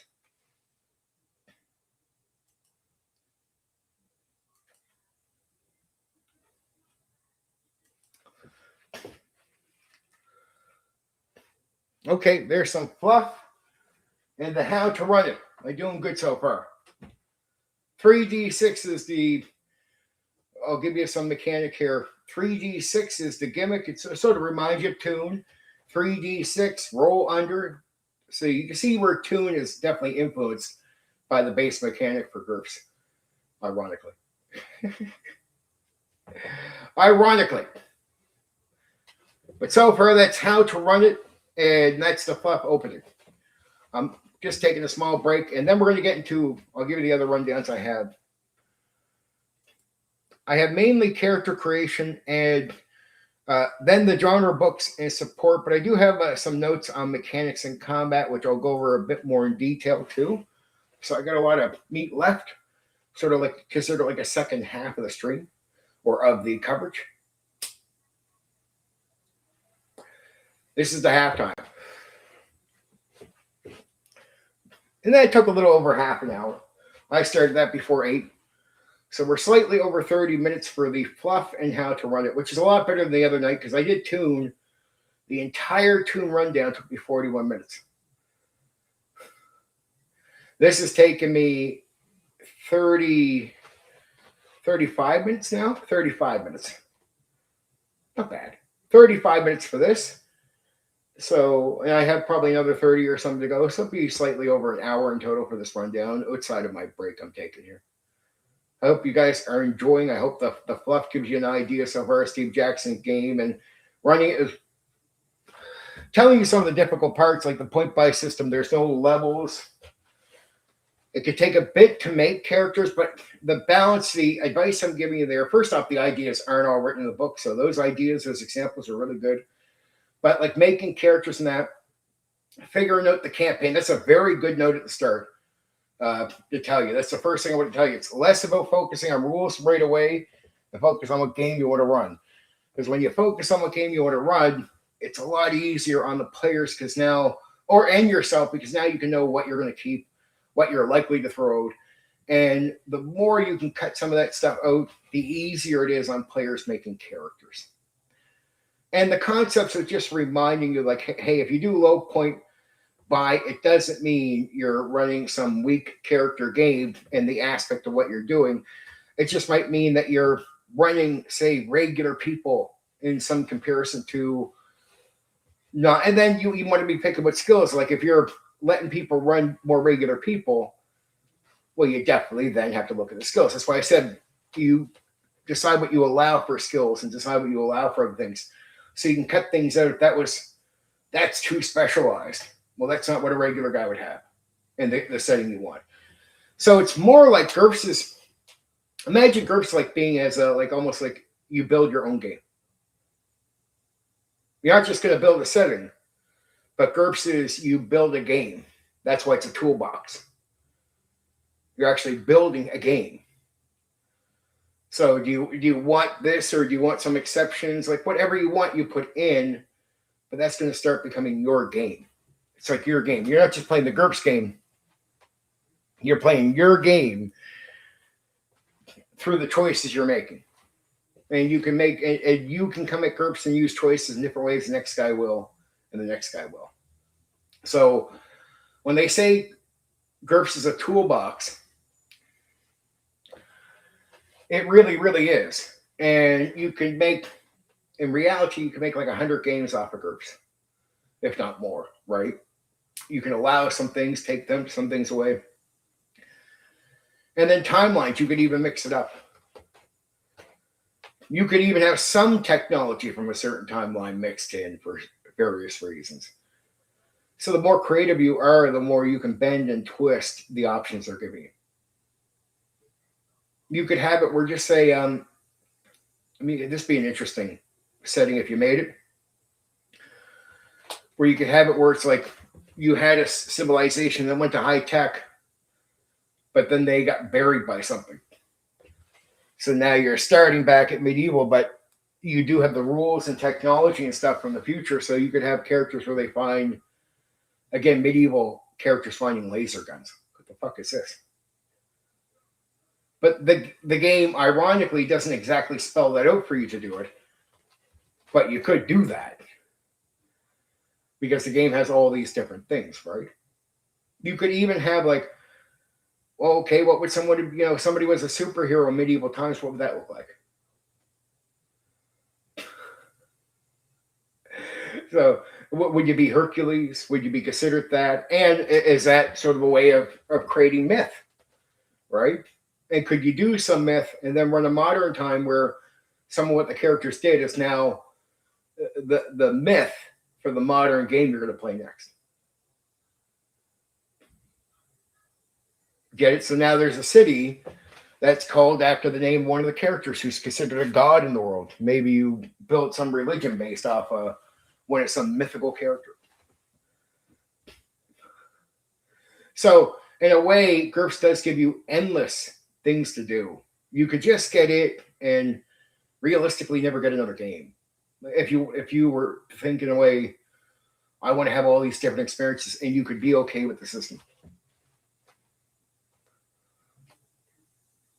Yeah, you can get away with it. So in that way, it's pretty cool. And it would let you do all these different things, and players wouldn't always have to relearn the wheel to play the next kind of game you would have run for them. So if you're using the same mechanics, they know the next thing. And there's some truth in that in PC games. We'll have a lot of similar games will have similar structure things. So most players playing them will sort of know elements going in. Palladium does a bit of this too. You could say World of Darkness has similar rules where it's some changes.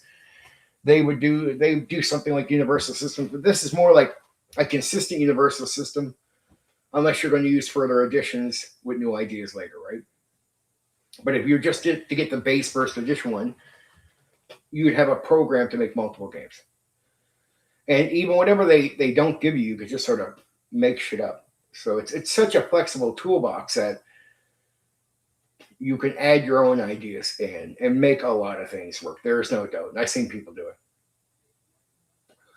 So Gurps is a great package if you can get it, and it's something you could dig into, and you could make some weird campaigns from medieval to going to the future to going farther into the future, and you could do a wild campaign through time. You could even try something in the vein of like the Doctor Who time traveling thing, right? Gurps would be one of the games for sure that would give you a slight possibility of putting something like that together. Getting a time machine. And being able to have characters that go through a time machine. I've heard people do that with Gurps. So I think it's possible. I've never done it myself, but the idea of like a time machine with Gurps is very possible, very interesting concept. The character creation area will be good. I've like good advice for the how to run character creation. So I'm doing a little pause on character creation. And I'll be probably restating some things because some things are good to restate in the character area too, because it's good for players to know. I heard someone talk about picking any 3 Gurps books at random and build a game using. Yeah, I mean, as long as you have the base and then look at the expansions. Yeah, you could do horror, hero, fantasy. You could use ideas from them. You could pick and choose. It's toolbox, but it's the same way I sort of approach second edition D&D for like, not with the time drama stuff, don't get it wrong, but I had this concept in my head just using D&D for it. So I get where it comes from. I get why there's people out there that made Gurps made these type of things. And the idea of having one system where everybody doesn't have to relearn the wheel and you could try different things. I actually did a lot of that with D&D, with second edition for D&D stuff. So on my little experiment, I sort of got the idea of how that was attractive. Right, that's very attractive. Like using the different kits, different ideas. But with GURPS, it's a bigger thing. Like you can do space, medieval, this and that. And you got to be okay with the system, like the point by that. And if you can get people into it, that's the thing. That's where I say. That's where I told you guys. Remember, I told you, GURPS is a game where either you love it and you can play into this, or you don't. And there's not many people in between. So the people I know that dig into GURPS love GURPS. They do all the things for GURPS. The guys who are just not into that concept, like they want to do other things, they just end up not liking GURPS. Doesn't mean they won't try it. They just end up not, like, they don't stick to it. So it's hard to find what I call people in the middle. So it's an interesting game to learn about. Even if you're not into it overall, just learning about it's good. And it had success. It lasted a while. It sold a lot. Like it was good commercially compared to a lot of other games.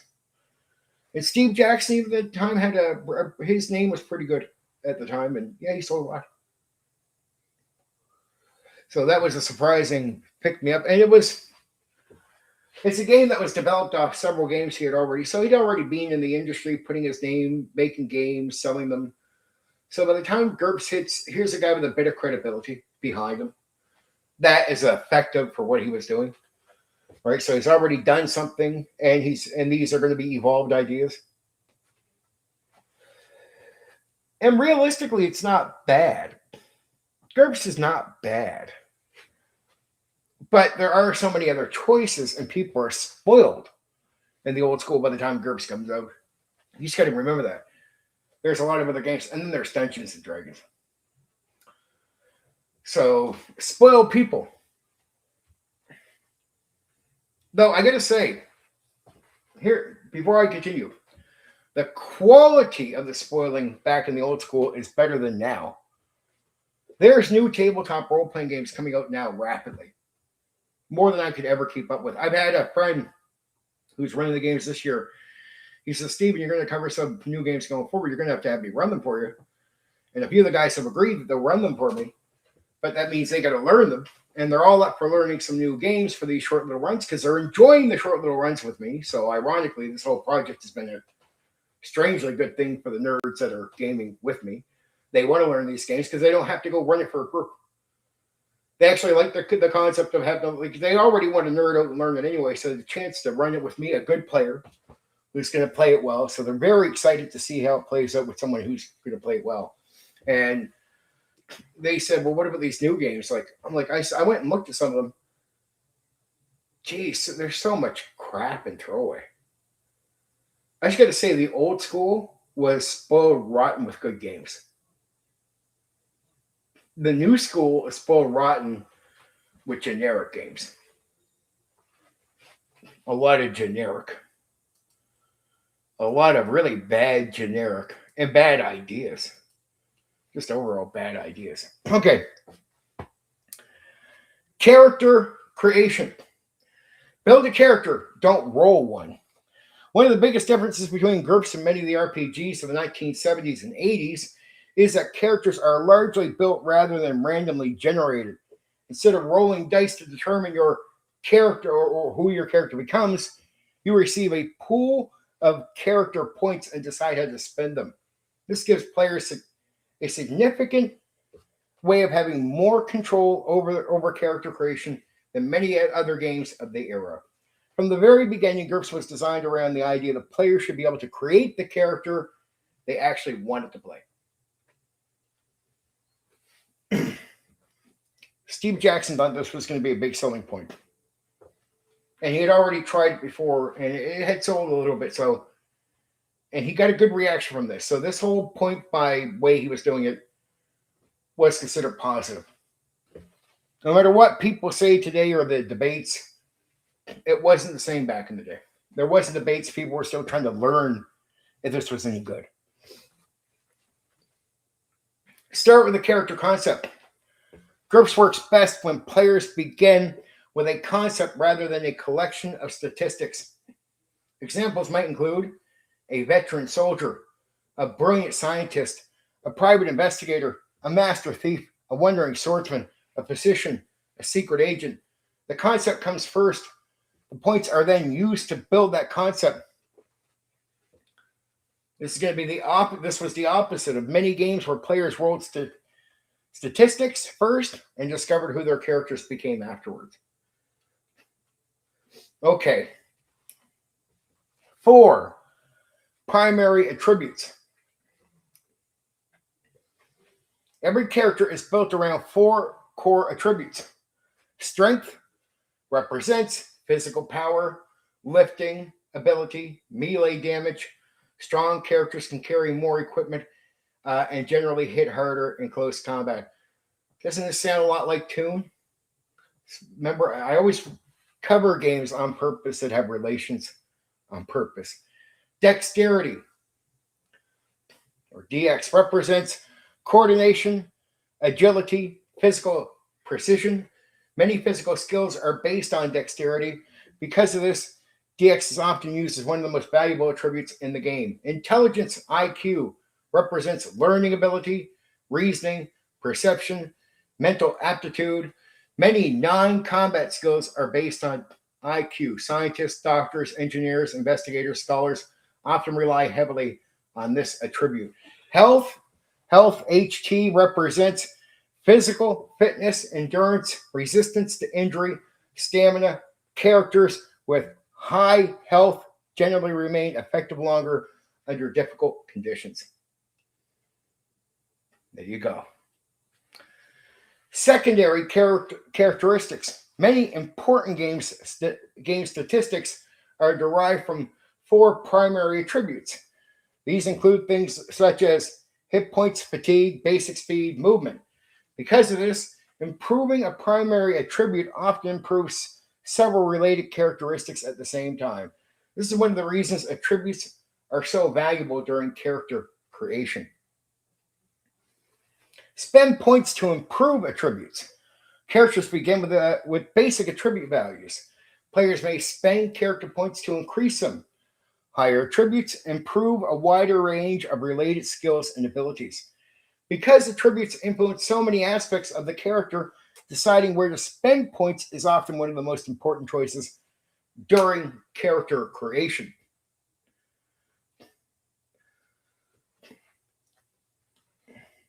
This is the part where people do complain a bit. I'm walking you through character creation.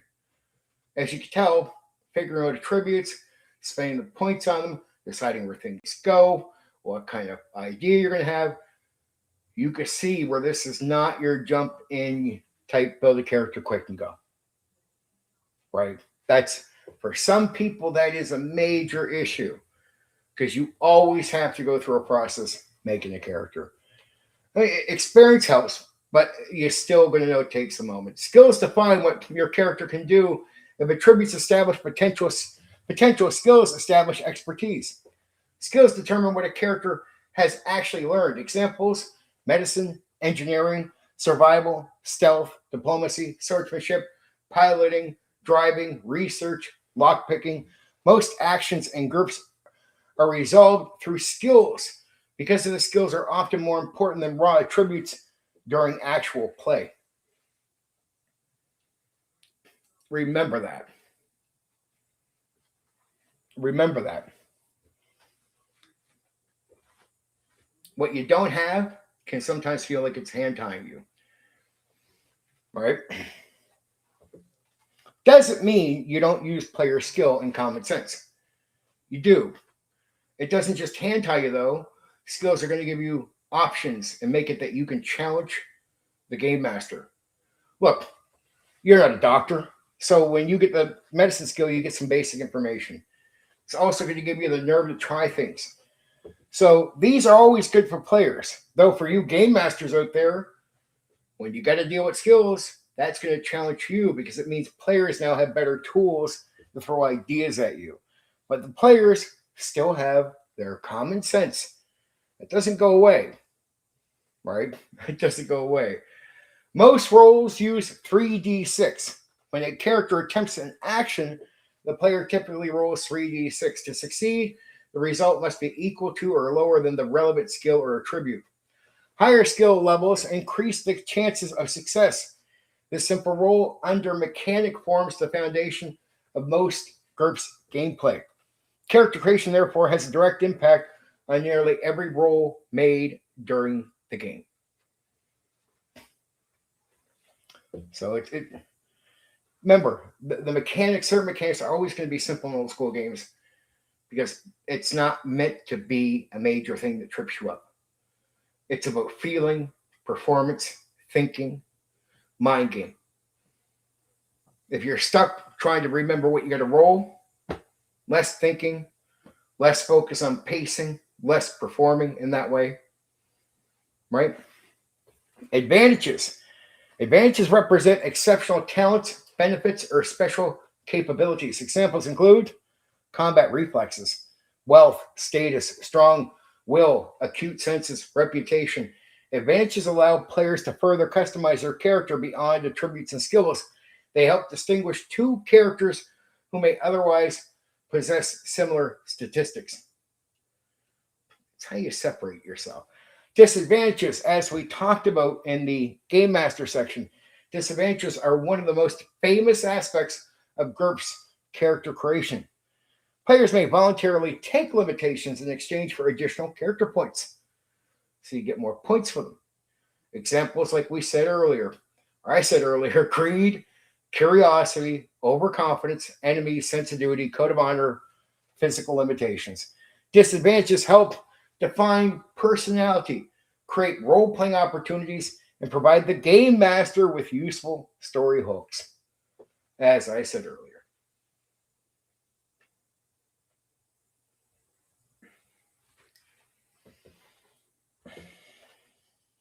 And I would say this, I'll add this. A well-played disadvantage often contributes more to a memorable character than even your skill level. Like, I think it's so important.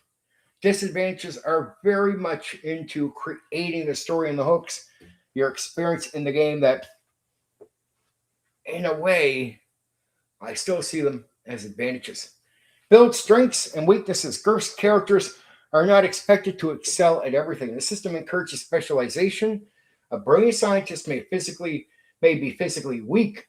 A skilled soldier may possess little academic knowledge. A master swordsman may have serious social flaws. The goal is not perfection. The goal is creating a believable individual. Equipment matters. Equipment selection is often an important part of the character creation. A character's profession, social status, wealth, and technology level influences what equipment they can reasonably possess. The equipment chosen frequently says as much about the character as their numbers, as their statistics. Sorry. In many situations, having the right equipment can be just as important as having the right skill.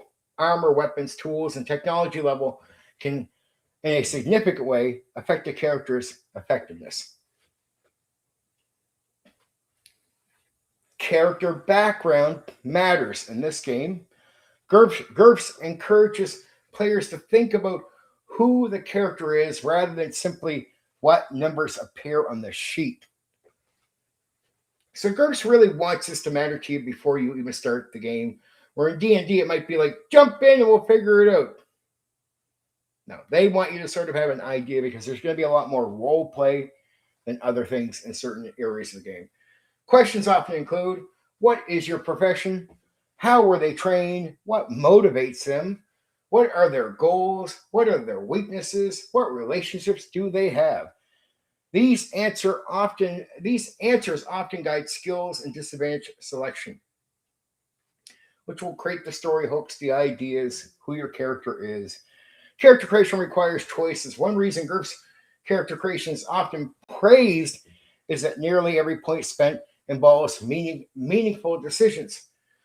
Should you improve an attribute, purchase another skill, take an advantage, accept a disadvantage, improve existing abilities, because points are limited. Every choice involves trade-off.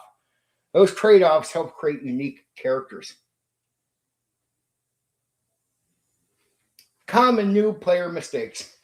Trying to be good at everything. Gurps rewards specialization. So don't spread yourself too thin. A focused character is often more effective than a character attempting to cover every area. Ignoring disadvantages. Disadvantages are not simply extra points, they are part of the character. Spending everything on attributes. High attributes are useful, but skills often define what the character actually does during play. Remember that. Building without a concept. Character generally becomes more interesting when built around a clear idea rather than a collection of numbers. Creating a character that doesn't fit the campaign. The character should support the campaign being played. A great character concept can still be wrong for a particular game. And because there's so many choices, unlike many other games, this is good advice here. I know it's generic, but it can happen so often in Gurps because there's just so many options that you want to look at what the game master is trying to get to. Hopefully he's put limitations, but if he hasn't, my advice to you, player, play more to what the guy is trying to give you. That will be beneficial. If not, you can crack the system. And what are you looking for? A good experience or to crack the system? Your call. The heart of Gurps character creation. Character creation in Gurps is not about discovering a character through random rolls or selecting a predefined class. It is about building a believable individual through a series of meaningful choices. Attributes define natural ability. Skills define expertise. Advantages define strength. Disadvantages define weaknesses. Together, they create a character who feels unique, competent, and tailored to the campaign being played. For many players, character creation is where Gurps truly distinguishes itself from other role-playing games of that era.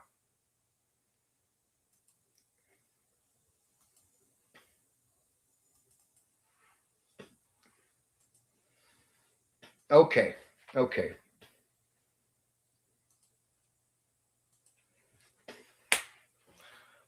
Here we go. That's the game. I hope so far you guys are enjoying that. That's the fluff, how to run it, and character creation.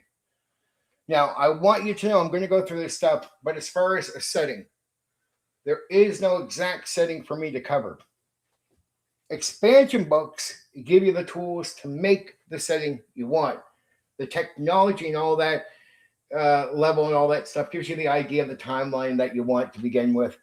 And then the extension books give you the tools to make a setting for the technology level and timeline you're looking for. After that, it's your creativity, either good or lack thereof, either limits you or opens the door for a lot of things. That's the truth. Okay.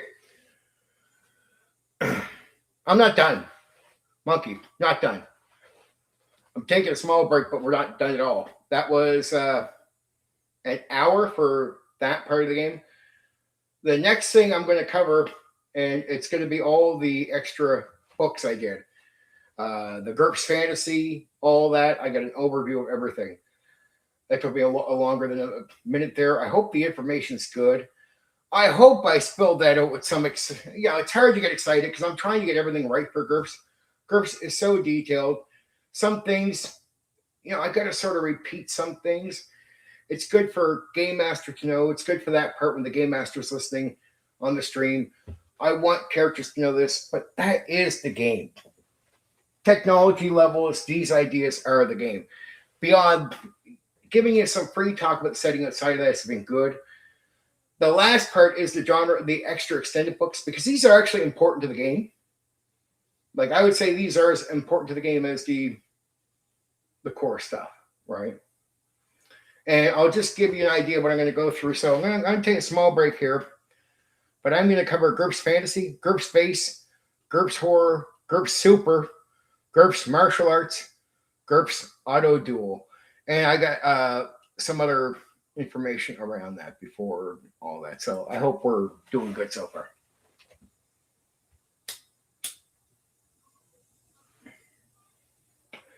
But you are welcome. As far as just knowing the game, character creation, how to run it, that stuff is more of my personal add-ins for ideas that you won't find in the writing, and just sort of my takes from my wisdom of running the game. You want to look at it this way, perceptions. You won't just find the stuff in the material. But yeah.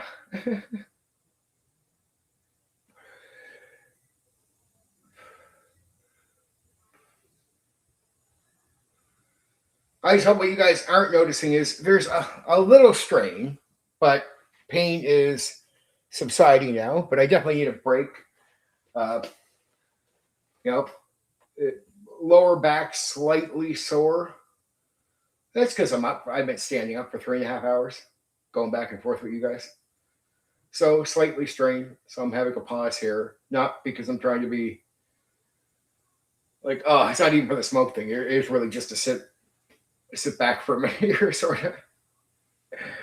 Back is slightly strained, 3.5 hours. I did 4 hours of the pacing last night, over 4 hours. So I just need a minute. I'll be good after this. And I know the guys want to hear more about the horror and all that. So this is I call it Joe Rogan time when I take a break off reading. I have to smoke.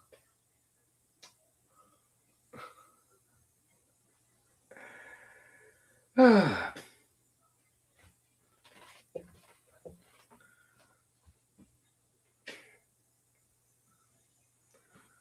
Gurps it was similar to Tunes. That's why I wanted to cover both at the same time, because I knew there'd be similar rules to it, so I didn't mind that. But the toolbox thing, I think Gurps is very interesting. Of course.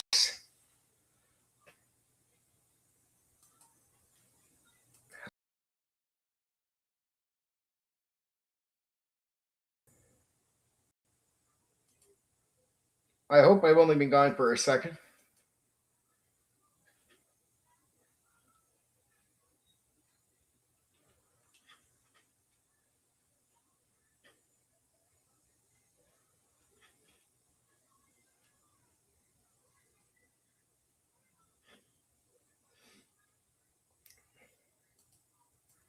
Oh, I hope I've only been gone for a moment. I don't know how long I bumped out there. If you guys heard me say, just a little over 3.5 hours in total, over an hour, just a little, or slightly around an hour on the game so far. My lower back is a little buggy, so I'm not just stopping for the smoke, stopping for the lower back issue, but I'll be good in a moment. By the time I'm done this, I'm fine. It's not like pain. It is what it is. But as I did 4 hours last night, hopping around for you guys and doing I'm going to end up doing 4 hours tonight. So just having a small break here is good before I get into it. Cool, Craig. And like I said, I'm going to jump into all that expansion stuff, the horde, the supers, stuff that is really valuable. Running it down on how to do character creation, the disadvantages being important, that you're going to have to do point by and putting it together. So understanding from the players and what you're doing when you're making a character, come in with a concept. The reason you want to get, here's the reason I give this advice for it's good for groups, really good. Like the idea of the campaign for the game master. So you put limitations in, so you're not trying to work with 50 million things, right? And you're going to make it easier for the players. Why do you want a character concept before you start making characters? Because before you start making your character, because again, it guides you. Look, you could be like a kid lost in a candy store not knowing what to choose. You could end up being like a woman out shopping and you have no idea what you're there for. I assume I'm talking mostly to guys here. Guys like to know what they're looking for so they can get it and get done. If you want to make character creation reasonable for yourself, the first time might be interesting if you want to be vague and look over all the cool things, right?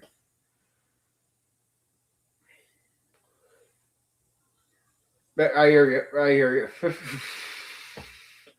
Thank you for getting through the main piece. Because I've gotten to the game, even though I would say the expansions are good, I am going to tried to go through this as quick as I can. If you do make it through the Black Rose, you got Gurps. And I do think the expansions here are as Gurps as the main system. Like, because these are the things that are like technology level and ideas for the campaign will sort of give you a basic idea of what setting you want. And then the extended books give you the tools to make the setting to match the technology level and theme that you're going for. So in that way, it just doesn't come in with a pre-made setting. And the expansion books, even though a lot of people get confused about them giving you a setting, in a way it does, in a way it doesn't. It just gives you the tools to make a setting. So if you want to make a horror setting and then match it to a certain timeline, you get all this stuff. Or you want to make a super setting, it gives you the tools to make a super setting. But would you say there's a specific super setting? No. It is make your own. But that's sort of what the game is meant to be too. It's meant to be make your own, right? It's not meant to give you adventures. It sort of treats it like the sandbox gimmick that I do that video on the sandbox where it's about make your own adventures and make your own settings, right? Oh, I hear, all right, Black Rose, fair enough. At least you got through the main parts. You know what the game is. Go. I love you. Go get some sleep. I'll talk to you soon. But definitely check out the expansions. If you're going to bother wanting to check out Gurps, that's worth skimming through. All right. Plus it'll be time on the video. Watch time is always good. So if you do that, if you guys are liking, always like the video, please. Share this stuff out if you can anywhere that you possibly can. Right. I think I'm doing good coverage on Gurps as far as the advice is spot on. Helping people get through figuring out what they want to do with the game, because the game could be all out there. It can blow your head up. It really can. You could be looking at it going, what do I want to do with Gurps? And Gurps can get very confusing on first look over because you're like, I could do this, I could do this. What I'm doing is helping you mentally break that down to get to your answers. And then giving you common sense advice, which you won't just initially think about right away. Trust me, you won't. Character creation can blow your head up because you'll be too vague on it and you won't consider these things. And then even the examples I'm giving you are great examples, which are not just all in the material. So these are ideas you can take from what you hear from me, come up with your own thing, bang it in there. The expansions here are going to be good because this is where you use these to build your setting, right? So it's good to know about these, like an overview of them, but it's good to just know about them. But yeah, and the fluff is just to give you an idea where this came from. This is an evolution. The idea of Gurps comes from 2 different games previous to it and gets evolved into a toolkit, but like the ultimate toolkit of it doesn't have a setting for you. It doesn't have a this for you. It's you put limitations on skills. If you don't want skills, you match what you are trying to get. And basically the skills are just a big list of skills where, okay, which ones do you need for what setting? Many various settings and styles of games. So I've been waiting for this stream to get a better overview than what I already got. Well, I hope I've done it.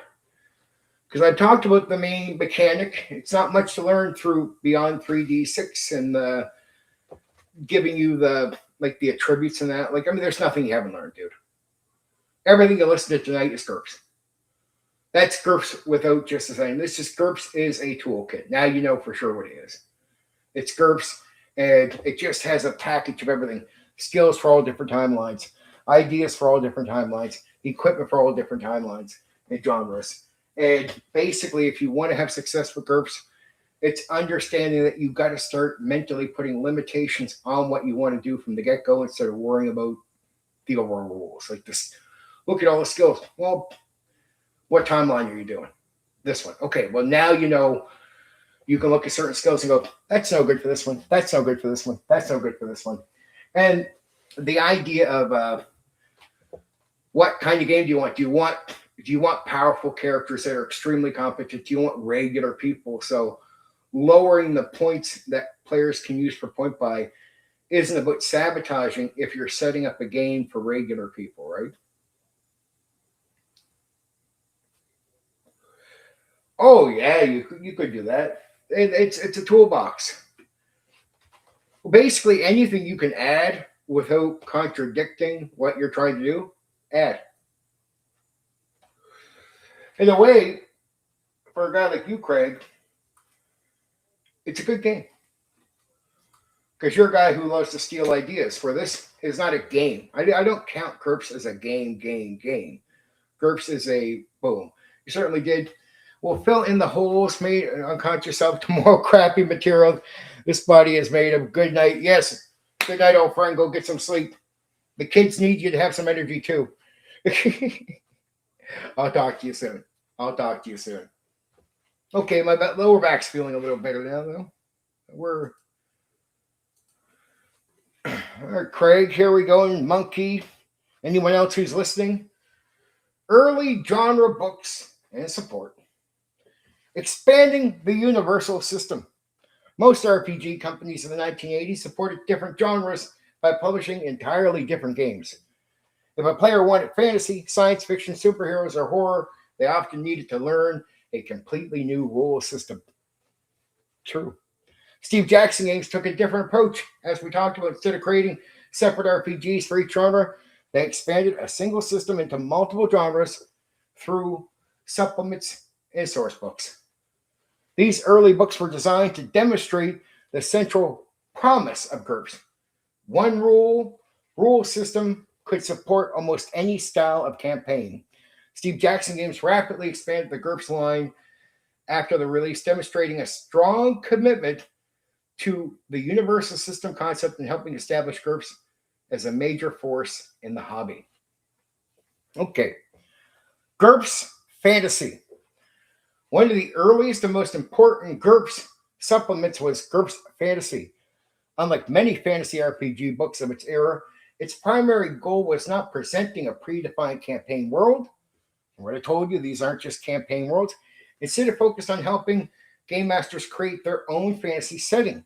Topics included fantasy world building, culture and societies, magic, adventures like making your own, campaign design, making your own. The book reflected the broader Gurps philosophy of providing tools rather than prescribing a specific world. The book earned a reputation as a useful fantasy world building resource.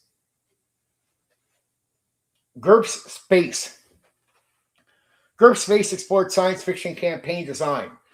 Rather than presenting a single future history, it provided tools for constructing an entire universe.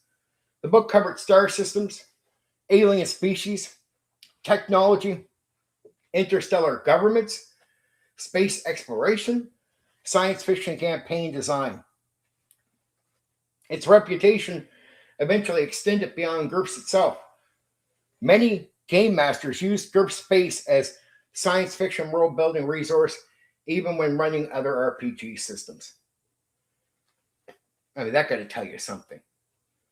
These books were fucking hot for world building. So far we got Gurps Fantasy, Gurps Space, Gurps Horror. Gurps Horror focused on creating fear, suspense, and atmosphere. Rather than simply presenting monsters to fight, it explored how to run effective horror campaigns. Topics included building tension, investigations, suspense, horror storytelling, supernatural threats, campaign structure. One of its strengths was flexibility. A game master could use the material for gothic horror, modern horror, occult investigations, Lovecraftian horror, monster hunting campaigns. The emphasis was often on atmosphere and fear as much as combat. Gurps Supers. Superhero campaigns represented one of the greatest challenges for any universal role-playing system. Superheroes often possess wildly different abilities, power levels, and capabilities. Gurps Supers demonstrated how the system could be adapted to support comic book adventures. The book discussed superpowers, superhero campaigns, villains, secret identities, heroic adventures, fantasy and science fiction, were expected genres for role-playing games, superheroes were much more of a demanding test. Successfully supporting superhero campaigns helped demonstrate the flexibility of the Gurps system. Oh yeah. Gurps Heroes Unlimited still, I would say, leans more into where you could do Hero Academia. This was, if you didn't like levels, if you thought Heroes and Levels was not good, this was okay.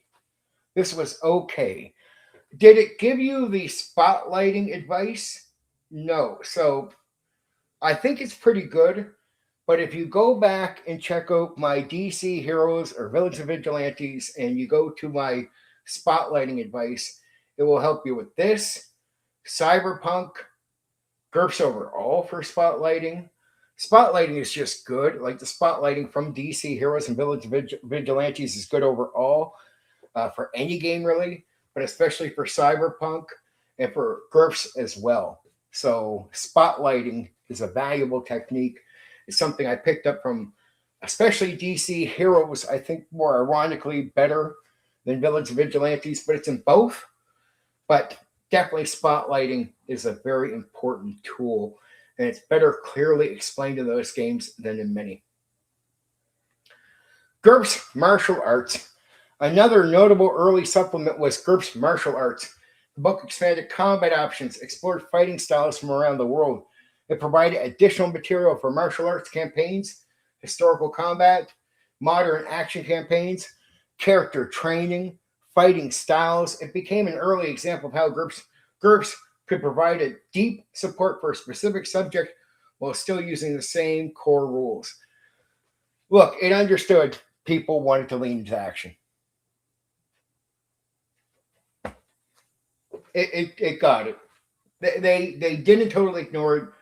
They at least looked at the market and realized people do want more action than they initially had in mind. Put it that way.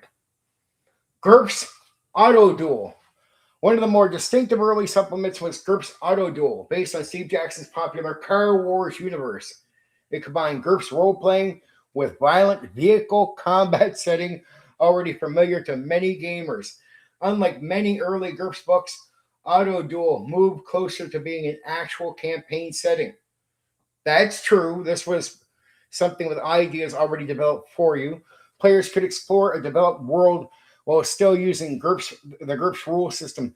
For many fans, it represented one of the earliest examples of Gurps being connected to a more fully realized setting.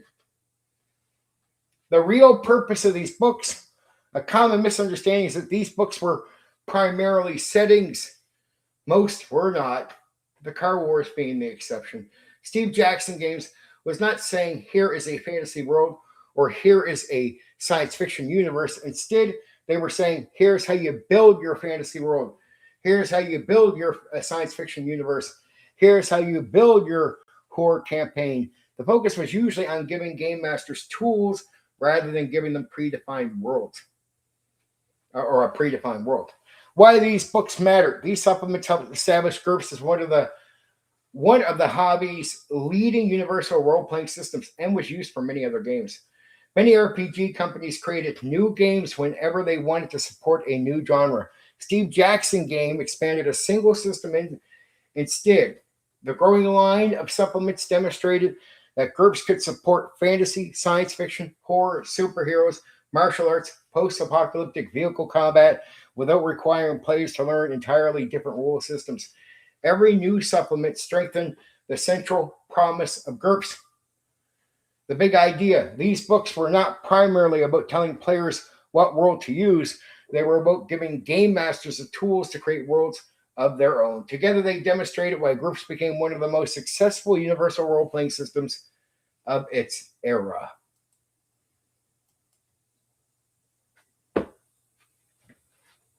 Remember, I don't do every page out of systems. I do overviews. I hope you've enjoyed. I hope that was good. I hope so. I hope so. I'm not gone yet, but I'm here. How you doing? How you doing? That is well over an hour for Gurps. Not bad. Yeah. And I came in a little bit dry in energy, so I hope it was still okay. Right? I don't know how it came across to you guys. Uh, a little sore at the end there. I'm okay, but a little sore close to the end there. I'd take a small break for back issues, but I do these 4 hours each time, and if I do it on the weekend, sometimes it can be a little the odd time training. Groups Aliens was pretty much a number of settings. I never personally messed with it. I hear what you're saying. You know my deal, Craig. You know how I am. And I know my fellow nerds would be mad at me if I did anything other than what I've actually done. It's a principle and standard I've always appreciated about the audience here. It's one thing I respect. It gives me a standard. Uh, the nerd audience around the old school, especially, they're around the old school. I've always grown up with this. If you haven't played it or ran it, you shouldn't fucking be talking about it in super critical or overview ways. Like, how can you tell me about the game you haven't ran it before? Fair enough. Or how can you tell me about the game you've never played it before? Fair enough. I agree. So it's always been a thing where I've had to have messed with those things. And luckily, Gurps is just because the guys had the books when I went to get that one. Personally, I purchased the Auto Duel and the Hero one myself. Actually got those. Followed on for some of the materials in space. I get why you would get it. I know, Craig, why you haven't or know about it, because I know you're a space junkie. I know that's one of your big gimmicks in TTRPGs.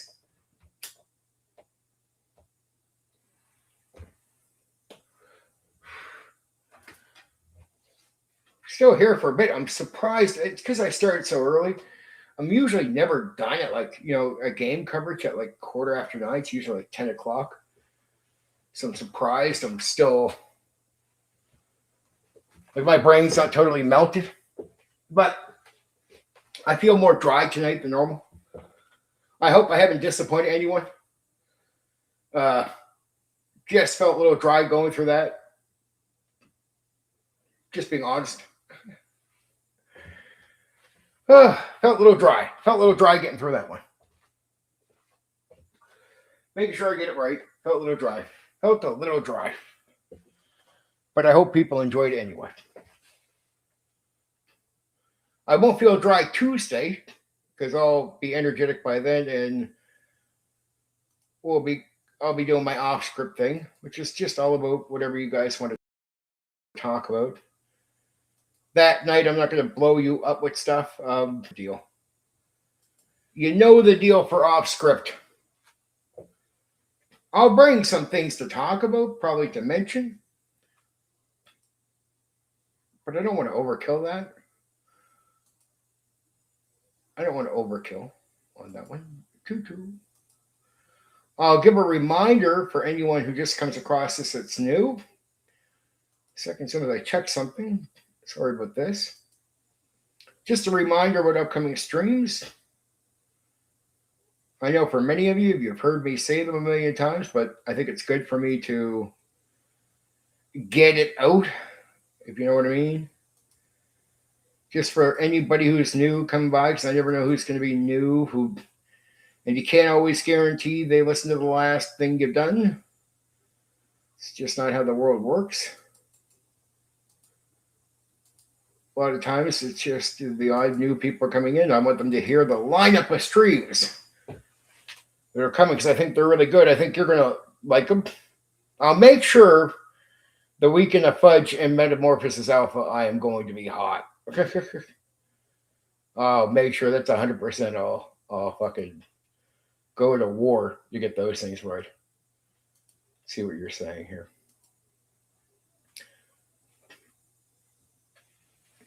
I like the Space Beastry in Ultratech. Yeah, I know what you're talking about there. It's It's actually really good. Some books I just read after I stopped actually doing the game, which was really, really good. So let's see. Thursday, the June 4th, I'll be doing Dark Sun, old school D&D setting. Saturday, June 6th, I'll be covering Dangerous Journeys. Sunday, June 7th, Star Wars RPG. And you guys know every Tuesday is off script. Sorry about the alarms in the background. Every Tuesday is off script. I won't keep mentioning those. But this Tuesday is off script coming up. That's the next one. But on June 10th, I'll be doing members only. Wednesday, June 10th, Babylon 5 role-playing game. Old school D&D that Thursday will be covering the setting Mysteria, focusing on Odyssey and the Savage Coast. And of course, you know what's coming up, Craig. On June 13th, I'll be covering Fudge, and that's Saturday. Sunday, June 14th, I'll be covering Metamorphosis Alpha. On June 18th, it will be old school D&D again, covering the Temple of Elemental Evil. That Saturday, on the 20th, I'll be covering Prince Valiant. And on Sunday, the game that inspired Savage Worlds, Deadlands, I'll be covering on Sunday, I'll be covering on the 21st. On the 24th, I'll be covering the second, because I do 2 members only streams every month. So on the 24th, Wednesday the 24th, Hollow Earth Expedition. On the 25th, on that Thursday, Old School Dungeons and Dragons, historical fantasy series, which will be like the real world stuff, Rome and all that. The last 2 games I'm covering for June. On the 27th, Saturday the 27th, I'll be covering Unknown Armies. And Sunday the 28th, I'll be covering Tribe 8, which are both conspiracy theory-focused games. The last stream I have up and scheduled will be the last stream of June 30th, which will be an off script. There you go, baby. Gurps version. I hear most people prefer, I'm not surprised. I've heard a lot of people praise 3rd edition. So, Monkey, I'm not shocked at all. Fudge should really follow Gurps. And in a way it does, but remember, I'm hitting the D&D stuff, so I'm doing some stuff in between. But we'll hit our Fudge at one point. Don't worry. But at least it is later, if that's what you mean. It's not like Gurps, at least Gurps got it done first. Gurps was, to me, come first. The way I've done Fudge, though, I didn't plan to do Fudge as early as I did, Craig. That's a personal thing for you. If the timing is right, good. But that's personally for you. Getting some playtime with Fudge and getting the fucking thing written out was I knew Fudge was a big deal for you, and I initially, because I just never played it before that, I almost just never planned it into the schedule thing at all. But then when you were telling me how much you like it, and I realized I had a friend that had the material. Oh, I hear you. But I realized the friend had the material, and I do agree. They do relate so much, very much. But in a way, it's almost a refresh. I covered a couple of things that are very close, Gurps and tunes to your Fudge. But Fudge will be the thing where I think you'll have a lot more to say. So, in a way, what I'm thinking is, even if I did Gurps and tunes for you little follow up here, I know on Fudge night, I'll be getting a lot of comments from Greg. So, in that way, I know you'll enhance the whole thing, and it will put you in a good mood. Right? And I think Fudge deserves to be talked about. And I didn't plan on getting into it, but I think it deserves to be talked about, even if it's not in a perfect order. Oh, I just got lucky. I was like, I don't get the Fudge thing, man. Any of you guys like got Fudge? And Winger's like, I don't know. I can look into it because he like has family. So he has an uncle that's old as shit that doesn't play anymore. He called me about a week later and he was like, I got fudge. I was like, are you willing? He's like, yeah, fuck it, I'm willing. I wouldn't be too unhappy playing Gurps. I know you wouldn't because it is that toolbox gimmick, and I know you're the type of guy that likes the concept of stealing ideas. Like you just have no shame of taking other ideas and applying it. And Gurps is a great system. It's made to be applied to. Like it's made to be applied to. It's made for stealing ideas and putting it into what you're doing.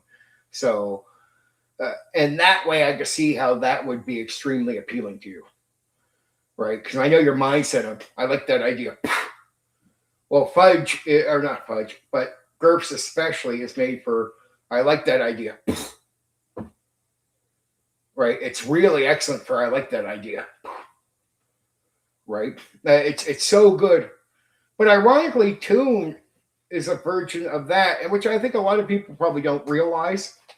But it is a very simplistic version. Tune is almost something you could get from Gurps if you just took the Tune ideas and took Gurps and said, well, how could I make a game for the kid stuff, the cartoons, using Gurps?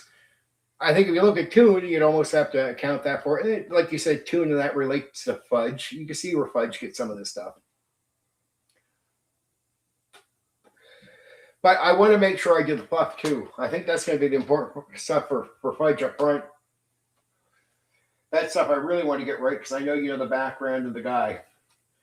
So, and I know you respect the guy that made Fudge. I know I know all that. So I want to make sure I get the fluff right. Like getting the background, getting his name there, promoting him, promoting his game properly. And I'll bring some energy to it and promote Fudge. Gurps was just a lot of meat on the bone, and I was a little burnt out just for other reasons. I do a lot of running around today. And then I had to sort of relearn a bunch of stuff in my head, which I didn't even talk about really. It's sort of weird. It's like I do that sometimes for some of these because I don't know who's going to ask me about what. So I over prep like you would as a game master for a game. Like I over prep for questions. And then I don't get certain questions. So I'm just like, okay, I'm good. It is not a complaint, but over prep, little boom, went a long time last night. I had about 4 hours of sleep last night, but that's usually not an excuse for me. I just had a lot of running around to do that I didn't expect to do. Because remember, I was supposed to sort of have some time off. But then I still got home early, but it's still more running around. And my arms were sore because I have I'll show you the things. A bit of carpal tunnel nerve issues. I got to wear these. Probably going to put them on soon. I'm going to put them on both hands because one hand has the muscle problem with the carpal tunnel stuff. And the other hand is starting to have the issues with the nerves. And I do a lot of work on top of I work here for the typing and the game stuff. Then I do a lot of work in life, right? Like I got to do a lot of extra. So I got to wear these at night now, which I'm getting used to. I started wearing these things on the wrist. Just, it can make it awkward if I'm moving the mouse around and shit. There you go. There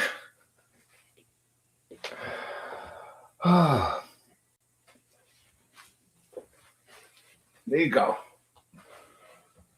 So, yeah, I've been busting my ass. I got to have my hands good for working for the things.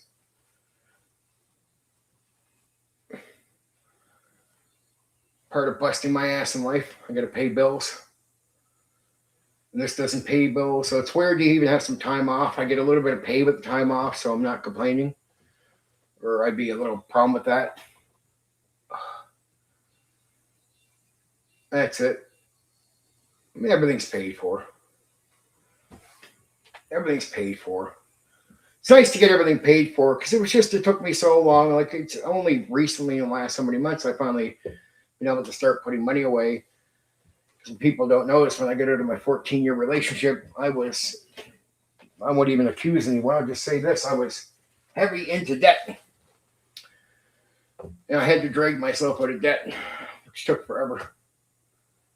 But I'm out of debt.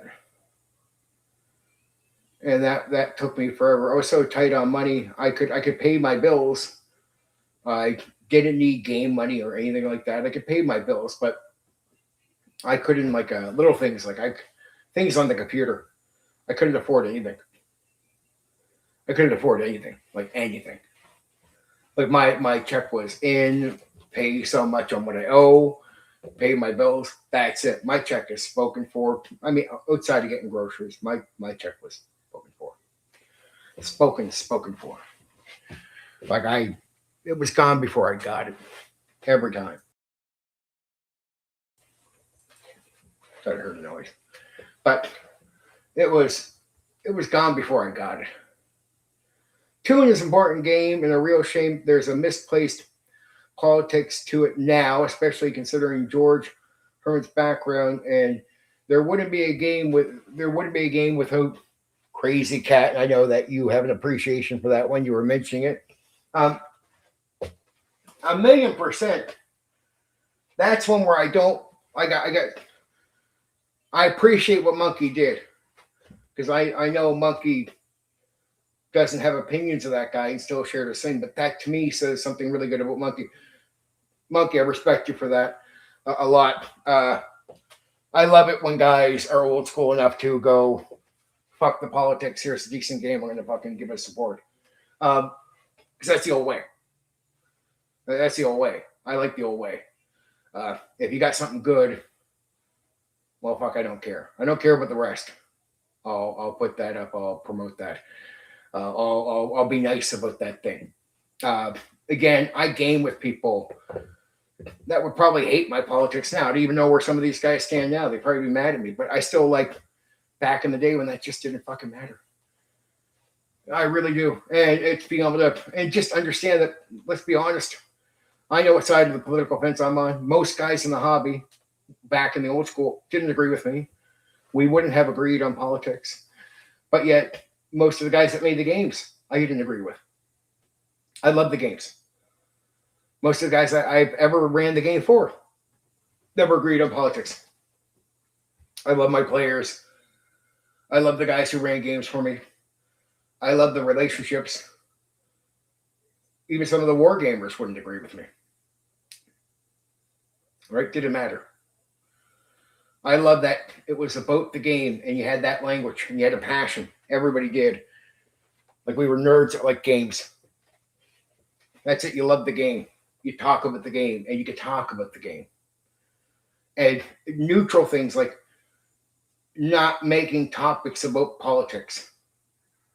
Like just understanding everything was in the vein of making an interesting game. So no matter what side you were on, again, like the slavery topic, that was the one I was using the other night just to say, to me, it's all about how do we use that in the element of the game? Not that we're promoting it. Not that we like it. Not that we think it's a good thing. Not that it says anything even about who we are. It's taking negative, weird elements, creative elements, the doors wide open to everything. And it's everyone understands, no matter what they think outside of that box, everything in that box is for that thing. It's for no other reason. We don't sit at the table because we hate people. We don't talk about the game because we hate people. There was no hate. There was no judging. And when I hear, the odd stories about women couldn't play, it's like the only time I heard about girls being mistreated was like boys saying to little girls, "We don't want you playing." Like the same thing kids would do. I just never heard any issues. If a woman wanted to play the game, she was welcome. I never felt like women looked at us nerds like female players and thought they weren't welcomed or it was intimidating. We were not fucking scary guys, right? We looked. I mean, shit. If a girl came over to talk, you would see the nerds around. They'd be like, "Yes, you can play. You're totally good." And they'd all be nice. And I don't know what happened over so many years, but when I was young in like the 80s and 90s, the nerds weren't like, touching the women, doing anything weird, right? It just wasn't that way. If it happened the odd times, that's just humans being stupid at times. Honestly, to look at the hobby as if you heard of some bad story, thinking that's what people are like, I'm just like, I was around tons of women in the game. Never had an issue with them. Ever. Ever. Ever. And I played with all kinds of different people with different races, different backgrounds. Ironically, in some cases, even different religions. And they didn't give a fuck. Look, I'll be honest with you. I didn't run for a bunch of Sikhs and Muslims because they just weren't around my neighborhood at the time. But I ran for Jews and Christians and atheists. Everyone sat at the same table. I ran for a couple of young guys that were from what you would call a Muslim household, but they never really practiced it or talked about it. They'd always say, like, yeah, don't tell our parents, we don't really care. Okay. Very moderate Muslim family, right? I mean, that was the closest thing I got to Muslim. Never ran for any Sikhs or any of these other groups ever. No Buddhist monks. Christians, Jews, and a couple guys that were from a ironically white Muslim family. They weren't even Arabs. Because there was a whole nation of white Muslims. and I guess the parents moved in. The kids just weren't into it. They were just like, yeah, we pretend we are. But we don't give a fuck. It's like, all right. You can play the game. Now, I never experienced the satanic panic, and I started in 1987, though I heard so many people did. But in all honesty, I didn't even hear about the satanic panic until like 96. And that's all afterwards, as far as I'm concerned. I heard about, like, did you hear about the satanic panic? No. They talk about it in the gaming group all the time, like at the gaming club all the time. It's like, they do? Steven, you don't pay attention, do you? No. But I was like that. Like I gotta just admit some things I was completely ignorant on. I go over, they'd all be talking about a topic. The old guys in the room, like we'd all be hanging out in some like a hangout room where some of the old men would own a home or something. And I'd be like reading a gaming book. Steve, what do you think of that? Sure. You weren't listening, were you? No. They'd all start laughing. Because I was like that. I was completely like that. So many topics went over my head because I didn't give a fuck. Steve, we talked about this for years. You don't care, do you? No. Did it stop me from gaming? Well, not really. That's why. So I don't give a fuck. Unless it affected me doing something. I skipped over subjects. They knew why. I'd be so busy learning the game, getting ready for the game. They'd be like, okay, I gotta go do shit. And these were nerds that would all hang out for another fucking 10 hours together. And I'd be like, well, I don't got 10 hours, man. I had to learn that. I'm going. What are you going to do? Oh, I'm going to go meet chicks, work a job, make money, hustle, do drugs. Be crazy. I'll be back when I'm back. Type of thing. That was it. That was me. That's why I sort of. It's not like I'm naturally a stupid guy. Just I skipped on, especially in the nerd world. What nerds will be impressed with what they know. I can sometimes lack in certain areas because I just like. Well, it's like Flash Gordon. Oh my! Here, I'm gonna get in trouble here. A lot of guys love Flash Gordon.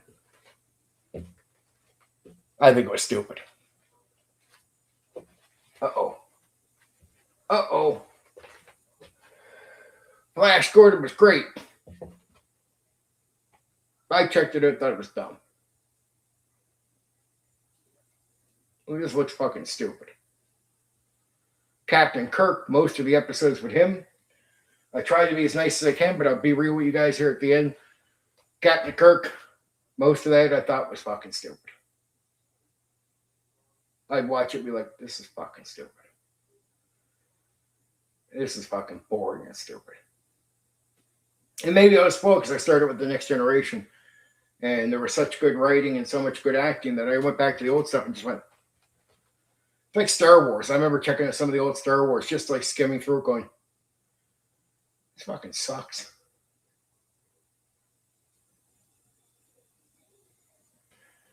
And maybe my mind could be simple at times. I love the Teenage Mutant Ninja Turtles movie.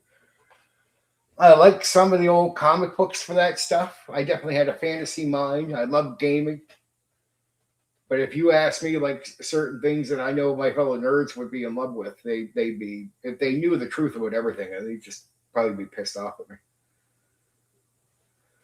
It's like, yeah, that sucks, dude. Flash Gordon mostly sucks. But it's cool, Steven. Yeah, if you're gay, joking. I'll piss people off too much if I say that. I have nothing against gay people. I don't give a fuck. I'm gay with many gay people. There's a lot of gay people around video games and tabletop role-playing games, so that's just the way it is. You can't get away from that. But I get no problem with no human being. But Flash Gordon, Captain Kirk, I like some of it. I liked a little bit of Nimoy. I didn't like the movies, the old Star Trek movies. I didn't like the Next Generation movies. I didn't like any fucking Star Trek movies. I thought they all sucked. There's some, in one Star Trek movie, there's some good lines and some good writing. But even that movie I thought sucked. About the Borg.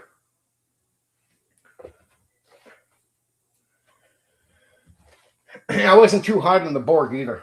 I thought they were pretty stupid. The Borg was dumb. Look, it's a box in the sky and the machines. Like, I think they overplayed the Borg too much in Star Trek. I got bored of it because they overplayed it. But I sort of got it. Like, I got the idea behind it, but it was like, and putting it into a movie, I thought was terrible. Like I said, if you're going to keep me interested about this, why not turn this into a campaign more for this TV series? That would have been more interesting. But they flaked out on that too much. And then they did that Good Borg episode. Here, meet the Good Borg guy. What? The Good Borg. That's pretty stupid. And even in Voyager, they had, what was it, the Borg woman.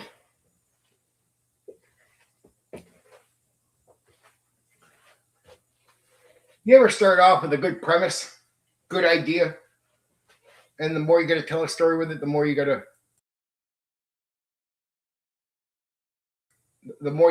sit there and just play it out to the point it becomes dumb. The Borg was like started off as a good idea where I would have liked to have seen them extend that out. I think they did a better job with DS9 and the you get to the Kardashians and the what they called space Jews. I'm gonna say I'm really bad saying that. I don't want to get myself in trouble, but it's a certain group of DS9. Anyway, it's a fucking sort of race of people with little curves in their nose, and you know who they represent. You know the whole story up there. But that war was pretty good. That was a premise where they didn't kill it. It was like, there's a premise where you're doing it right. Like, I like the fact that it wasn't like, oh, suddenly they all become just instantly good guys. Over time, there was some turn, some mutiny. And the closest thing you got to was one guy who did stitching clothing. But I'm like, he remains evil the whole time. So you're like, I'm like, I like him. Because he's like a guy on your team, but he's not a good guy on your team. I was like, I love this fucking guy. Because they could have ruined him. They could have ruined him. I was like, if you make him a good guy, like he could be good with the people he's on the team with, but don't make him become a good guy. Like his character will be more interesting to be, look, I'm on your team, so I'm not here to fuck you. So you can feel safe. You can pretend I'm a good guy. But in reality,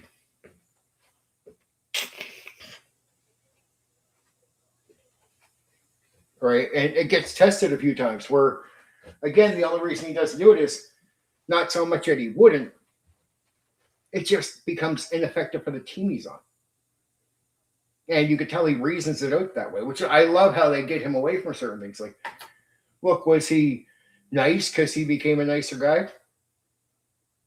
No, he ends up not doing the wickedly bad thing because effectively that would not be good for the team he's on. You're like, cool, don't destroy him. I think that's what kept him awesome too. Just say it. And I like that they kept Quark as a prick the entire time. The Quark is such a perfect prick that if you make him a good guy, you ruin his character. Don't do that. He's not a nice guy. He's a business guy. If he does something good for you, it should be beneficial to him. Keep that. I mean, you can tie layers, but even when he does the nicest stuff possible, you can see it where it still benefits him.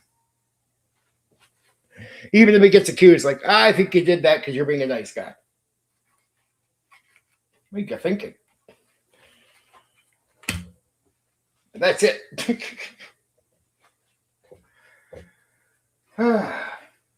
Okay, guys. That's 4 hours and 20 minutes. I hope everyone's happy with the Gurp coverage. I hope everyone enjoyed the stream. Hope you had a good time painting your miniatures, relaxing, watching, hearing all my stupid opinions about other things. I hope I've occupied your time well enough.